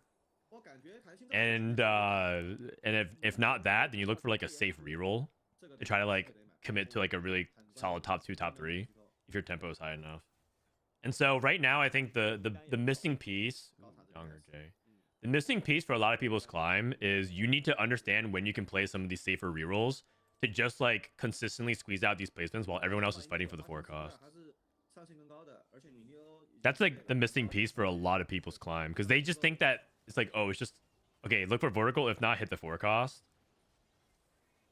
Yeah. Isn't that an awesome patch? I don't know if I would use the adjective awesome, but I would say that it is a patch. It is a patch. What more do you need? I don't want to feel like 2-1 I don't want to feel like the problem that I have with TFT in general this set isn't the mechanic. It's not even really necessarily just the balance. It's the feeling of the fact that a lot of the games, by a certain part of the game, I can predict with immense accuracy who is going to be in the top 4 and who's going to be playing for first and who's specifically not in top 4, aka me. Although that's technically like a skill issue, but I just don't like that feeling. Even if it's not necessarily a feeling that's rooted in reality, it feels like too often you can sort of understand some people's spots are incredible, and like no matter what you do, you're not going to be able to 1, stop it, and 2, manipulate much outside of like 1 or 2 placements. And some people are like top 2 guaranteed because of like the fact that they hit like a wandering trainer and they hit like a portal emblem and they have like 8 portal on 3-5 or something like that. And they have like Nora on bench or something. You know what I mean? It's just like okay, that's where I think the game doesn't become very good, because it feels like the game's already over. Now that's not always true, and I think a lot of people who have that same sentiment as me probably are exaggerating how many times that happens. But that's just like the reason why some people don't like the patch. Myself included, like this is like some of the things I don't like about the patch. There are things I do like about the patch. Another aspect of it is I don't like that a lot of the roster feels hard to play. Like it feels like a lot of the stuff that was very good is very difficult to play. Like Ari, for example, has kind of been left on the wayside. I know that it's part of it's like the reworks. Replay is actually doing a good job showing against it. He's actually top 2. Replay NA top 2. We're back on top. But like generally speaking, Wukong, I don't think the Wukong rework has been successful. I think they just made him worse. Stuff like that. Isn't that just TFT? Sort of. Sort of. You want to create less deterministic outcomes. Hey, that's replay. Hey, NA is back. 61 HP win. Team Liquid Coinbase. Dude, if I was trying to Ultra, I would be fuming right now.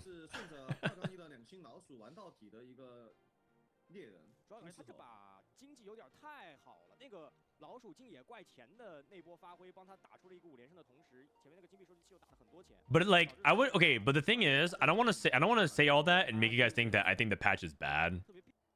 I actually think the patch is okay. Like, it's just not. It's not like a great. Like, cause you said, isn't it an awesome patch? And I'm like, I wouldn't call it awesome.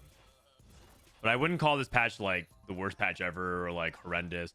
I would say the bugs make it bad. Like the tie bug when you start.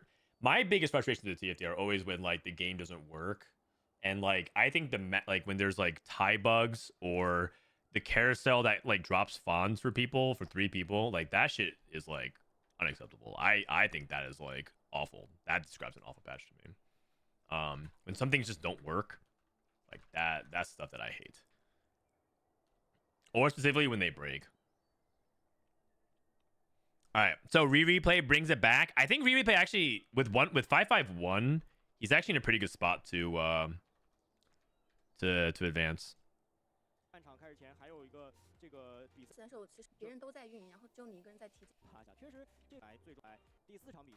Is that girl an AI?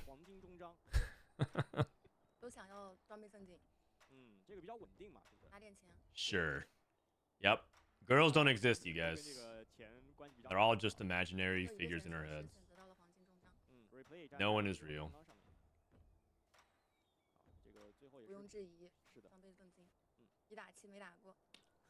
Is this Prismatic? This is I think this is like Prismatic something. Or Radiant something.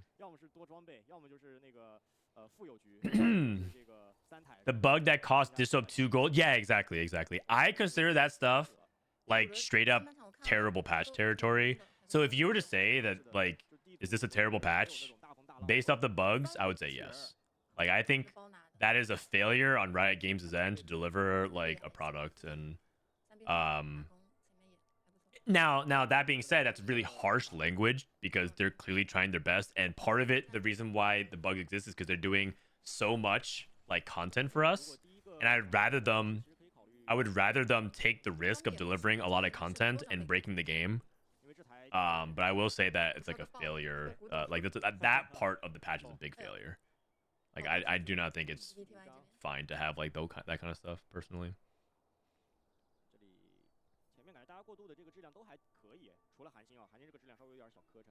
This looks like item payout. Sorry, I think this is item payout.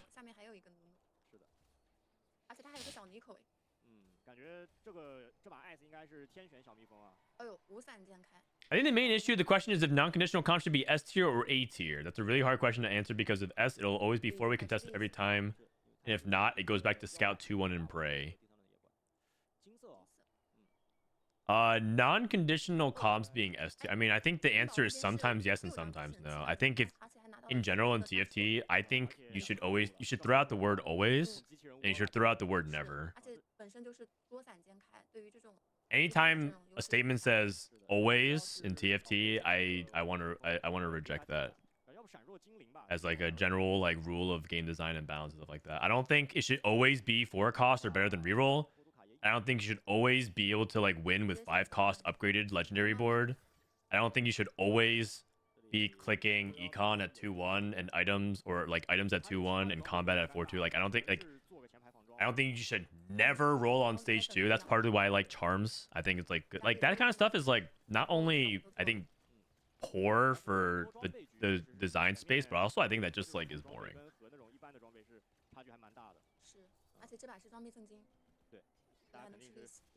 So I would like it when sometimes you can play non-conditional comps in S tier and people are contesting it like 3-way. I also don't mind it if it's like sometimes it's like a tech patch where you just have to like know what are the conditions for everything. I don't mind it if there's a patch that's like more reroll. I don't mind if it's a patch as long as it's not the same every single time always. 就是一个唤醒墙。这边像是复苏或者是瑞兹 Lichbane. 我感觉现在是不是跟那个巫妖之祸是 Lichbane Adaptive Morello. 我都不知道 What is that? 哪个意思 Lichbane Adaptive Morello. 最厉害那种，能打出奇 That 效。 Karma? 因为它不像我们上个赛季有那个千绝，对吧？偶尔能玩一下。这个赛季感觉找不到这种。李少这边应该 Last 是 was for 给 IEJs. 滑板鞋了，这个海克斯，然后以及装备做的。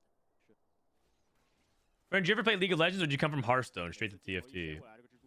I did come from League of Legends. I actually casted League of Legends back in the day. If you look online on the internet, if you know what to look for. Wait, what are these blitz items? What? Hold on, wait, no, I want to see a fight like that. No, go back. Blitzcrank 3 with Shojin Nashers. Come on, man. Oh, nice. Ruined the fun. Okay, Zap Attack Blitz 3 at 2-3. If you know how to look for stuff on the internet, you can find me casting League of Legends. 这个二阶段无敌了呀！是的，质量太高了，有点很吓人啊，这种。直接嫖到了3星。哦，他捏了，把小逆口用掉了。他前置是有一个小逆口的。还想提这个质量尽可能的把这个连胜早点打出来，然后打一些血量压制嘛。提速。小蜜蜂这个阵容，你感觉他 I was not very good at it. Just as a spoiler, I was not very good at it. 都不知道强度在哪。 But then again, that was because I was casting at the very beginning. It was like the beginning of my career. I was 19, 20. I didn't really understand what good commentary was. I thought good commentary was loud. I thought good commentary was just talking fast. I thought good commentary was just memorizing ability names and unit traits and things like that. Just say enough things technical about the game and get very loud and excited. That's esports casting. I don't know. That's like I was 19, 20 years old, you know. I didn't know how to tell a story. All I knew as to do was like, ooh, I sound good. I have a cool sounding voice. I like video games. I'm passionate about things.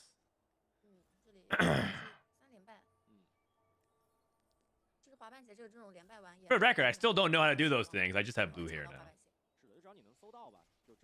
Bring that back, you kind of cooked.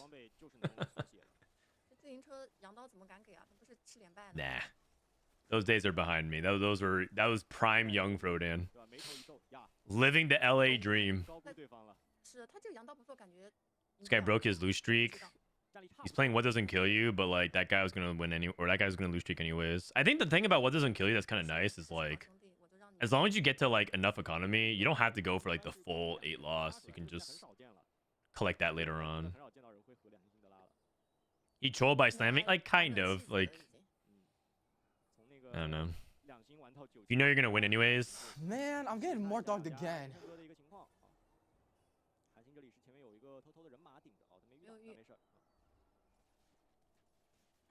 Oh, Kubikson sub with the prime. Oh, he's gonna hear. He's gonna hear my comments about him for his matches. Good job, buddy. Good job. Nice, nice comeback. The 1 HP comeback was pretty beastly. The Katarina comp was really cool. When you played Karma Cat, I think that was a really good game. That was really cool. The game where like it looked like you were going dead last, and somehow you play Cat 3 with Karma. That was pretty dope. Where's the guy that told you shut the F up and show Kubiksa? I think he left the stream. I think he unfollowed me and out of embarrassment. Which you know what? I get it.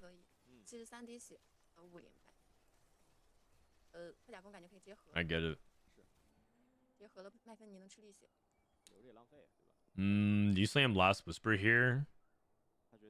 Wait, he has BT Rageblade, so it looks like he's trying to play. He's trying to play non-fairy. I guess you could still go BT on Katarina. It's just kind of hard to do that unless you go Katarina 3. Eternal Growth. Oh, he's playing Casio. Oh, okay. So probably okay. So he's it's actually kind of awkward because he wants to slam another item here, but if he slams Redemption, he really wants Shiv. But then if he like But if he doesn't slam redemption, he has to slam something. But he has glove and cloak and sword, and none of those are like particularly good. So Riri plays in like an awkward 5 open component situation where like he doesn't want to slam anything, and he kind of wants to wait for his next round on the augment. Frodan said you suck. I didn't say Kubuxon sucks. I said that unfortunately the thing I know him for was him saying complaining about charms in set 12. I said that like I recognize that he's also done a lot of other things in tournaments, but that's like the thing that stands out in my mind. Someone has Recombobb. Recombobulator. Do it. Wait, he did it! He did it! He Recombobbed! Wait, what did he do? What did he get? What did he get? He got Brian.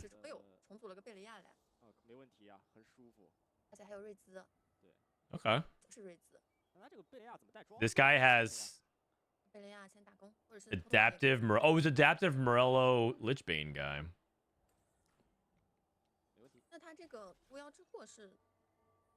He's feeding Briar. Okay.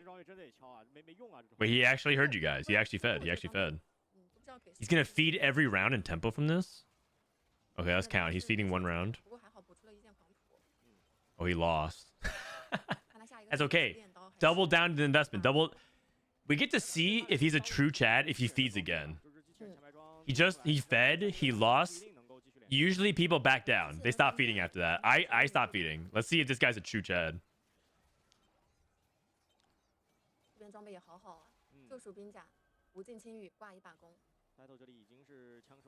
2 casses. Okay, so we end up committing and making full items. BT, redemption. I mean, redemption is good for shapeshifters. He ended up also hitting a Nasus. Whoa, what is going on here? He's playing Pandora's Bench. Oh, he's playing Rise. 4 Sugarcraft? I thought he was playing Sugarcraft at first, but I think he's playing Rise.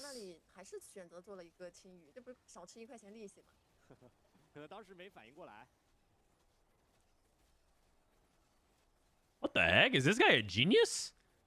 This guy's playing 4 Sugarcraft win streak with Soraka and no mage.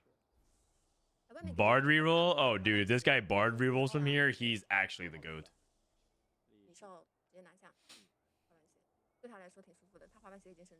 Hunching lost again. Do you really consider feeding if it's only TG Briar? I mean, you could play TG now and then build items for her later on. You have removers. He fed for Carousel Proud. Not really. He's at 67. He was 3rd pick.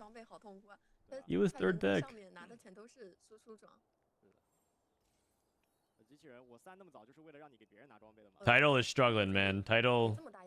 I gotta say, ever since set 9 Worlds, title in some of the international tournaments has been kind of getting rinsed.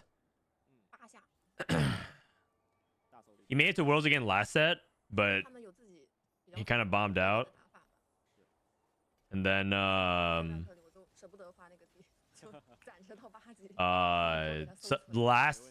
actually that's not true. Didn't he win another invitation? Oh, he might. I think he won set 10 TSI. Never mind. I'm just talking out of my ass. Never mind. Ignore me. I'm pretty sure he actually won another international tournament. I think he won set 10 TSI. Whoops.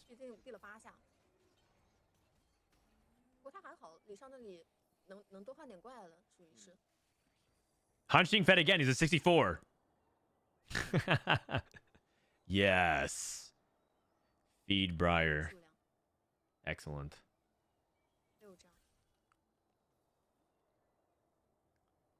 He didn't do badly at World. Yeah, I'm sorry. I'm misremembering things. I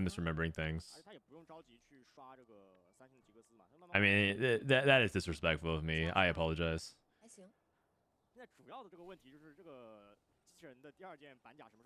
Replay's looking kind of doomed. Depends on like the thing. Yeah, you know the thing about Cassio is that you kind of need to have a tempo curve. You need to do well stage 3, and it's impossible to do well in stage 3 when players like Ice hit Blitzcrank 3 at 2-3. But I think he can fight for like a top 4, like a 4th or a 5th But I don't think he's gonna like. I don't think his spot is very good. Cassio is like, I liken it to Kog'Maw, where it's like you kind of play the same shapeshifters and units the entire time, and then you eventually land on like the shapeshifter incanters, and then you cruise to a top 4, but you don't really do better than top 4 very often. Your win rate's quite low. But the thing is, part of that is required to like win tempo early, and he didn't really win. So.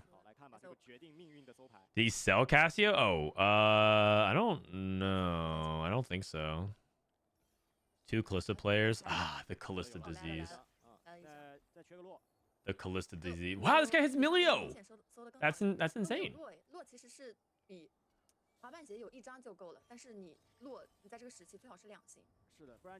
This guy's playing fine vintage. I just realized. This current patch just feels so awful along with the bugs. It's coin flipping if you hit hero augment or spat. If you hit hero augments or spatula. I don't know if I entirely agree with that. I do understand the spatula sentiment though. I don't think hero augments are very good this patch. I think actually they're some of the worst in the game.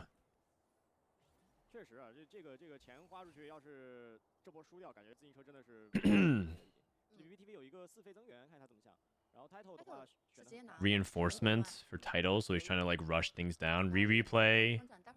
Avenge the Fallen was quite good. Martyr is also really good in shapeshifters as well. Oh wait, replay pivoted. Probably because he's like too far out. I thought he was angling for Cassio, but maybe he's gonna go Rise or what? No. I think we're looking at the wrong POVs. I mean, I would be surprised if he took Eternal Growth and didn't commit to Cassio. That'd be very, very surprising. Steric Augment is a hero augment now. Is that what we're just talking about? Is that what we're calling augments that are good? Hero augments? You guys, Scoreboard Scrapper is a hero augment now for Callista.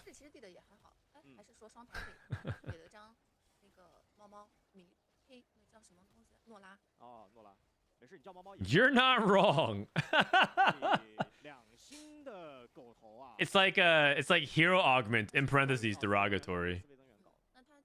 Okay, so he's actually going for Varus. I see. So he went to Varus instead of. I guess he like what he probably pivoted off because he recognized that he just wasn't getting the Cassio setup. So he's just gonna try to play for placements. He needs to hit Varus 2 though. Oh gosh. He needs to hit Varus 2 or Briar or Nasus 2. Preferably all of them.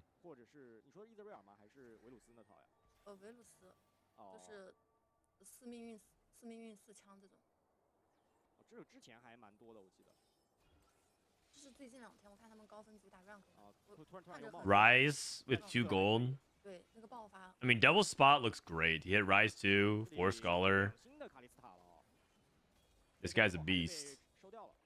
Yeah, double 61. I mean, this guy is clearly the EU GOAT. Well done.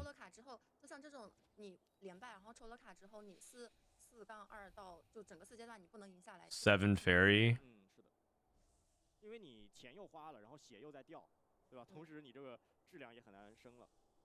The argument is that 7 Fairy is not something that you want to play very often because you just end up losing spots on your team to play small fairy units like Seraphine and Tristana. You don't really care very much about it.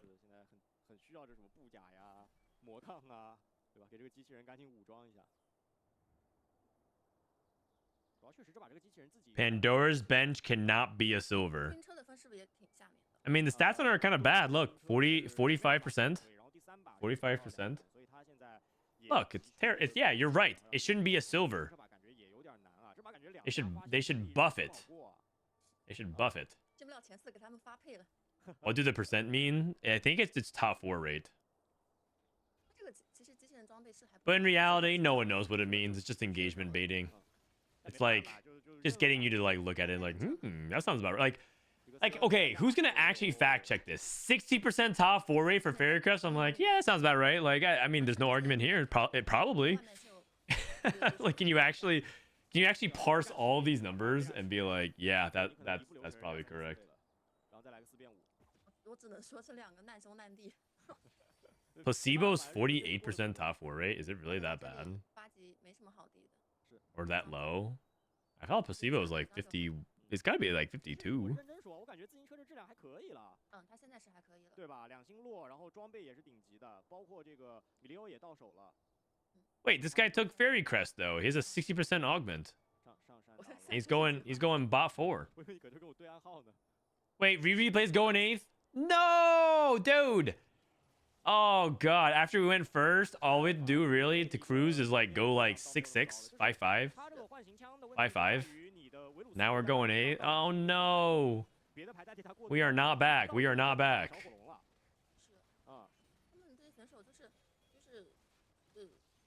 It's never been more over. Oh wait, we're living. Okay, hold on. Bears 2, Nasus 2.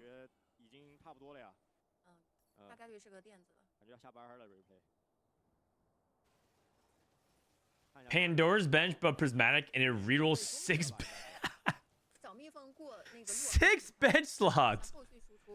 Do you understand what you're saying?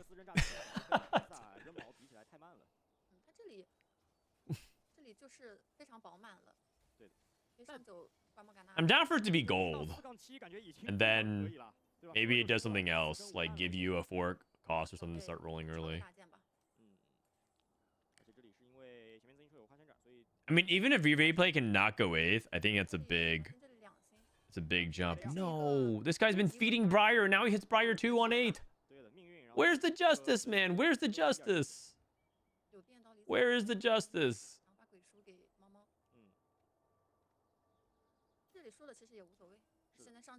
All bench spots would be great. I think that's a nerf. If they reroll all bench slots always, that's like a big nerf. I'm pretty sure the augment would be like a 30% top 4 rate.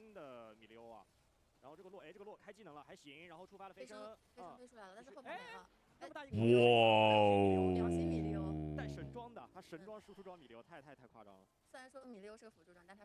It's cooked. Oh my god, it is so over. It is so over.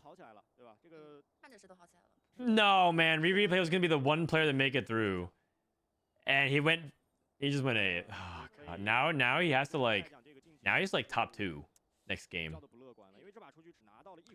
Is feeding Briar bad? Generally speaking, yeah. That's not to say you never feed her.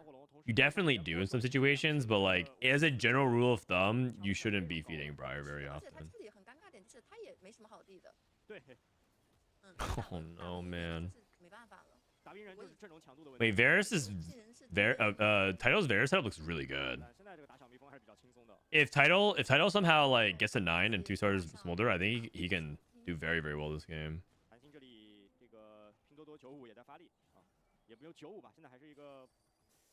You typically feed Briar if you're Giga ahead. Yeah, exactly. And he wasn't very ahead.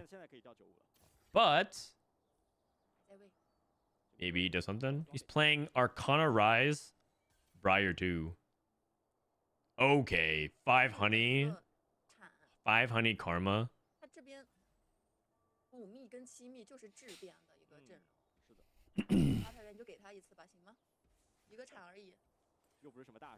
I'm pretty sure China just doesn't know that 5 honey sucks. Or rather, Ice doesn't know that 5 honey. Not 5 honey sucks, but like, oh my god. 5 honey is just not the highest cap. It's like kind of mid. And if he was able to capitalize, he would be able to go to 9 and then get to Arcana and then like cap out higher.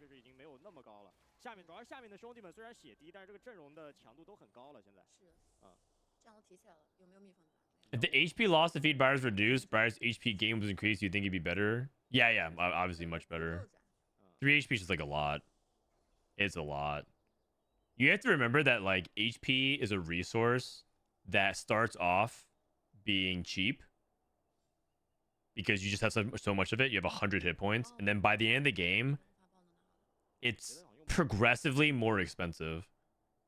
Biting at 30 is so much more of a big deal than biting at 50, which is like much more of a big deal than biting at 75, because you're biting a bigger percentage of your HP, and that's like, and it also affects your life count. So like it gets increasingly more expensive of a resource as the game goes on, but you're not going to hit Briar until the late stage of the game. AKA, a lot of times in the situation that you're hitting Briar, you're just like you're paying for an immensely expensive resource. As you get the way TFT starts off fundamentally is that at the beginning of the game, HP is not that valuable and gold is extremely valuable, and then it swaps later on as the game develops. It crosses. There's like a economics like supply demand type of dynamic going on. As the game progresses, HP becomes much more important and gold becomes less important, or impactful rather, relative to where to its average placement impact. And so as you but feeding 3 HP is such a big deal late game, such a big deal. 这种一般都会拿，就除非你血量很高很高，你这波输赢无所谓，就不要。 Okay, feeding at 6 HP though. Okay, so at a certain point though, there's a critical mass where like it doesn't matter because you're just gonna take so much damage. So feeding here at 6 to 3 HP, no diff. But so yeah, like there's obviously like a threshold where like you're just dead anyways. So you do plays of desperation. Dude, second row Varus. Whoa, he's dead. Okay, never mind. Not that woke. Not that woke.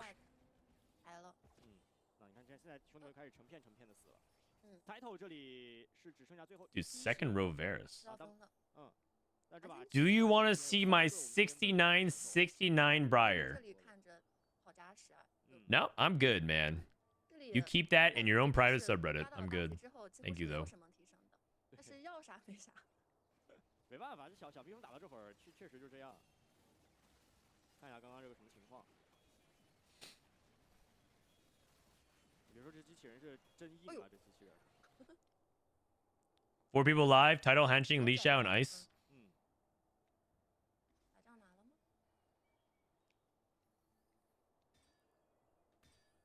So we end up itemizing Karma 2 as well. I mean, it's kind of wild that Ice almost lost control of this game and like was on a track to not top 4, but he started winning towards the end of stage 5. Rise, one Rise player, one Callisto player, one Honey Mancy player, one Pyro player. Honestly, isn't Taito kind of a legend? 1 HP, top 4. This guy's a beast. I'm trying to hit 10 mages. Who should I carry? I mean, Nami and Nora, but if you're talking about like who should I put mage on Diana. Mage Diana is 10 mage Diana is insanely OP. 艾斯的这个成功确实是，他这个前期很舒服，就是像低费卡，它的节奏其实是更重要的。他那个机器人都不需要刷就已经3了。他有这个机器人的。Mordecai mage is broken. If you can get the 3-star, it's not that insane. Diana 1 with 10 mage is like auto, like she does like 40k damage, something stupid like that. Unless you just burst her so fast that she can't cast again. But yeah. 先看吧，这里小蜜蜂其实。 小蜜蜂这个击败打人真的会有点痛的，而且这个好肉啊！前面的机器人。Man, Honey ends up winning the game. Wow. That's interesting. He didn't even like get to 9. He's been at 8 this whole time. That is so interesting. Is it positioning? Like. Oh, is that a spat? Is that a spat? Honey's. Oh no, it's a frying pan. It's a frying pan. He needs a reforger. Oh, he needs a reforger, and he has 7 honey. Well, he needs to get Veigar first. Dragon.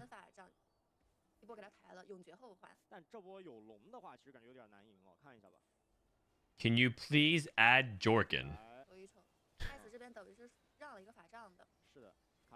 I don't know if I have any mods in chat. And also... Why?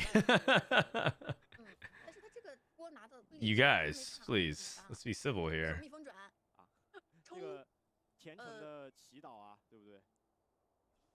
Oh, he got honey +1 anyways. Oh my god.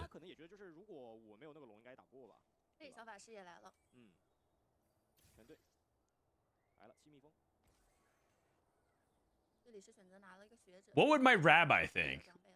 If when he's asking about how my week was, and I'm like, someone wanted me to add Jorkin to chat. How am I gonna look him in the eye? Oh wait, he's a Veigar. He has 7 Honey Mancy. 他可能觉得如果换泽拉斯这波不弃的话，可以买那个厉害的法杖也可以。哦，还真是，对吧？泽拉斯厉害的法杖比较多，还是米系啊？涛哥上。Why does it look like he's getting cleared? 都忘了这事儿了。 Oh, never mind. 轻松拿下了。 No, it's because the 7 honey hadn't ramped up. It's because the 7 honey hadn't ramped up. Never mind. 恭喜 ice 在第4场当中成功的 Alright. 登顶，伴随这场登顶 ，ice 的分数来到了28分，这是一个无论如何都会进入到我们半决赛阶段的分数。He's not. Yeah, I knew that. 分很高，但是拿了个斗气。 I just wanted to make sure that you guys were paying attention. Okay, that was game 4. Replay is our last hope for NA. And right now, it is not looking too good. 就是你 Let's look at the point standings. What's the point standings? Point standings is... 他也没那么还是不是很多图为震撼，扣着。制度的一个是的，来吧，看一下上把，确实才全给这个 Okay. Oh, replay still top 4 right now. So if... Okay, Ice is through, guaranteed. Wait, it's actually really competitive. Anybody can get in. Anybody can get in. As long as... Okay, these players, if Li Xiao double 61 replay just top 4, they're in, I think. Can replay be jumped by 3 people? I guess technically like 3, 2. Yeah, no, never mind. He third guarantees replay. Then only 2 people can jump him. And it'd be okay. So 3rd for replays, 4th for double 61.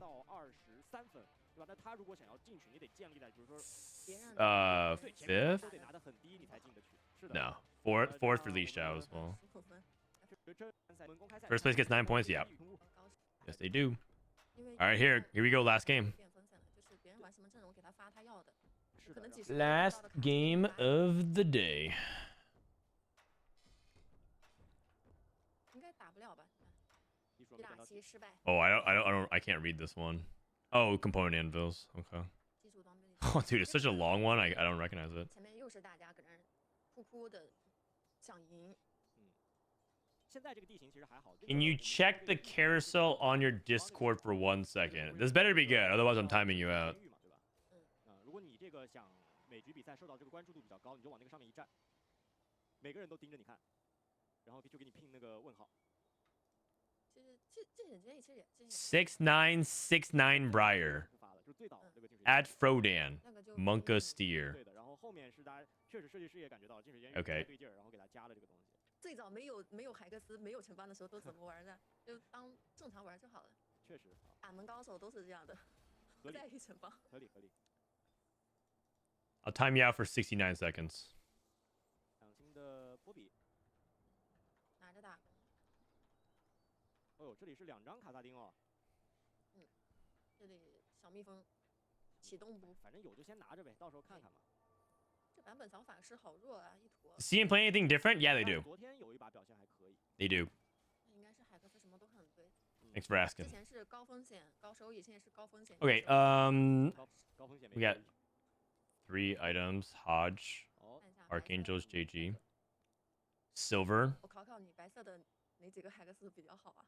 一定要 On Silvers with component, 那不考了。 econ matters a lot because you have a lot of items, and so you just need to kind of jumpstart your game economically. And like item stuff are like less valuable. Things like component buffet, Anvil, like iron assets. It's like lower value because you already have so much. Unless you can complete like an item that you really need. 主要开摆也加强了一下嘛。所以李少是先后后天，就你看这就是。 Did Disturb not make it at day 1? No. 那个 Sadly. 选手他的一个打法。 Ooh, Tristano too? 这个 Sadly, it looks like unless if replay does not top 3 this game, it is looking like NA is all out of TSI. 我也喜欢摆一些前期连拍，有时候甚至都是直接一空，就一空，然后一边刷手机一边玩呗。然后直接就是空到石头人。啊。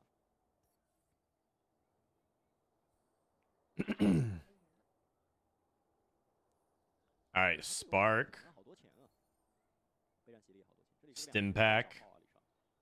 李少刚刚可能是小炮不舍得卖，要不狠一点，刚刚直接都能吃10块，然后这波吃20。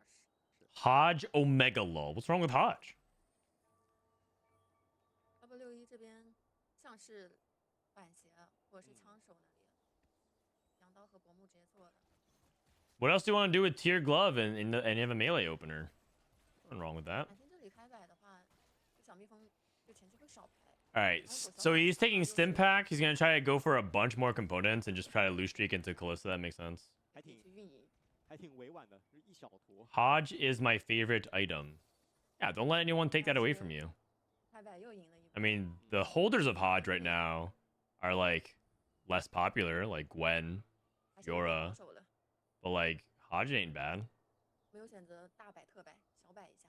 是自行车这里大概率又是这个。 Like on the units that want it. Obviously, you don't play Hodge on like everyone. You don't. You're not playing Hodge on like 整体质量还不错 Rise. 看着不像能输的样子是吧？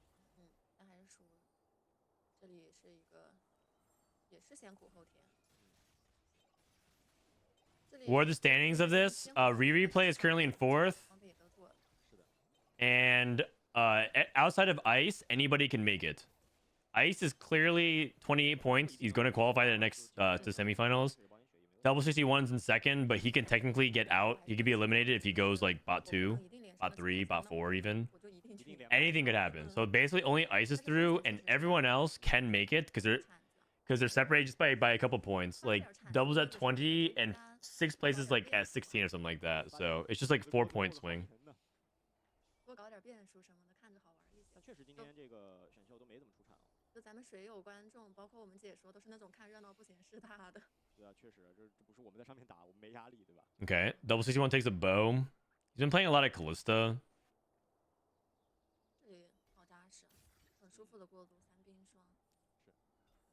哟，2张小法师，他这个是选秀拿的。 We got looks like it might be a Vagar opener, but I'm not sure. It's Honey. Item grab bag. S 这边就很不舒服了，他这里其实挺 Okay. 理智的，他拿了一个装备。 Even Shroud, precise planning. 装备的一个海克斯就是要去。 Okay, so precise planning, even Shroud, bow for double 61. That's got to be Callista. He must be. He just might be forcing Callista now. 没给他 So we have 2 Callista players. Pog. 想把自己的路封死了。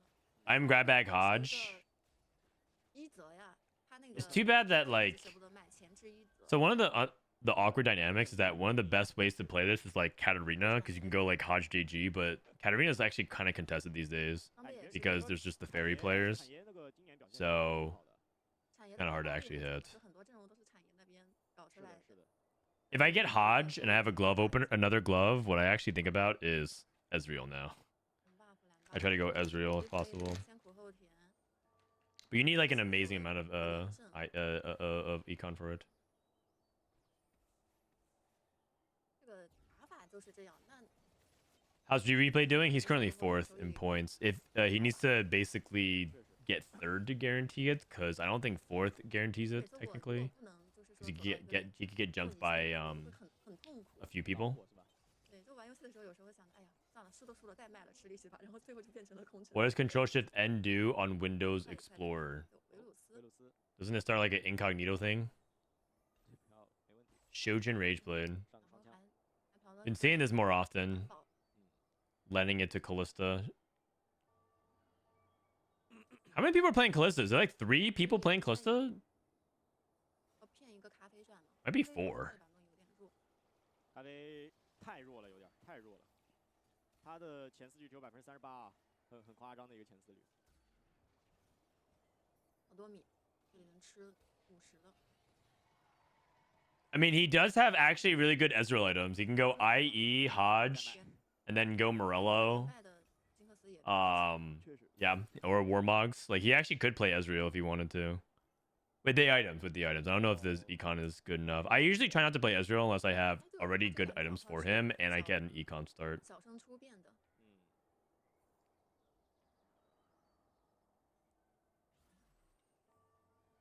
Do you build double IE Hodge Ezreal? I go either double IE Shojin or 大罢工 IE Hodge 维克雷那边有人4连胜 or GS. 但也没问题，反正后面 Double IE is good though. Double IE is good though. Like, I'm pretty sure you could justify all different kinds of things depending on your item economy. But I guess if you're picking your items, 来看一下 full burst, like full crit burst Ezreal is a little bit over the top for me. 低阶胜副手。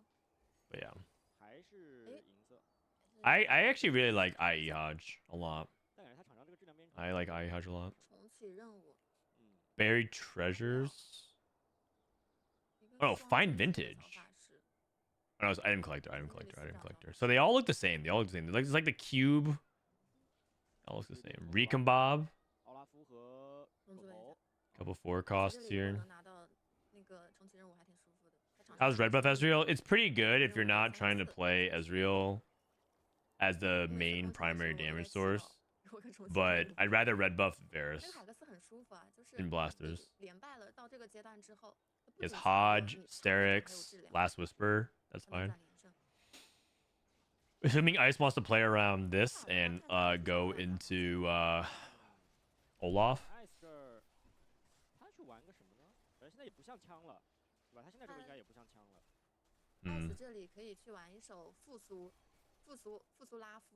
What does Ice want to play here? He's not saying anything either.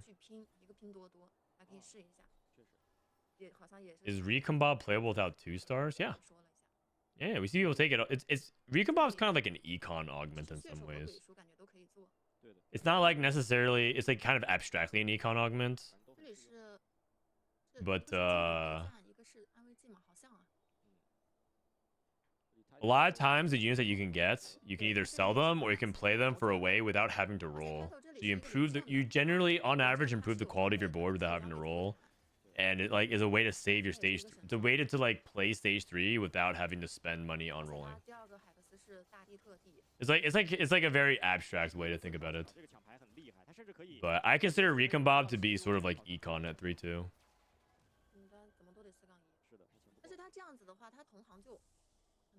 Other than Ziggs, what have you noticed about CN? Like about CN specifically or about the tournament? They really like Ziggs. They really like Callista. They really like Varus. They really like Kassadin. They also are willing to play some other like obscure lines like Wukong Jinx. Saw an Ari reroll attempt, but it was not very successful.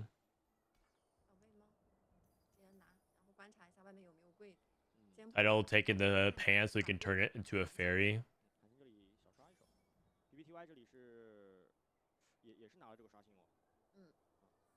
Hanshi's going Veigar. Oh, wow. Straight up Veigar. AFK rolling for days Veigar.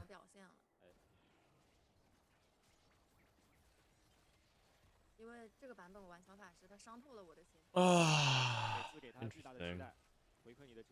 The problem with Veigar is usually you just can't cap fast enough. You obviously can cap very high if you can get there. Oh, he has 6 Veigars already. Oh, it's one of these games. He has infinite econ. He just hits too fast. Buys charm every round.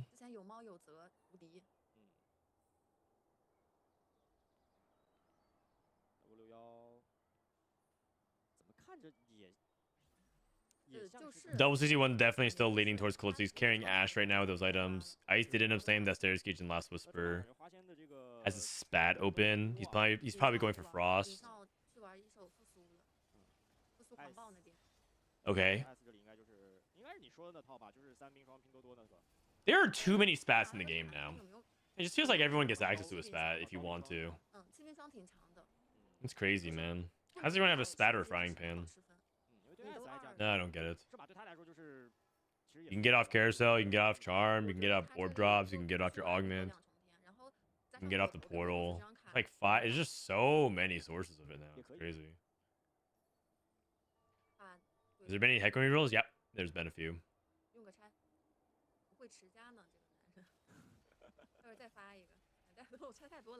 He didn't...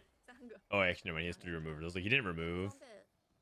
Didn't get a vest, though. So, you can make Eldritch, Portal, and Fairy. Oh, never mind. He did get a vest. Just kidding. Sorry. Sorry. Oh, you know, if I'm Ice, I don't know if I'm ever selling these Callistas. He's just his Callista pair. Doesn't he just like grief everyone by holding these Callistas? Holy cow. Redemption. 先卡个2波，等他们 Ice is already through to the next round, so he can just like do this and make every Callisto player's life miserable. Oh, 估计地的都不 oh my god. 先搞点自费卡过渡一下。然后他这里要是能卡的话 That is nasty. That is nasty. 就很舒服。有出彩了，这变数还是挺大的。有的人的彩就会 Prismatic. 质变，有的人的彩 I see a what the forge. 2个不一样的质变。 A lot of people taking generic stuff. 2 new recruits. Here's the what the forge. 有没有？哎呦，他这个封音金丹加金身， Ha ha ha! Make it. Do it. Do it. 他在等别 He 人。 skips. It's really expensive. 那没办法，他现在就是随便玩啊，他就算把那个拿了，然后放那儿都行。因为他可以不要分，但外面的兄弟们得要分。 Okay, goes for 3 items on the Nasus. 夜鬼要不也给奥拉夫吧？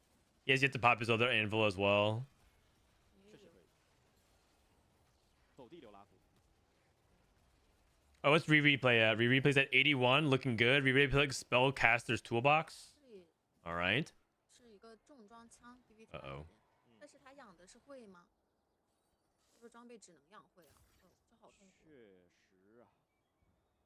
会不会一坨吗？ How do you feel about the remover changes? I think there's too many removers in the game right now, personally. I would like them to scale it back. Maybe like 1 remover at the beginning of the game, guaranteed, and then you have to think about it.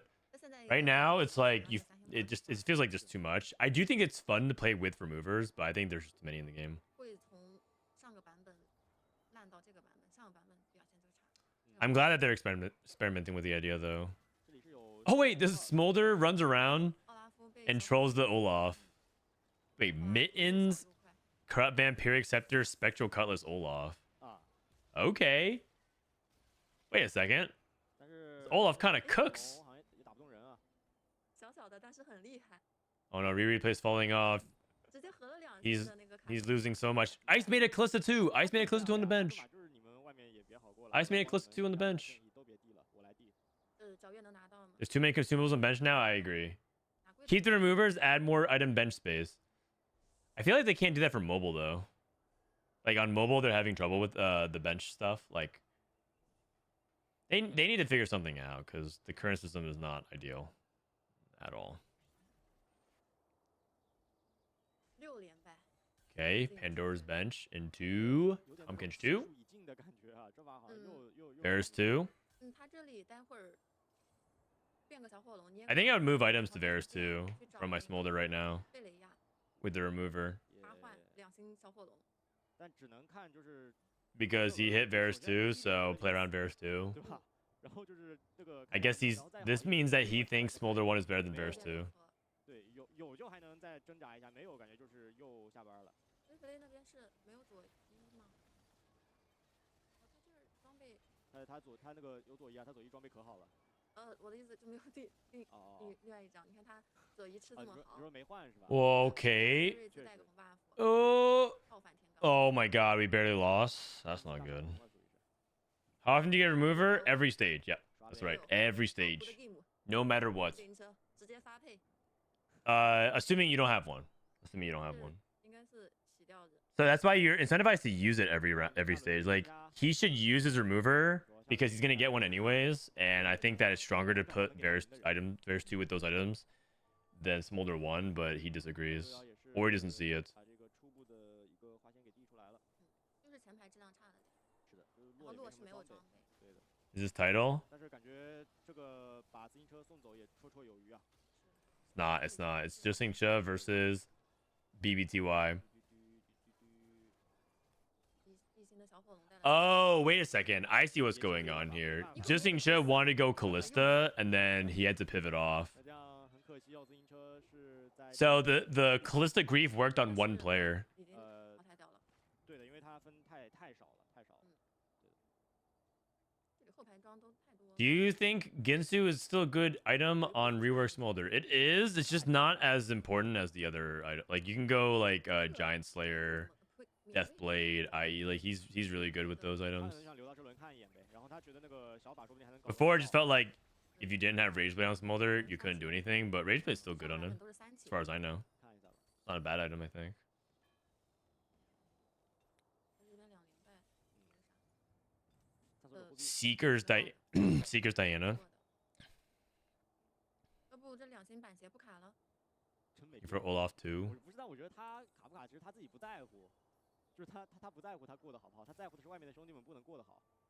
All right, 击打 all right. 2星叔叔人 I mean, his board's looking pretty good. 哦，他这个拆下来的话，就是 Mord 又 3. 有吸血又能放 He 电。 took off the corrupt and picks at there because he wants that. Oh, he's putting it in the middle of the fight on Olaf. I see. 我砍，再砍， Okay. 还可以哦。他这个 Little 是 neat trick. 拆下来之后，他这个还是可以放 Unequipping and trying to just equip it for the fight if he thinks it's relevant. Because if Olaf was in a bad spot, like he would jump into a dangerous spot, he wouldn't have the Spectral Cutlass teleport him in the back. 这里双三 So he just does it in the middle of the fight to make sure that his Olaf is going to be in a safe spot. It's pretty 5-head. 意味着把海外选手那个 Because like let's say his Olaf was going to TP here, that'd be bad because all the blasters would focus it. 可以帮我们自己的选手稍微对吧战术一下。但 Title 那边是挡不住的，他已经9级了，然后5复苏5花仙，他虽然说没有2星的滑板鞋，但 We replay 35 HP. Dude, if he just needs to get top 4, I think, from here. 爱死我只有最后一个。 I think you just need to get top 4 because I think enough players might get eliminated below him 不欠你了。 who can't make it. 该给的我都给你。 Actually, Ice getting eliminated is pretty bad, I think. In the sense that 有个金 he's not taking spots away from other people. Title is looking good. 爱死这边的发的其实是有点平庸的，对里不生气。 No way. No way. No way. No way. 不敢想这游戏。 This is there's no way. Okay. If Callisto 1 won that, I would be so mad. I would be so mad if I was Ice. Like, what even is that, man? Like an all upgraded 7 Frost can't kill Recon 2 and Callisto 1. I was ready to pop off. I was ready to pop off. 焦灼的血量情况，现在就是从这个第5到第7这边。 We replay playing Preserver Rise. 这里又是 5 Portal, 3 Preserver. 很小众啊，很小众， I don't know if I like his board. 5 Portal? 确实很小众啊。有点离谱，很小众。这样拆不了了，确实战力大打折扣啊！上来狗头被过掉啊，那这个小板。 5 Portal does not sound very good, unfortunately. Okay, Ice is dead though.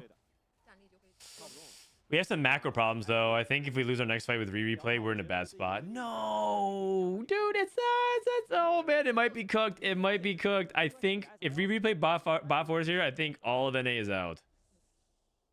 All of NA is out. 潦草的结束了他今天的比赛。 And Hanxing looks kind of strong.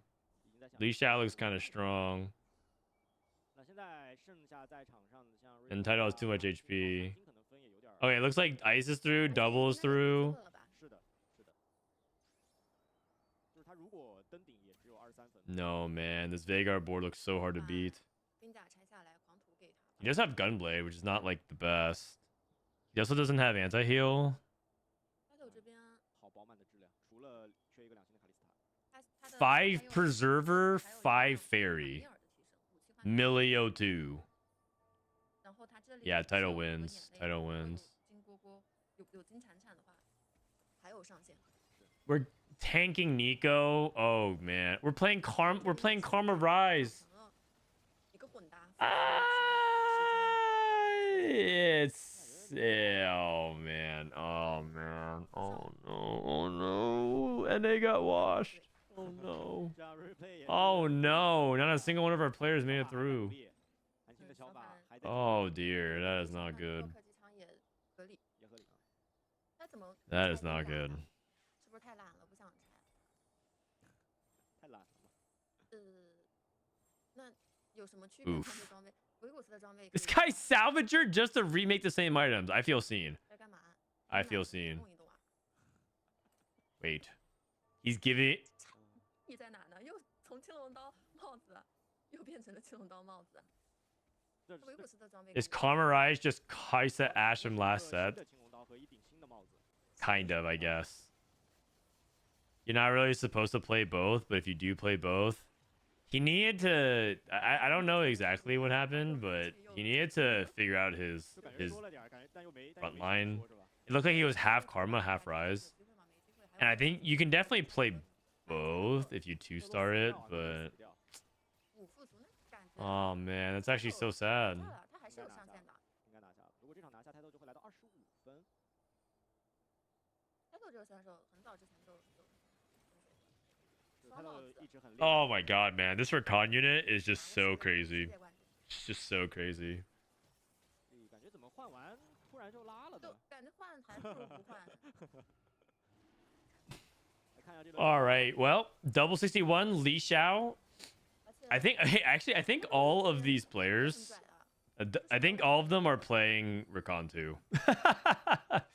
I think Li Xiao has Recon 2 Rise Preserver. I think double 61 is playing Fairy, and I think Title's playing Fairy. 李少这边是8级，8级走到这儿已经不错了。而且李少应该也是挺稳的了，对于他来说，这把拿到。Is double playing 7? Looks like he is. 1, 2, 3, 4, 5, 6. 先给狗头，然后这个给谁呢？这个给巴德，然后再一个给帅。但最好就是李少能在。I mean, part of it is that like this Seraphine doesn't really do anything. 也是一个19分嘛。对。Rakan is fine. Queen Guard is nutty. 吗？I mean, I don't know if I entirely agree with that either. Like look, like Li Xiao's Rakan's also doing an insane amount of work, but I mean, I don't think like this is a game where it's like, oh yeah, like Rakan looks too good. I can agree with that. It's a good top 4 from Li Xiao. It looks like it's Title, Li Xiao, Ice, and double that make it. 对，而且这个2星的莫甘娜看着也让人很害怕。看一下这波的一个正面的交锋哦，如果这波李少输了，将会在第3的一个成绩出局。I miss assassins. Yeah, good take, Tanner. Good take. You can play set 5 and remember how fun assassins were. Good take. Good take, buddy. Li Xiao that desperate plea.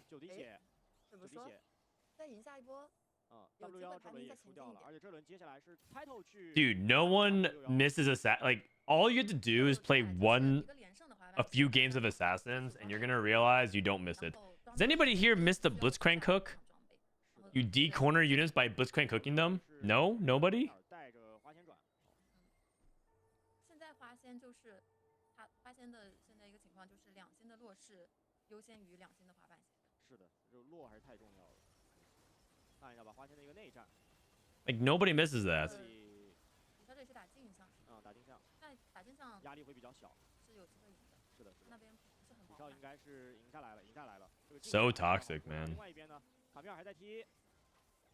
这里呀，什么情况？这里是 W1赢下。I'm surprised the title lost that. 5 Preserver, 5 Fairy. 那有点糟糕呀。李少动一动。This feels like League. All NA players getting kicked out of groups. Yeah, enjoy it when the one time it happens. Actually, it's probably going to happen more than once. Oh, man. Oh, man. What happened? What happened? What is going on?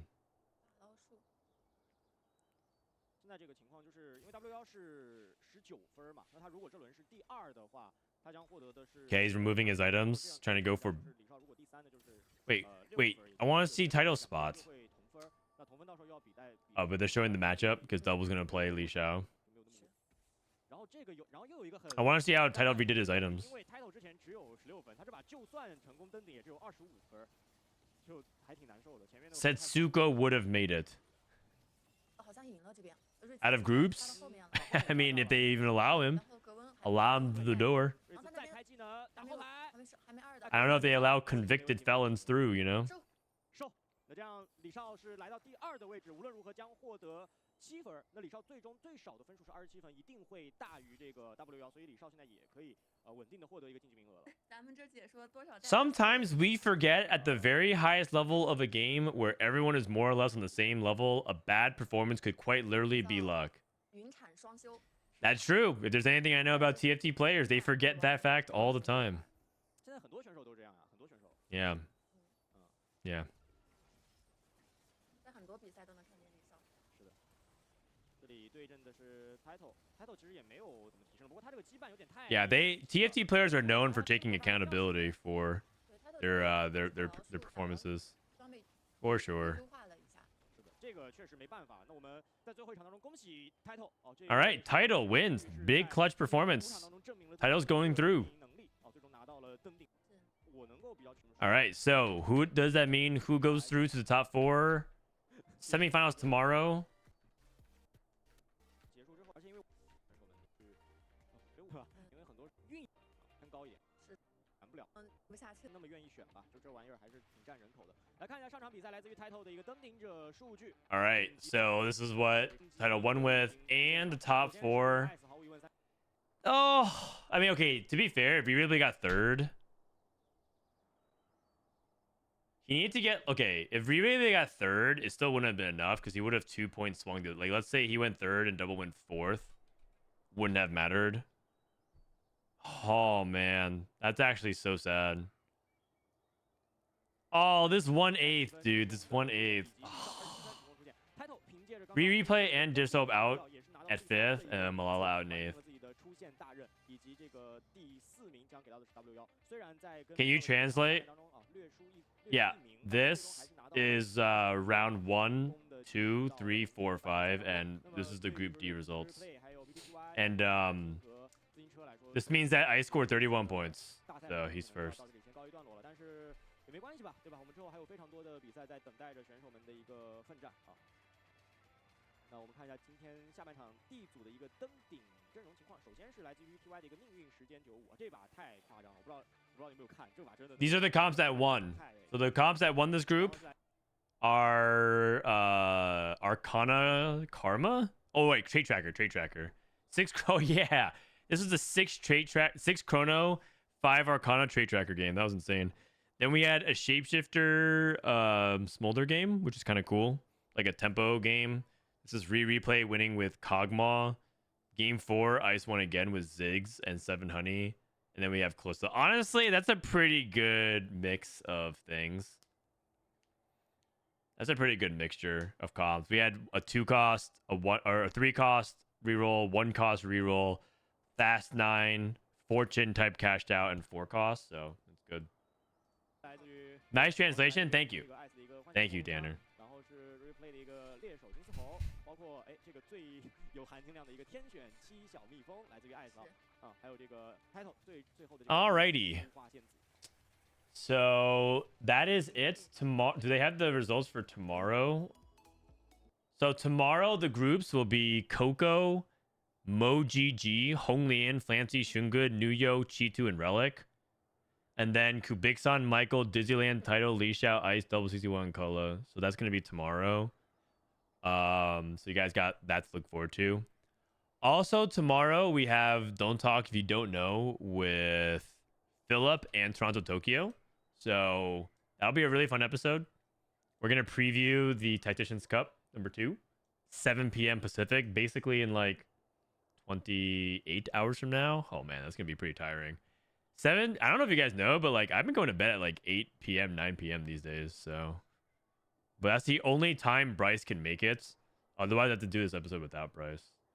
So, that's gonna be tomorrow, and it'll be like our preview for the Tacticians Cup, which would be fun.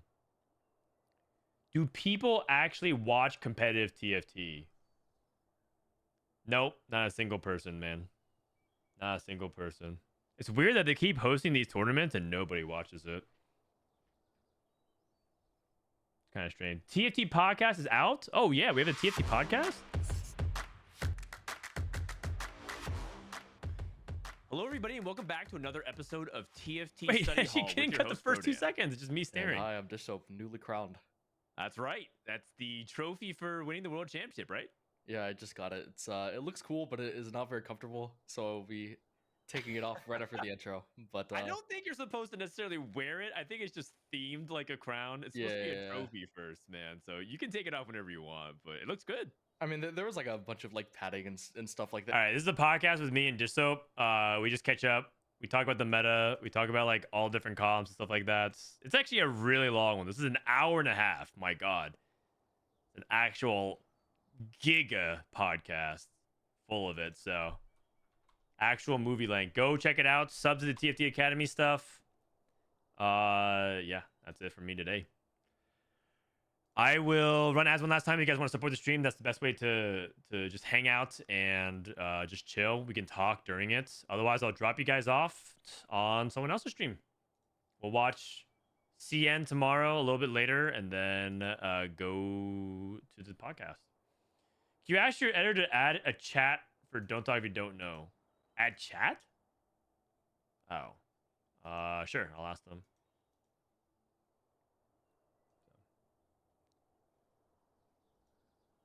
Sub now on YouTube. Thank you. Thank you. Thank you for uploading to YouTube and not just Spotify. I enjoy looking rather than just listening. I mean, I get it. Invite Soju to every tournament. We will watch it. Yeah, sure. I mean, I'm down. Except Soju doesn't want to play any tournaments, right? He said he's done. I'm pretty sure Soju said, quote, I won't be playing any more cups unless they change the format. Actually, what did he officially say? Can anyone tell me? What did Soju officially say to that when he tweeted it and then decided to sign up for a cup anyways? I'm curious.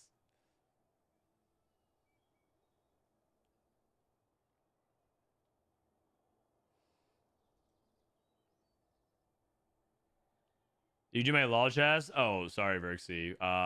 Probably not right now. I mean, I could probably do it right this second, actually.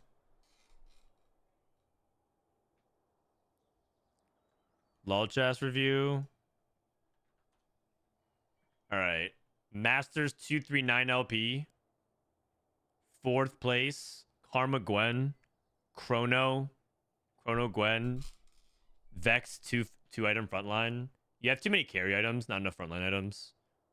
You shouldn't really get 4th with this board. You should be able to do better than that, I think. If you build front. Oh, I see. You're going up against all these Callisto boards. 3rd with Honey Ziggs. 2 tanky. I mean, this is pretty good, honestly. It's kind of hard. You should be able to like do better than this, but you should try to play like I think in these cases you want just full Honeymancy. I'm not even entirely sure if you care about the chrono versus the actual. I think like taking a Honeymancy emblem actually baits you. Oh wait, never mind. You took honey before too tanky, but in general, it's like you kind of want as many honeys as you can. 6th place here. Karma 1. I mean, this looks like you just missed on your roll down, and you also have 9 units. Looks like you probably fast 9'd when you shouldn't have, because you had like an early lead or something like that. In general, it looks like you have like 1, 2, 3, 4, 5, 6, 7, 8, 9, 10, 11. You have like 15 carry items and 3 tank items. Does rank 1 still go 8 sometimes? No. Rank 1 literally never goes 8th. Sorry, guys. I mean, good stuff here, good stuff here. Overall, looks like in general, I don't see you building that. You seem to like heavy index on 1 tank at most, and then build like way too many carry items. But overall, it looks like you're climbing, so keep it up. Good job. All right, that's it for me. I think we are over. Who's streaming some TFT? Should I hit up St. Vicious today? Actually, I'm going to raid my friend Bloody today. It's been a while, and she's streaming a lot, so go backseat her. Tell her I said hi. All right. Take care. Catch you later, guys. See you tomorrow. Peace.